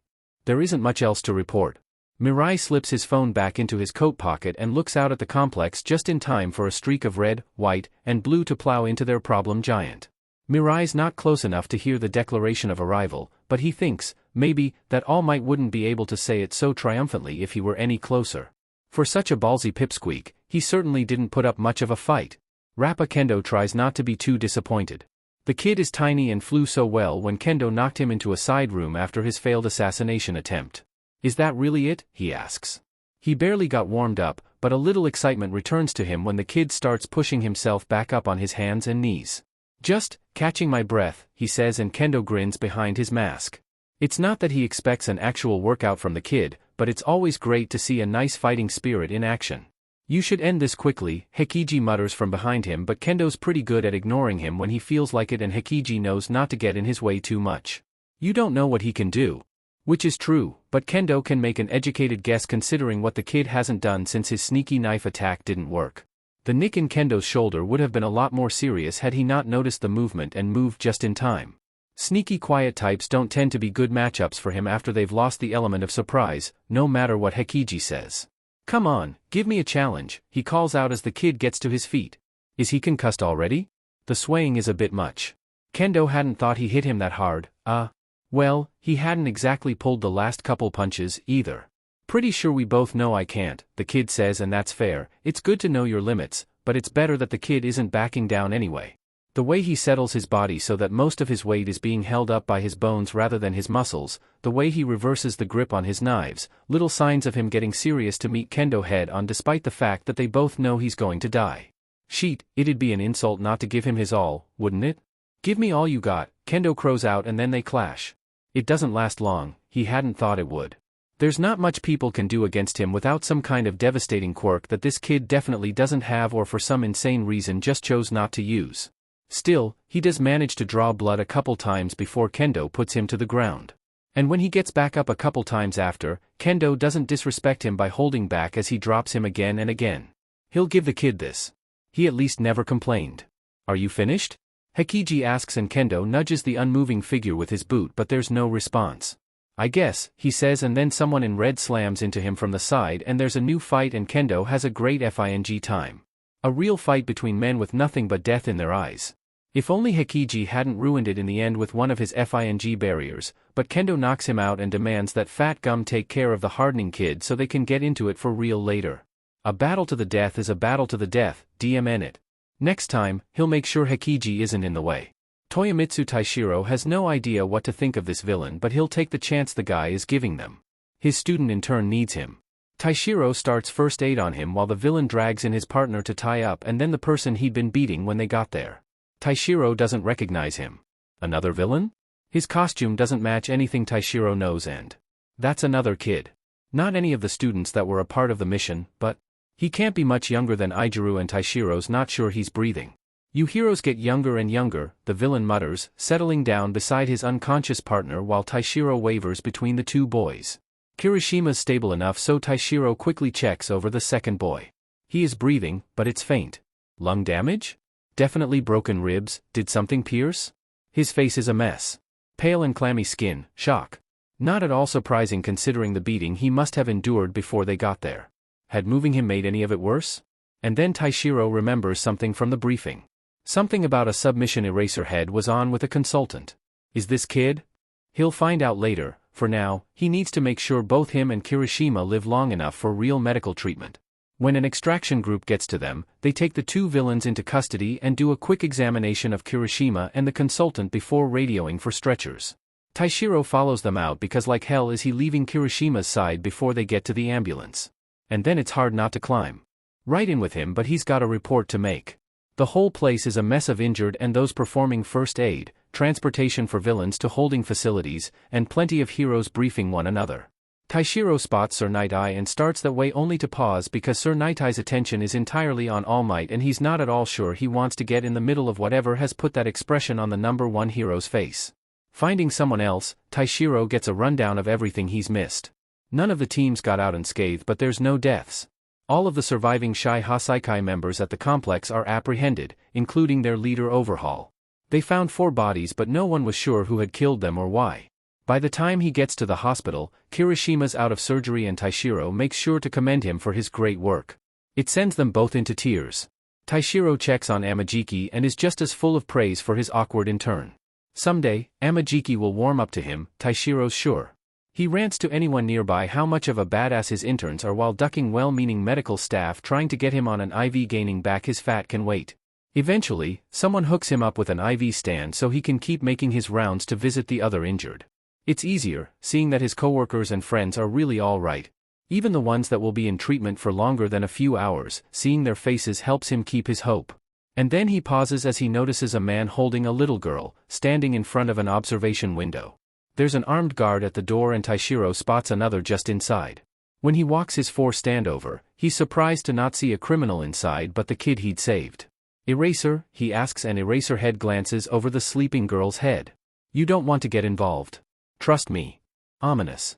Taishiro looks inside at the injured boy and then decides to take Eraserhead's advice because it's hard enough looking after his interns, much less a kid he's not sure isn't a villain. For the last 2 days, either Toshinori or another hero have been overseeing Midoriya's chemically induced coma. With the amount of damage he'd endured, that seemed a kinder option while the doctors stabilized him. He'll live, whole, and won't even have to deal with more than a month or so of recovery. Toshinori waits in his powered form as the doctor dials down the sedatives. There. It should be no more than 15 minutes, the doctor says before leaving Toshinori alone with the villain kiddo. He looks so unassuming like this. A young teenager with soft cheeks and freckles, not a highly calculating and cold villain with seeming aspirations on taking over the underground.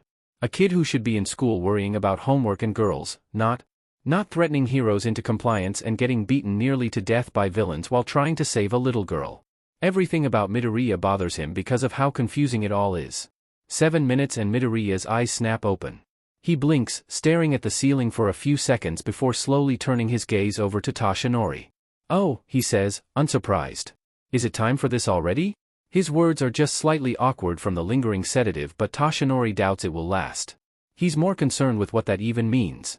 You've been in an induced coma for 2 days. Once you've sufficiently recovered from your injuries, you will be remanded to police custody awaiting trial, he explains and Midoriya just watches him. No surprise, no defeat, nothing. You are not eligible for bail. Sounds about right, Midoriya says and all he sounds like is tired. Do you want the list of charges now or once the police arrive? Nah. It's fine. I know what they'll say. He's too calm about the whole thing. It's not the calm of someone who thinks they can pull something over on them or make an escape. It's the calm of someone who doesn't care. Why did you confront Rappa Kendo? Toshinori asks because it doesn't make sense after all the care Midoriya's taken before to keep his matches well suited to his own skills or somehow stack them in his favor. Were you unaware of his quirk? No, I knew. I warned Sir Night-Eye about it.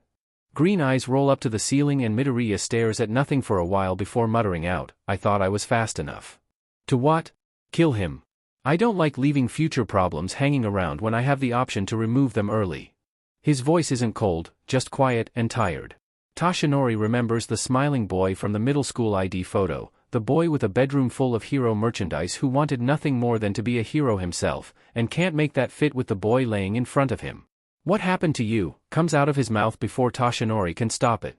Midoriya snorts and smiles like it hurts, and then he lifts his good hand to cover his face. The other one is entirely immobilized in a cast. There are broken bones in his legs, but most of the damage had been to his torso. Had Fat Gum and Red Riot not arrived when they did or beaten Rappa any later, he wouldn't have survived. "You know, every time I get to this point, I always think I won't feel like this," Midoriya says, and his tone is one step away from a sob, but Toshinori has no idea why. "That I won't miss you or that I won't want to confess everything to you, but I'm always wrong." Stepping closer to the bed, Toshinori drops into a chair the doctor had left for him and asks, "What is it you want to tell me, Midoriya?" He drops his hand and stares at Toshinori with eyes that are so young. "I can't. If I tell you anything," Midoriya says barely above a whisper, "you'll die." Young Midoriya, that is a risk I accepted when I became a hero. He doesn't know how to soften that truth. Every hero knows that the next fight could be their last. "I don't want you working evil on my behalf." Something in Midoriya's gaze fractures and then he looks back at the ceiling. "I know. Then why have you been doing it?" Midoriya doesn't smile this time. He doesn't look at Toshinori either. "Is someone forcing you?" Midoriya closes his eyes. "Is it your father?" And that, finally, gets Midoriya to react. He laughs hard and sharp and then groans with pain, shivering against the sheets. "As far as you're concerned, my father's been dead for 6 years, he says through gritted teeth. "And even if he wasn't, he wouldn't recognize me now." That was a nerve. Toshinori just hit, he's sure of it. It didn't sound protective of Midoriya Hisashi, more like contempt? Anger at being left behind, maybe? "So no, my father isn't putting me up to anything. I haven't seen him since I was 9 and certainly wouldn't listen to anything he has to say now," Midoriya says like the words are bullets aimed right for Toshinori's chest. "The only one to blame for my actions is me. Many villains refuse to claim responsibility for their actions and will do anything to get out of it. Others enjoy the game of forcing others to prove everything. The rest are so proud of their accomplishments that they can't help but brag. Midoriya's doing none of that, just like he's refused to fit every other mold Toshinori is familiar with." Midoriya says nothing more before Toshinori has to trade off with the next hero, but he can't shake off the way Midoriya's words made him feel. He's no less confused by the boy than he was before. Usually when someone is this adamant to claim blame they're protecting someone else, but Toshinori is sure Midoriya Hisashi isn't the one he's concerned about. He just doesn't know who else it might be. "You're sure she will heal the damage?" Spinner asks because no one else will and he, for one, doesn't want to risk pulling Kiddo out of the hospital before they're sure it won't make things worse. From what Toga had reported, he'd had to have surgery. They'd been warned it was likely he'd be arrested, but Kiddo hadn't said anything about getting his but handed to him first. The guy pretends he's got an invincibility quirk and that is seriously starting to piss Spinner off. Maybe this healer woman can somehow turn off his suicidal lack of regard for his own safety. He glances at her and then immediately wishes he hadn't. She's got the same expression on her face that his grandmother always did before busting his butt with her sandal. At least Dobby had thought to GG her so she can't yell at them. Bad enough they kidnapped an elderly hero, they don't need to have her read them the riot act, too. "I'm sure we can find something to threaten her with," Dobby says, unconcerned, and Spinner really wishes sometimes he had that same calm confidence. "Any news from Toga?" Jiren asks as he walks into the main office and then stops to give the tied-up recovery girl a look. "Is that who I think it is? Well, what did you expect us to do? Not get a healer for when we bust Kiddo out?" Spinner tries to ignore that he sounds defensive. "It's not like we can wait for him to be totally healed up. They'll transfer him to jail before then." Jiren blinks slowly and deliberately and Spinner wishes he wasn't able to blush as he feels his face heat up with embarrassment. That guy is just so good at looking judgy. "Okay. And how do you plan on making her cooperate? Threaten her family?" Dobby says like it's obvious, then shrugs. "Heroes are supposed to help people, right? And she's someone Kiddo approves of, so she must be a real one." From the corner of his eye, Spinner sees recovery girl jolt with surprise. "What, did she think they chose her by accident?" "Yeah, healing's pretty rare but Kiddo has a whole list of people with useful quirks they can call on for consulting." Jiren rubs his chin and gives her a look over. "Well, until Toga gives the go-ahead, we ain't moving. Might as well make her comfortable for the wait. Maybe secure one of the other offices, put in a cot or something. Which is, probably a better idea than making an old woman sit on the concrete floor for the next couple days. They don't have to make her like them, but maybe it's better if she doesn't hate them." He glances over and flinches at her expression. Okay, that's it. This is officially Dabi's problem. He's the one who didn't want to wait. Before Spinner can declare that, Jiren looks back towards the hallway and says, "You might as well come in." What, did he scout someone? Twice looks almost sheepish as he looks at each of them. So we're kidnapping old women? What did she do? Oh, Spinner does not like this man. He can tell already. What's your game? Dabi asks with a sideways glance to Jiren, his hands not glowing yet but the air around them starting to shimmer. No game. Twice here just accepted a better offer of employment than what the league could give him. Let's just say Kiddo owes me for this one. Right, and Spinner's got a bridge for sale. He glances between Jiren and Twice, who's simultaneously looking hopeful and waiting to get the boot. It's pathetic. Spinner has half a mind to throw Jiren out on his butt along with this guy. So I hear we're going to rescue Kiddo? Twice says. He seemed alright. I hate that guy. Spinner feels his eye twitch and looks at Dabi, who's utterly unflapped, the BSTRD. If he crosses us, we can just kill him, Dabi says, which. True. Knowing he won't win this, Spinner just runs a hand back through his hair and says, fine. But until it's go time, you're working like the rest of us. Sure. What dash? Ready to set up a holding cell? Twice has no idea what he means but Spinner gets to enjoy ordering him around the rest of the day while they set up one of the windowless inner offices as a makeshift prison cell for their elderly guest. She still glares at him and he still feels increasingly guilty at her presence, but at least he's not dealing with her glower alone. The plan is simple. The plan is elegant. The plan will work. Tamura doesn't like it but he listens to Sensei anyway and prepares. The few villains they've managed to gather to the league's side aren't good pawns but they'll have to do. Tamura considers their stats and abilities, what heights they might reach with the proper training, and figures through the best ways to use them. Who's on the front row, who's in the rear? Who's on offense, who's driving the van? For a moment, he lets himself hate Kiddo so much for taking such useful toys away from him because if they'd managed to grab that cremation quirk guy this would be so much easier and the shapeshifter, but Tamura doesn't need them if their wills are so easily lured by such a talentless hack. He'll crush them all to dust. His fingers curl as he imagines how good it'll feel to watch Kiddo's stupid face decay into nothing. Make his voice disappear from the world. He doesn't care how interested in him Sensei is, the moment Tamura has an opening he will take it immediately. He's allowed to get rid of the things he hates and he hates Kiddo so very much. Shigaraki Tamura, Kurojirai calls and Tamura jolts out of his thoughts to look back at him. The map of the transfer route lays between them and Tamura moodily pushes one of the little toy cars they're using as markers along the marked street. Why does Sensei even want this man? He mutters to himself as something in his chest tightens and churns the way it always does when Sensei shows interest in anyone other than him. Tamura's supposed to be his favorite, his heir. What does he want with some 2-bit Yakuza with a quirk that isn't even that interesting?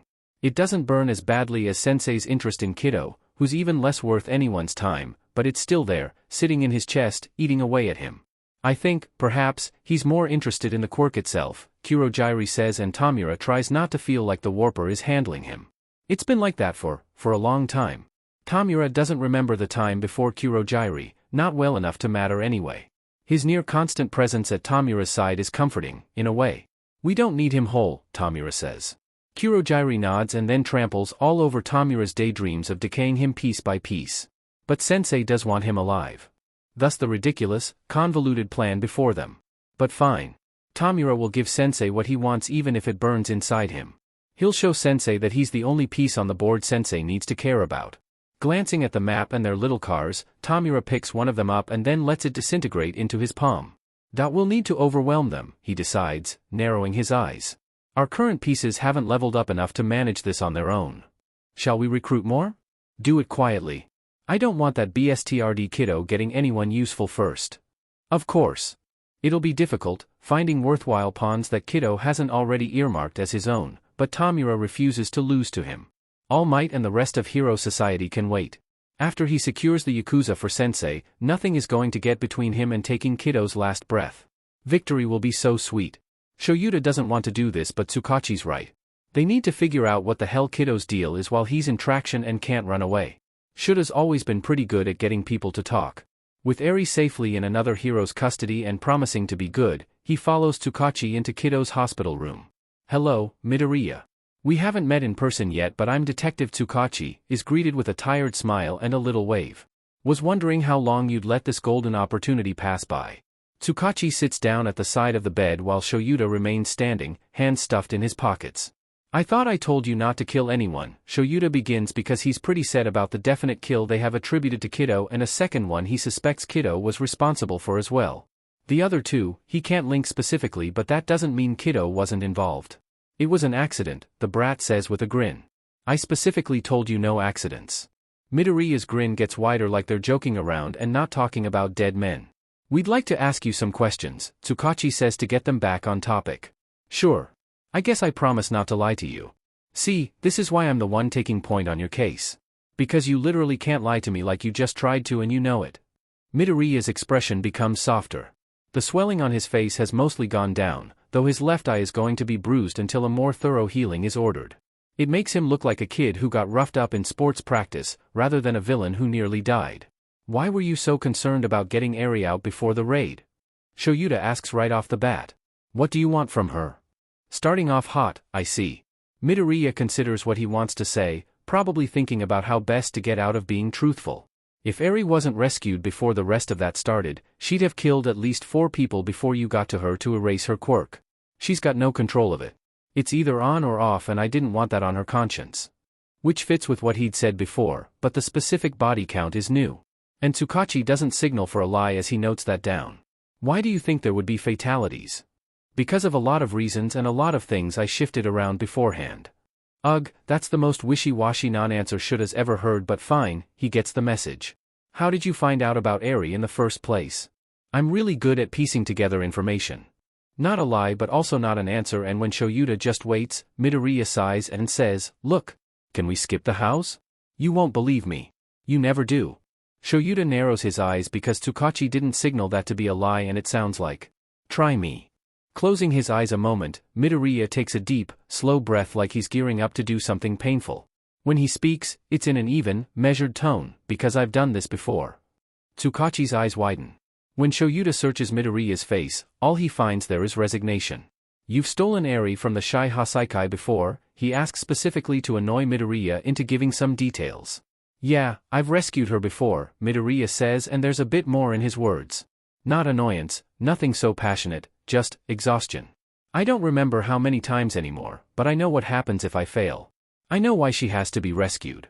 Midoriya, are you saying dash? Tsukachi starts but the kid interrupts him. I'm stuck in a time loop, I've done this hundreds of times. And it sounds silly, like something out of a novel or a TV show, but Shoyuta watches as something seems to break in the boy and feels rooted to the spot, unable to help or even stop this. If we don't rescue her, then Overhaul mills her down to nothing for that FING quirk-destroying drag of his, and he takes out the quirks of a dozen heroes until All for One gets tired of him wasting them and takes over the operation, and then FING All for One has both Ares and Overhaul's quirks and there's no coming back from that. Those are always dead timelines whether he gives either quirk to Tamura or not. And if we're late in rescuing her but still try, Eri panics and takes out half the heroes in the raid party and there are always fatalities. Most of the time, her included. Shoyuta can barely breathe because none of this should be even close to credible, but he's having a hard time remembering that. All for one? Just remembering that. The king of the underworld who'd been missing for years now even existed sends cold down his spine. He's not dead? When did this start? Tsukachi asks, his gaze locked on Midoriya's strained face. The loop. How long is it? Long as it needs to be, Midoriya says as he slumps against the bed almost like he's been defeated. The longest I've made it is to my 64th birthday once. I usually don't go past 20. The loop resets every time I die. And starts a little over a year ago, doesn't it? Midoriya nods without looking at either of them, but Tsukachi just sits back in his chair and stares ahead like he's seeing something other than the boy in the bed, hand over his mouth. That's what we were missing, Tsukachi says. That's the trigger. Why not become a hero with this knowledge? Shoyuta asks because that's what he's not getting. If you already know how to help, who will be in danger dash? You think I didn't try? And suddenly Shuta's sure that if Midoriya were able, he'd be at his throat. You think I like this? I haven't seen my mother in weeks. My mentor is tying himself in knots over things he doesn't understand and he doesn't even know he's my mentor. I can't see or talk to any of my friends because it'll either put them in danger or they'll take me down themselves. You could have come to me, Tsukachi says, and Midoriya laughs, strained and in pain in more ways than one. Sure, and put one of the only good cops in the whole country in danger? And just because you know I'm telling the truth doesn't mean you'd believe I wasn't bugfuck crazy pants anyway. Shoyuta catches Tsukachi's eye and sees the grim acknowledgement of that truth. No wonder the kid thought he had to do all of this himself. Even now, Shuta's not sure he actually believes in this time loop thing, but there are certain things that only make sense if it's real. I trained you, he says, and knows it's true even before Midoriya nods. On a loop when you were trying to be a hero? Yeah. I conned my way into UA's General Studies course with a made-up analysis quirk and caught your attention during the sports festival in Shinsu's place. Shoyuta stiffens because the only people who should know he's taken Shinso Hitoshi on as an apprentice are him, Nedzu, and Shinso.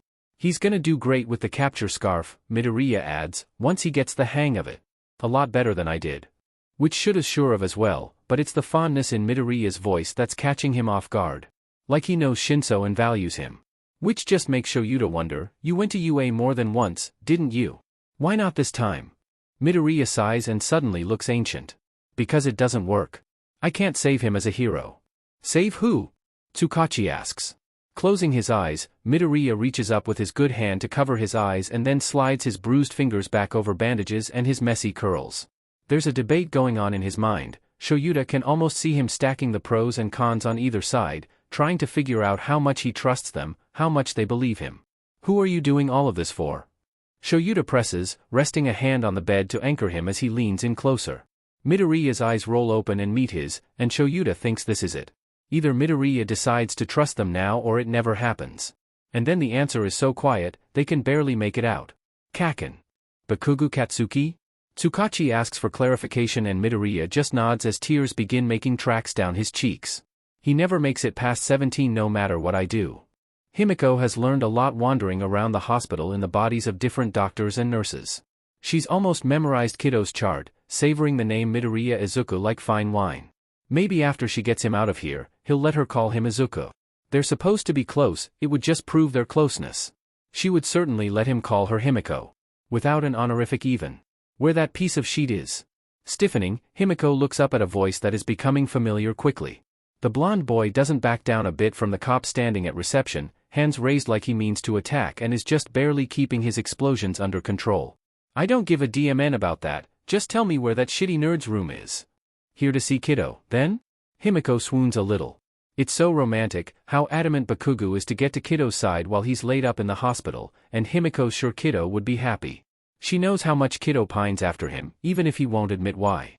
What kind of bestie would she be if she didn't help reunite them? But just as Himiko decides to make her approach, one of the heroes on Kiddo's no-go list arrives to take over for the cop. Darn it. The no-go list is short enough that Kiddo would never believe any of them forgot who's on it. She can't interfere. Disappointed, Himiko lets it go and goes on up to Kiddo's room to check his chart. He's steadily improving and they finally authorize the healing of his limbs.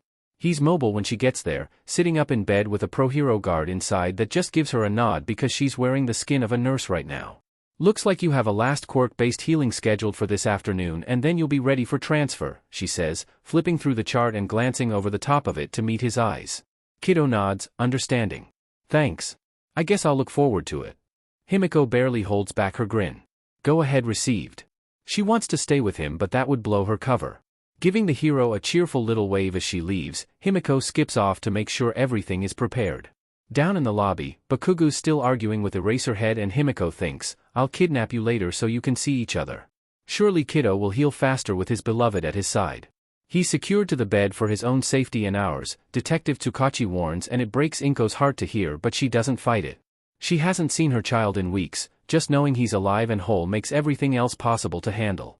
I can't leave you alone with him but I won't interfere with what you talk about. Kind of him, even if she knows anything Izuku says can be used against him when this goes to trial. What has he said so far without his parent or any legal representation to protect him? Inko rubs at one of her eyes, already wet and ready to overflow. She's a lot like her parents that way. Just about any strong emotions bring on. The waterworks. It's something Izuku gets from her. Izuku, her precious baby, her only son, an accused murderer. Inko freezes at the door, her chest so tight she feels like she might die. Even more than the horror she'd felt when she read his notebook is a certainty that her child is drifting farther and farther away from her. Like soon he'll be somewhere she can't see anymore. Tsukachi puts a comforting hand on her arm. You don't have to do this, he says, completely misunderstanding her hesitation, and Inko jrks to glare at him even as the tears spill free. That is my son, she snarls, only slightly mollified when he jrks back. I'm not abandoning him. No matter what. With that, Inko rips the door open and storms past the hero guard to see her boy in bandages and cuffs, and her heart just can't take it. With a sob, Inko steps forward with her arms wide only to hesitate, because what if she makes it worse? What if she hurts him? They haven't even let her talk to the doctor yet. She doesn't know what's happened to her child. Mom, Izuku whispers, lifting the hand not in a sling up as far as the cuff allows, and Inko JRKs into action to enfold him in her arms. I'm here, sweetheart, she tells him as he starts to cry with her, clutching him as tight as she dares and petting his hair. I'm here, it's gonna be okay now. We'll figure this out. Are you okay? Her baby asks, because of course he cares more about her than himself. Are they treating you well? Yes, of course they are, she says. They're being very kind to me, you don't have to worry. He relaxes in her arms and Inko resists the urge to cry even more. She doesn't understand what's going on, what all her boy has gotten mixed up in, but that she can still make him feel safe seems like a gift. If only this sweet moment could last, but she hears the detective shift behind them and feels the uncomfortable tension in the air between him and the hero guarding the room. Swallowing back more tears at the situation, Inko pulls back enough to take Izuku's face in her hands. She needs to be strong. This needs to stop, she says, and can't quite read what's happening on Izuku's face. Whatever you're caught up in, it stops now. I can't, no more. You're done. Mom dash. You're done. And it's not like her to be this firm, this resolute, but if she doesn't do it now, the next time she sees Izuku might be to identify his body, and she can't. She can't. Listen to me, Izuku. I need to know you're safe, and I can't do that if whatever this is, honey, please. Izuku's shaking under her hands and crying just as much as she is, her sweet little boy. She hates how much pain he's in, hates how she doesn't understand how to help him. All she knows how to do is this. I can't, he says, shaky and broken. I have to save him dash. That's what heroes are for. That's why heroes exist. You dash. They can't keep him alive. They're going to fail dash. You need to stop this. You're not a hero and you can never be one. Izuku's eyes snap wide and his body goes absolutely still, barely even breathing, like he's taken a physical blow. And she hates that she has to do this, but Inko doesn't know what else to do. You're 16, she says, petting her thumbs over his cheekbones as he stares at her. You're a child, quirkless. You can't be a hero, and trying is going to kill you, and I can't take this. I can't lose you. Izuku, you're all I have left. He doesn't respond, doesn't even blink, and Inko hugs him to her again despite the fact that he doesn't react to it. I can't lose you, so this has to stop. Do you understand me? He doesn't move, doesn't speak. Do you understand? And then he nods, just barely against her shoulder. Inko swallows back the lump in her throat and squeezes him tighter. Someday, he'll understand what she's doing, why she has to, but it hurts so badly right now that she wants to break herself into pieces. Inko never wanted to take away her son's dangerous dreams. This is all the fault of her weak will.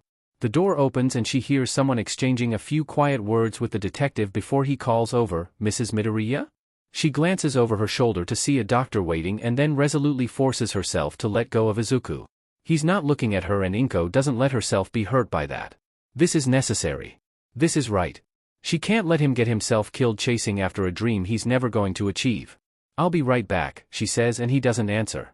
Swallowing another sob, Inko turns and steps outside with the doctor to finally hear what his son's actions have done to him. Kobayashi Keiko has always known her mistakes would catch up to her. She accepted that when she bought a plan through an underground broker on how to take down her abusive husband a year ago, the cheap price would mean there'd be a favor to call on in the future. She just hadn't thought it'd be so soon. You won't remember it clearly enough to rat on us, says the man with the missing tooth. And the hero won't either. He'd cornered her with two others while she was making rounds. They say they won't hurt anyone. Keiko rubs her sweaty palms on her pants. They say they'll take her off the list if she does this one favor. Keiko thinks of her twin girls, happier and more alive in the last year than they'd been all their lives before. Without the information broker kiddo, they'd never have been freed. No one gets hurt, she confirms, and the man with the missing tooth nods. Keiko takes a deep breath and then gets them to Kiddo's hospital room. The man with the missing tooth does something to the guard outside that makes him confused and compliant. Keiko opens the door and calls over the hero. As soon as he's in range, the man with the missing tooth reaches past her and touches him. The hero blinks and goes as vague as the guard. All done, the man with the missing tooth says and touches her forehead. Goodbye, Ms. Kobayashi. The next thing Keiko knows, there's a hero holding her by the shoulders and demanding to know what happened, but Keiko has no idea why she's in this ward. It feels like time has passed, but it's muddled and strange when she tries to remember it. Some kind of memory tampering quirk, the hero says with a curse, looking back at a policeman. They might still be around, the policeman says as he taps out a message in his phone and the hero hurries off to search the hospital. Yes, she's still at the hospital. Do you remember anything from the last 10 minutes? Keiko shakes her head. I'll need you to remain here for the meantime in case the quirk fades and you remember. He makes a call and asks someone about getting security camera footage, but Keiko just sits down on the bench outside the observation room she'd been found outside of and tries to understand why she feels a deep sense of relief. What? No thank you. Have you given me an invoice yet? Dabi watches Jiren and Kiddo pick at each other with warring amusement and boredom as Kiddo carefully lowers himself into a chair with Toga's assistance. The trip back to their base went simply enough after they literally walked out of the hospital scot-free, but it's obvious how much that took out of the still healing Kiddo. One arm is still in a sling and he's favoring that side heavily, but according to Toga his bones have all been mended and he could, in theory, just heal the rest naturally if left be. The main lounge feels a little more cramped with their top members all in attendance, including Twice. Dabi doesn't know whether or not he'll be killing that one just yet, but Kiddo hasn't objected to his presence. He's early, was all Kiddo had said about it. If Kiddo's not going to be on guard against him, Dabi guesses Toga will. She's protective enough that Dabi doesn't feel the need to step in. Not that he really cares what happens to Kiddo, but he does. A little. In an abstract way he doesn't spend much time thinking about. So, what's the progress on the next mission? Kiddo asks. Do we have confirmation? I don't know. Twice, are the League of Villains going after Overhaul tonight? Dabi asks and maybe enjoys the way Twice twitches at getting called out. Maybe they're not, Twice says with a wave of his hand, immediately following up with, Sensei is definitely interested in that guy. Kiddo nods, unfazed by his switchover. Good. They'll try for him during the custody switch. Wait until Shigaraki and Mr. Compress has neutralized Overhaul's arms, then wipe the floor with them. Just make sure Overhaul doesn't get out alive, right? Spinner asks to verify. And incinerate the body, Kiddo confirms with a glance to Dabi, who just smiles. Leave nothing but ashes. Sounds like an exciting first mission. Twice says, only a little awkwardly. You're not going. What? Kiddo just looks at him, brows lifted. You're on probation and this is too big a task to risk. You're staying here. One hand on his chest, Twice looks the picture of wounded pride. You doubt my loyalty? Good call. Besides, someone's gotta stay here with me dash. Oh, Toga cries, jumping up to her feet. The healer.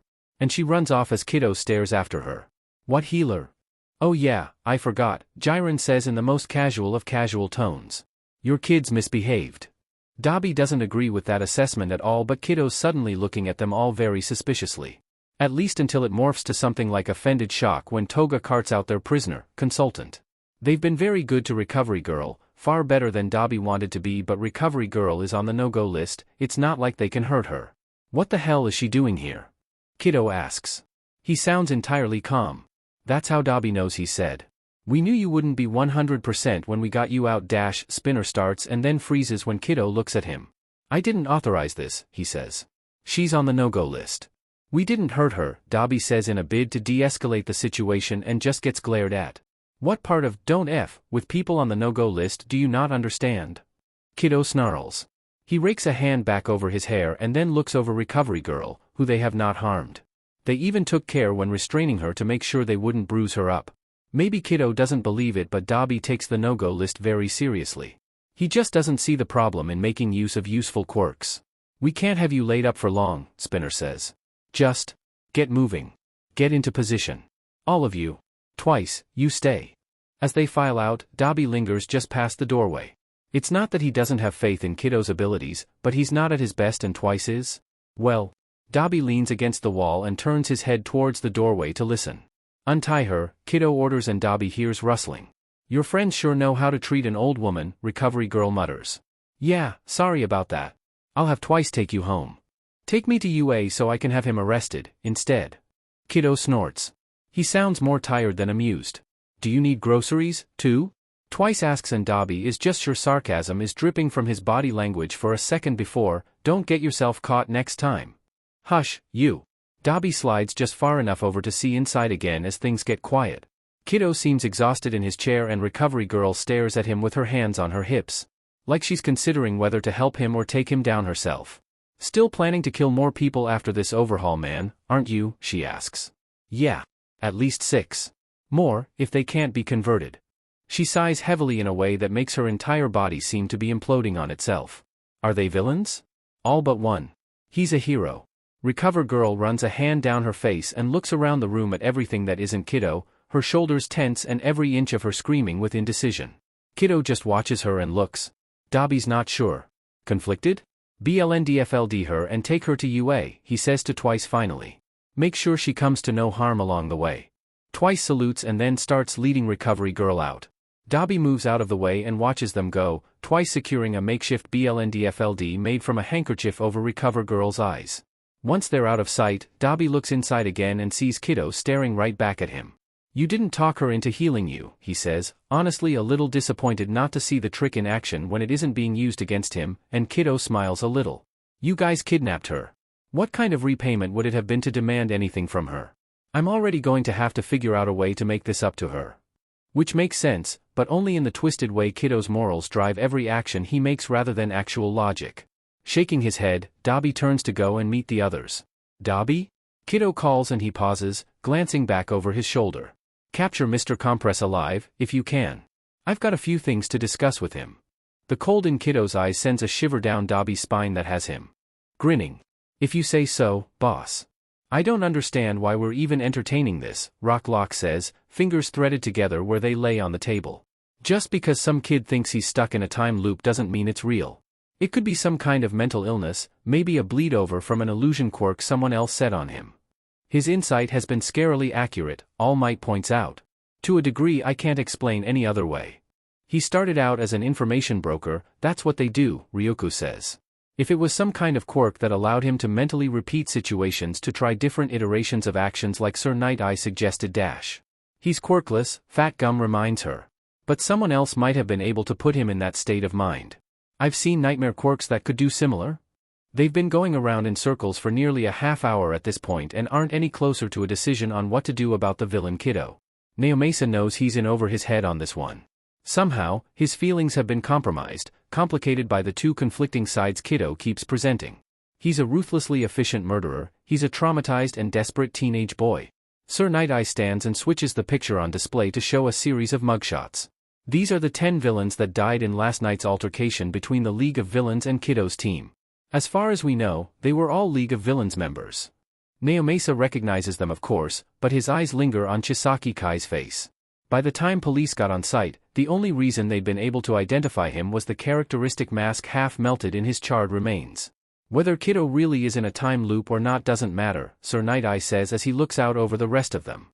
It appears that his team were completely knowledgeable about the League members' weaknesses and had ample strategies to accomplish victory. Given none of them have shown such organized, strategic-minded approaches before encountering him, we can assume those plans were conceived of by him. Kiddo is intelligent, resourceful, and dangerous. We can't take for granted that he'll be satisfied with just wiping out the League of Villains. The image changes to 2 high school class ID photos. One of Midoriya Izuku, his smile shallow and insincere, his eyes tired and dark-rimmed. The other?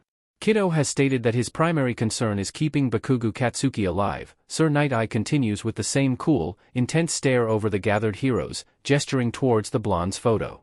So far, the League has put him in direct danger 3 times and Kiddo has inserted himself into each situation, either directly or not. We can likely expect him to do so again. Bakugo's photo disappears as a list of data about Kiddo replaces it. Trained by Eraserhead? Rocklock asks, turning an incredulous look to the man in question, who just glares back at him with his arms crossed over his chest. Apparently, Kiddo attended UA as a hero student in several of his loops. The underground hero replies like he's trying to pretend that doesn't bother him. I've fought with him. He's at least observed me closely enough that his style is mostly a match for my movements, if his story is bogus. It's a good enough choice for someone without a powerful offensive quirk to fall back on. Maybe we should feel lucky he didn't take to your capture weapon, Fat Gum says uneasily. The knives are bad enough but that thing is ridiculously versatile. Which Naomasa agrees with. It might have been worth it to keep him with a less outright deadly weapon set, though. What I'm more concerned about is how the criminal underground is shifting around him, Naomasa says and tries not to feel crushed under the weight of their stares. One would think you'd get used to it, but heroes are universally intense people. There's a schism forming between Kiddo and the League of Villains, and Kiddo is winning. His influence just keeps growing and the loyalty he's inspiring is impressive. The bottom line is right now, we're playing catch up with him. All eyes grimly return to Sir Night-Eye as he rests his hands flat on the table, looking to each of them in turn. Be on guard. Report any related activity or changes in your support areas. They close on that somber news and Naomasa wishes he felt more secure in their chances of actually meeting the kid on level ground. Getting away from the others is harder than Jean expected. It's not that they're overly friendly, not with him at least, but he's on their radar all the time. One of the major players is at his side pretty much all the time. Watching him, talking to him, feeling him out. He gets why, it's super suspicious for him to switch his loyalties, but it means the only time he gets to himself is when he goes to take a PSS. And it's not like they're wrong to worry. Jean winces a little and forces himself to focus on staring out the tiny bathroom window as he smokes, his mask stuck in his back pocket. 2 days isn't nearly enough time for him to forget his mission here. He's not that much of a soft touch. But there is a pretty big difference in the way Kiddo's crew treat one another and what happens in the league. His phone buzzes silently in his pocket and Jean hurries to get it out. Yeah? Do they suspect? The voice is all that's needed for Jin's chest to clench up tight and the cigarette to nearly drop from his fingers. He's not sure if Sensei does that on purpose or what. No, I don't think so. They're wary, but, looking for the wolf hiding in their herd. Jin's fingers tighten and he hears the phone case crackle ominously. Single one of them out, Sensei says. Become their friend. Show you're willing to create connections. That won't be hard. Jin's already pretty sure either Spinner or Toga would be open to company if he plays his cards right. Because they're weak. Keep me informed as soon as you know their next plan moves. Kiddo's going to be down for a couple weeks, probably. Because he was saving a little girl, like heroes do. I don't know if there will be anything like a couple days ago again until then. His head throbs and Jean shuts his eyes tightly as he tries to hold back. Get in touch with Kurogyri if anything interesting does get planned, then. Yes, sir. The call ends and Jean drops the phone onto the windowsill, grabbing his mask to drag it on before he can split again. The relief is instant and he leans hard against the tile wall as he pants for breath with his heartbeat ringing loudly in his ears. No matter what happens, Jin's here to do a job and he won't let anything get in his way. Kiddo's not kind to his enemies. If Kiddo catches wind of Jin's intentions, well, Jean can still smell Mr. Compress's roasting flesh from Kiddo making good on his promises just that morning. No. He won't let anything get in his way. His life depends on it. October. Quiet from the underworld looks like more and more criminals changing sides, dwindling funds as more resources get funneled to specific coffers, and fewer warm bodies willing to fill the ranks of certain organizations. It looks like supply chains suddenly going dry for some and plentiful for others, familiar phone lines to powerful friends being disconnected, and the consolidation of power to a far less numerous few. There is nothing about these recent developments that Toshinori likes. There's less open crime, fewer civilian casualties, sure, but he knows that just means something big is building up. The nervous energy pooling and strengthening in the criminal world only needs one tiny spark to blow. Kiddo has proven himself completely willing to turn things on their head and Toshinori is entirely sure that's exactly what he means to do. With Kiddo out in the wind again, it's up to the heroes to try and figure out what he'll do next. Which is why that morning as Toshinori steps into the teacher's office at UA, he's surprised to find a note waiting for him. Stop looking for me and go to I Island for a while. Go see David. He's doing something stupid you might be able to prevent. Tell Melissa hi from a stranger. Kiddo. What? Toshinori squints at the note and wonders how much of it he can take seriously. Kiddo has a habit of finding reasons to get him out of the way, all in the name of preserving his life. Is this another instance or is there something actually wrong with his friend? If there's nothing wrong, Toshinori might miss something he could help with. If there is, he might lose a dear friend. He calls. There's a time difference but David still picks up and they talk for a bit about this and that. Melissa's doing exceptionally well in her studies, David's making breakthroughs in quirk enhancement, it's all lovely. There is a strain in David's voice that Toshinori can't get past. It could just be gearing up for that big event that's coming soon, but no. Something is wrong. Something is very wrong. Toshinori's sure this is a way of getting him out of Japan. He's just as sure that he can't let David down. So far, Kiddo's information has always been accurate and spot on. He never gives much, but Toshinori can't stop thinking about the recordings of conversations with Kiddo, of how many times he'd been sure no one would listen, and the way his fellow heroes were turning themselves backward to continue not listening. Nedzu seems only mildly surprised when Toshinori puts in a request for a few days of absence. He can at least check in on David and see if there's something going on. For some reason, Manami hadn't expected to hear from Kiddo again so soon. He left a post-it note again, this time on her front door, on the inside. Her cameras show him breaking in, slapping the post-it on the door, and then immediately leaving. She's not sure why he prefers it that way when he could just email her. Maybe he's trying to pull a power move, but while it annoys her, the fact that he doesn't take the chance to actually do anything to her setup is just silly. She thinks she likes that about him. Wanna commit a high-profile robbery? Kiddo. Well, of course she does. The hits they got from the All Might videos are insane, and Gentle's been on cloud 9 for weeks. They got hundreds of new subscribers in the first hour alone. Is this another chance for a mega hit? She's chomping at the bit and is sure Gentle will be too. Manami calls up the number from last time and patiently sits through it, transferring through at least 10 different switchboards that she hears, probably more for real.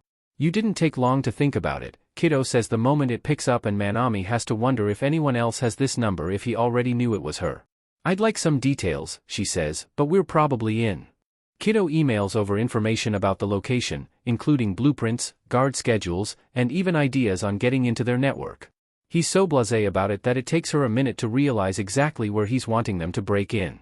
Are you actually crazy? She asks, clutching the phone tight. Probably. If we get caught dash. I don't want this to be quiet. That's why I'm asking you. There's causing a scene and then there's suicide. Manami suddenly wishes she'd never gotten Kiddo's attention in the first place. Don't worry, if we play our hands right, they'll be looking for me, not you. That doesn't help. This might be too big for us. Maybe you should ask Gentle if he agrees. Just consider the footage you could get and how many new viewers watching his daring escape. That does sound good. We'd need backup, she says. Of course. My team will take care of any heroes that show up, but we'll make sure to keep it from being flashier than Gentle Criminal. In the end, Manami leaves it up to Gentle, and Gentle accepts the challenge just like Kiddo knew he would. The resulting break-in at the HPSC goes a lot more smoothly than she was afraid of. Kiddo's team keep out of shot and let Gentle take the glory as Manami films some of the best shots of her life, the fire guy even giving a few pyrotechnic effects to make them look even cooler. By the time she's home and starting the video editing, Manami's back to feeling pretty good about that Kiddo guy. Whatever he wanted with the top secret files Gentle nabbed for him alongside his own trophies isn't anything she really cares about knowing. It's not exactly easy, getting everything the police have on Kiddo's identity, but it is simple. All he had to do is threaten someone with high enough clearance to access the case file and make a copy. It's a low level of theft, something no one had to know about. A little threat, a little payoff, and his currently most annoying enemy's weaknesses are laid out bare. He pores over the information the police have gathered to try and get to know this young fool. There's nothing all that notable about Midoriya Izuku. He got good grades, but there's no spectacular standout subject. No extracurriculars, no sports, no teams. No particular reason to think he could be as effective a leader as he's shown himself. That he's quirkless is a surprise, but, well, if anyone knew better than to underestimate a weaponless man? Is that what Kiddo hates about him? Jealousy seems a bit petty a motive for the sort of things Kiddo's done so far. Too petty by half. With the police file, it's also simple to track down Midoriya's only living relative. She's in protective custody, but another bribe to just the right person gets him the address. He's there an hour later and quietly murders the officers watching the property.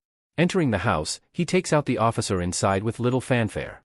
And then Midoriya Inko is at his feet, pitiful as she stares up at him. Helpless. There's something familiar about her face and the soft, quick intakes of breath as tears roll down her cheeks. Perhaps just the resemblance to her son. He wonders if Kiddo will have as pathetic an expression when he finally breaks the boy. Yes, I think you'll do just fine, All For One says, his smile widening as her shaking intensifies.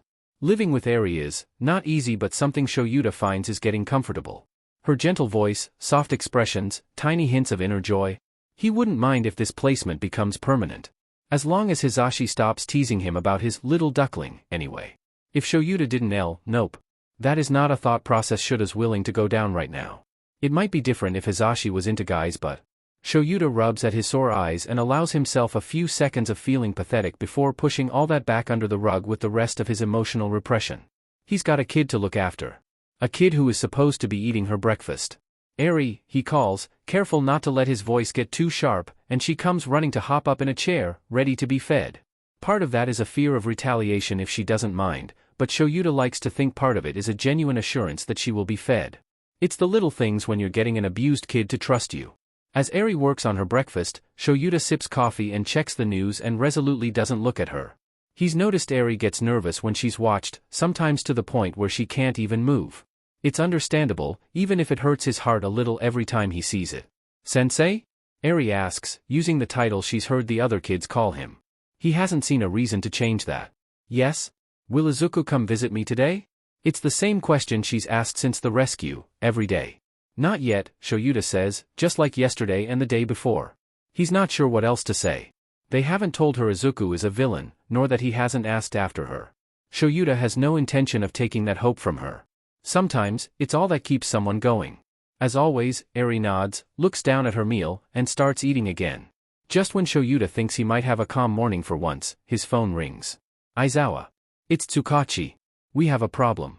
Shoyuta doesn't let himself stiffen or show any outward signs of distress. Eri's scarily good at picking out changes in body language. Another problem? And so soon after the HPSC was attacked. Midoriya Izuku was kidnapped last night, Tsukachi says, and Shuta's blood runs cold. The officers guarding her were all murdered. The security cameras were compromised, there's no footage. We don't know who has her. And somehow, Shoyuta very much doubts Kido is behind this, considering he'd asked for her to go into protective custody in the first place. Does he know? Not sure. My guess is no, considering there haven't been any big upsets. Makes sense. Shoyuta grounds his thumb between his eyes to ward off the headache he knows is coming. Kido's chaotic enough on a normal day. If his mother's life is on the line, who knows what he'll do? If this is something by the league, Tsukachi sounds as grim as Shoyuta feels. Do what you can and keep me informed. Look after yourself, Eraserhead. As Shoyuta slides his phone back in his pocket, he looks over at Eri and sees her JRK her gaze back down to her plate. DMN it, she saw something. Shoyuta gets up with a soft sigh and starts gathering the breakfast dishes. Go get ready. We're going to UA today. As Eri scampers off to get cleaned up, Shoyuta handles the dishes and tries to decide how he's going to deal with the mess that's surely coming their way. This isn't the first time the HPSC has asked Takami Kigo to follow someone. He's uniquely qualified for spy work. The interesting part is that this time he's not just tailing one person. The gang that follows Kido hasn't ever announced a name, but Kigo thinks of them as Kido's crew because why not enjoy some alliteration?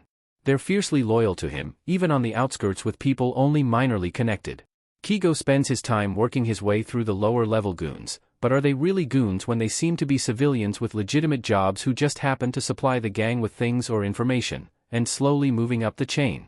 There doesn't seem to be much of a strict hierarchy until you get to the inner circle, but Kigo does find a few well-placed bosses with specific specializations. He hasn't seen any sign that the information Kido had stolen from the HPSC is in circulation, but Kigo keeps his eyes peeled anyway. Not that he actually knows what all was taken, but he's pretty sure there'd be some kind of shift in the criminal world if Kido was acting on it yet. With nothing there, he concentrates on his current mission. There's not much of a break until he comes across Spinner by accident. And then things change drastically. Kigo keeps back as he watches Spinner check with several smaller bosses, suppliers, and the like. He's got Kido's favor, so none of them dare give him any trouble. It's kind of funny how much control that 16-year-old kid has over this part of the underworld. Then again, Kigo had his own agency at 18, so who's he to talk? Of the known top names in Kido's organization, Spinner's supposed to be the most approachable. He's got the fewest murders to his name and seems less likely to maim out of hand, anyway. A relatively good head on his shoulders. Kigo follows him around for nearly 3 days and notices a pattern. Every time they get into a specific part of the city, suddenly Kigo has a rough time keeping his attention on Spinner. There's always something else intensely more interesting and more noteworthy. He starts thinking it's a quirk of some kind, something location-based to keep people from noticing things? Directed to everyone but the specific people allowed to notice, he guesses. It's an interesting trick. He's sure he's heard of similar quirks. Now that he knows the trick, though, he's able to notice when his attention wanders and refocus, which means he successfully figures out where Kido's home base is. If this were a normal mission, this would be the point when he radios in for backup and they take the place down. Rumor has it, Kido's got a core group of 5 and no one else would be present here. But this isn't a normal mission, so Kigo just settles in and waits. It takes 3 days before he finally sees Kido and, wow, he's even tinier than the pictures. The oversized hoodie he's wearing practically swallows him and his cap just barely contains his curls. Kido looks around like he's trying to make sure he's not being tailed, which, valid. Is he going out on his own? That hasn't happened before. Maybe the older gang members don't like him being alone. Precious. Kido makes his way out and past Kigo's position, so Kigo takes the opportunity to slip a feather into his back pocket. Then Kigo actually gets a look at the design on his hoodie and nearly blows his cover laughing. The audacity of this villain, wearing an All Might design on his outing. But it does kind of make sense. Who'd figure someone like Kiddo might wear hero merch? The kid makes his way to the subway and Kigo tracks him through his feather rather than following him in. That's a little too much to hope to stay off anyone's radar. They travel into the mall and then Kiddo just starts wandering. With his hero hoodie and bright red sneakers, Kiddo looks like any other teenager out on a shopping day, but Kigo knows better. He finds a perch nearby to keep watch and realizes Kiddo's looking for something. The wandering isn't random, it's systematic. Is he supposed to be meeting someone here? They must be high profile if Kiddo's going himself. Bingo, Kiddo zeroes in on someone and walks up to them. Taller, another guy in a hoodie with the hood up. Is that just the casual day villain outfit now? He hones in on the vibrations his feather is picking up just in time to make out the newcomer asking, "You? Why the hell are you here?" "I could ask you the same, but I already know," Kiddo says without any concern. He throws an arm over the second man's shoulders and grins widely. "Come on. Let's sit down somewhere and pretend we don't want to kill each other." "So not a friend." Kigo scratches along his jaw as he watches them settle on a bench, noticing a tiny flicker of light off the blade he hadn't even noticed Kiddo had in his hand when he'd grabbed the other guy. "I want you to know," Kiddo says, "that I don't give a shit about your past." The other guy twitches. "I don't care about the sob story. I don't care that you were mistreated and traumatized and that your caretaker is an abusive piece of shit. You dash." The other guy stops as Kiddo presses the edge of his concealed blade right against his jugular. "I don't care." It comes out like a hiss. "Maybe All Might or one of the other heroes might try to save you, but I know it's not possible. If I thought you could be rehabilitated, maybe I might feel guilty about what I'm going to do to you." Kigo's muscles coil, just waiting to see if he needs to step in before there's a bloodbath. "I told you what happens to people who touch my things. I told you what I'm going to do to you. Mr. Compress already knows how good I am about keeping my promises. I'm going to turn you to dust," the other guy growls out, but Kiddo just gives him a wide, savage grin. "Just try it, you crusty a-hole," Kiddo says like they're at all playing around. "I'm taking one of your fingers for every bruise on her body. How do you expect to be useful to your precious sensei if you can't activate your quirk, Shigaraki?" Abruptly, everything is a lot more serious. Kigo's almost vibrating with energy now that he knows who this second guy is. And seeing the two high-profile villains having a low-grade sing contest in the middle of a populated mall should be funny, but Kigo has no urge to laugh. Who is Kiddo talking about? "Are you trying to scare me into letting her go?" Shigaraki asks and Kiddo snorts. "No. I know that won't work, but I believe in fair play. This is a warning." Kiddo leans in closer and if Kigo wasn't hearing them, he might think they were dating and whispering sweet nothings to one another. "I know where that BSTRD is. I know where his nomas are being stored. I know where his scientist is." There's a pause, absolute quiet and stillness, and then Shigaraki says, "What do I care if you know?" "You don't," Kiddo agrees. "But he will." It happens quickly. One moment, they're still pretending to be normal mall goers. The next, Shigaraki's hand is shooting out towards Kiddo's face while Kiddo stabs at his chest with his offhand. Kigo's on the move immediately, feathers shooting out to move civilians out of the way of what could end up being a pretty intense villain fight. Except even after Shigaraki's fingers curl over Kiddo's entire face, his quirk doesn't activate. Kiddo knocks him off the bench and slams Shigaraki head first into the tile floor. "Not so tough when you can't decay everything you hate, huh?" Kiddo says as Shigaraki lets out a horrified noise that almost sounds like he's dying. "Don't worry, I'm sure your sensei won't turn you into a Nomu over this." Shigaraki manages to get his legs under him and knocks the smaller Kiddo away, stumbling off to disappear into the crowd, but Kigo gets a feather on him in passing. Might as well use the opportunity to track where he's going. Kiddo doesn't pursue him. He just gets up and dusts himself off like there isn't panic around him or a pro-hero nearby. "So was that enough to show you my intentions, or are you going to keep stalking my people?" Kiddo says to no one. If by no one it's obviously Kigo. "Busted. If you're not going to arrest me, then meet up with me in an hour.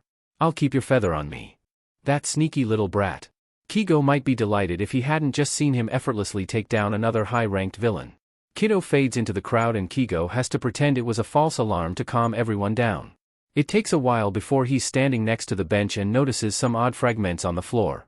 Picking up the red bits of metal and glass, he carefully tucks them away in a baggie and then leaves the scene. He'll report it later once he has a better idea of just what happened.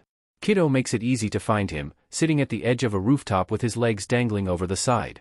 He doesn't tense when Kigo shows up, just leans back on his arms and stares out over the city. So, did they tell you to just stalk us or to try and get in as a spy? He asks. It's always a 50-50 shot either way. Why not both? Kigo drops down beside him. This isn't how he pictured his first encounter with the villain to go. It's so casual. I don't think you'll get along with my crew, being an Endeavor fanboy. Kigo snorts. Maybe I can keep my mouth shut? Have you ever, in your life, been able to do that? Point. Guess my cover's already blown, Kigo says, and Kiddo glances his way. Oh, that's not your fault, he says, easygoing as ever. I'm just stuck in a time loop, so we've had this conversation a couple times already. Kigo looks over his face, but there's no sign of a joke, no sign of falsehood. It's just like the report said. Kiddo truly believes that. I guess you know what I'm gonna say, huh? I know a lot of possibilities, but there's always the chance one of my earlier changes will affect what you decide to do in ways I haven't experienced yet. It doesn't sound like he's expecting to be surprised, though. He just seems tired. So this Bakugu kid, is he your boyfriend? Kigo asks to give himself time to figure out just what he wants to do now. Seems like this whole mess is about him. He'd kill you for implying it, Kiddo says with a smile just dripping in fond remembrance. And I know better than to let him get close anymore. It never ends well. Which means they probably had been close, at least at some point. Rough. Kigo chews at the side of his mouth a bit because romance has never been his strong point, and it's actually kind of uncomfortable hearing the longing in Kiddo's voice for a thing he won't allow himself to have. Kind of far to go for someone you're not even boning. Kiddo laughs, quiet and soft. He's worth saving. It feels like some kind of out-of-control teen romance TV show on its undeserved 10th season, and Kigo's not sure how to feel about that. He considers the situation, what he knows and doesn't know about Kiddo, what might happen, and figures even if Kiddo knows his intentions, he might as well go for it. So are you going to let me join your gang? He asks, and Kiddo laughs again, almost sounding his age. You know, usually you go in with a little more finesse. Yeah, but I figure that's a waste of time because of the time loop thing. You're not wrong. Kiddo grins widely like they're just friends joking around, and maybe in one of the other loops, they had been. Maybe Kigo isn't entirely sold on the time loop thing, but he's willing to give Kiddo the benefit of the doubt for now. Sure. I'll let you in the club. Try not to get Dobby mad or he might roast all your feathers. Great. I'll let my superiors know that I finessed my way in. As playful as they're being, Kigo is sure Kiddo thinks he can use him for his own ends, but the best way to find what those ends are is to be part of the in-group. He's sure Kiddo will bar him from anything he might threaten, but Kigo is a good spy. He'll get what he needs. He just has to find the cracks first. Okay, sadly the chapter is over. And if you enjoyed the video, just leave a like and subscribe with post notification, so when the next chapter is ready, you will be notified. Okay, see you in the next video. Bye.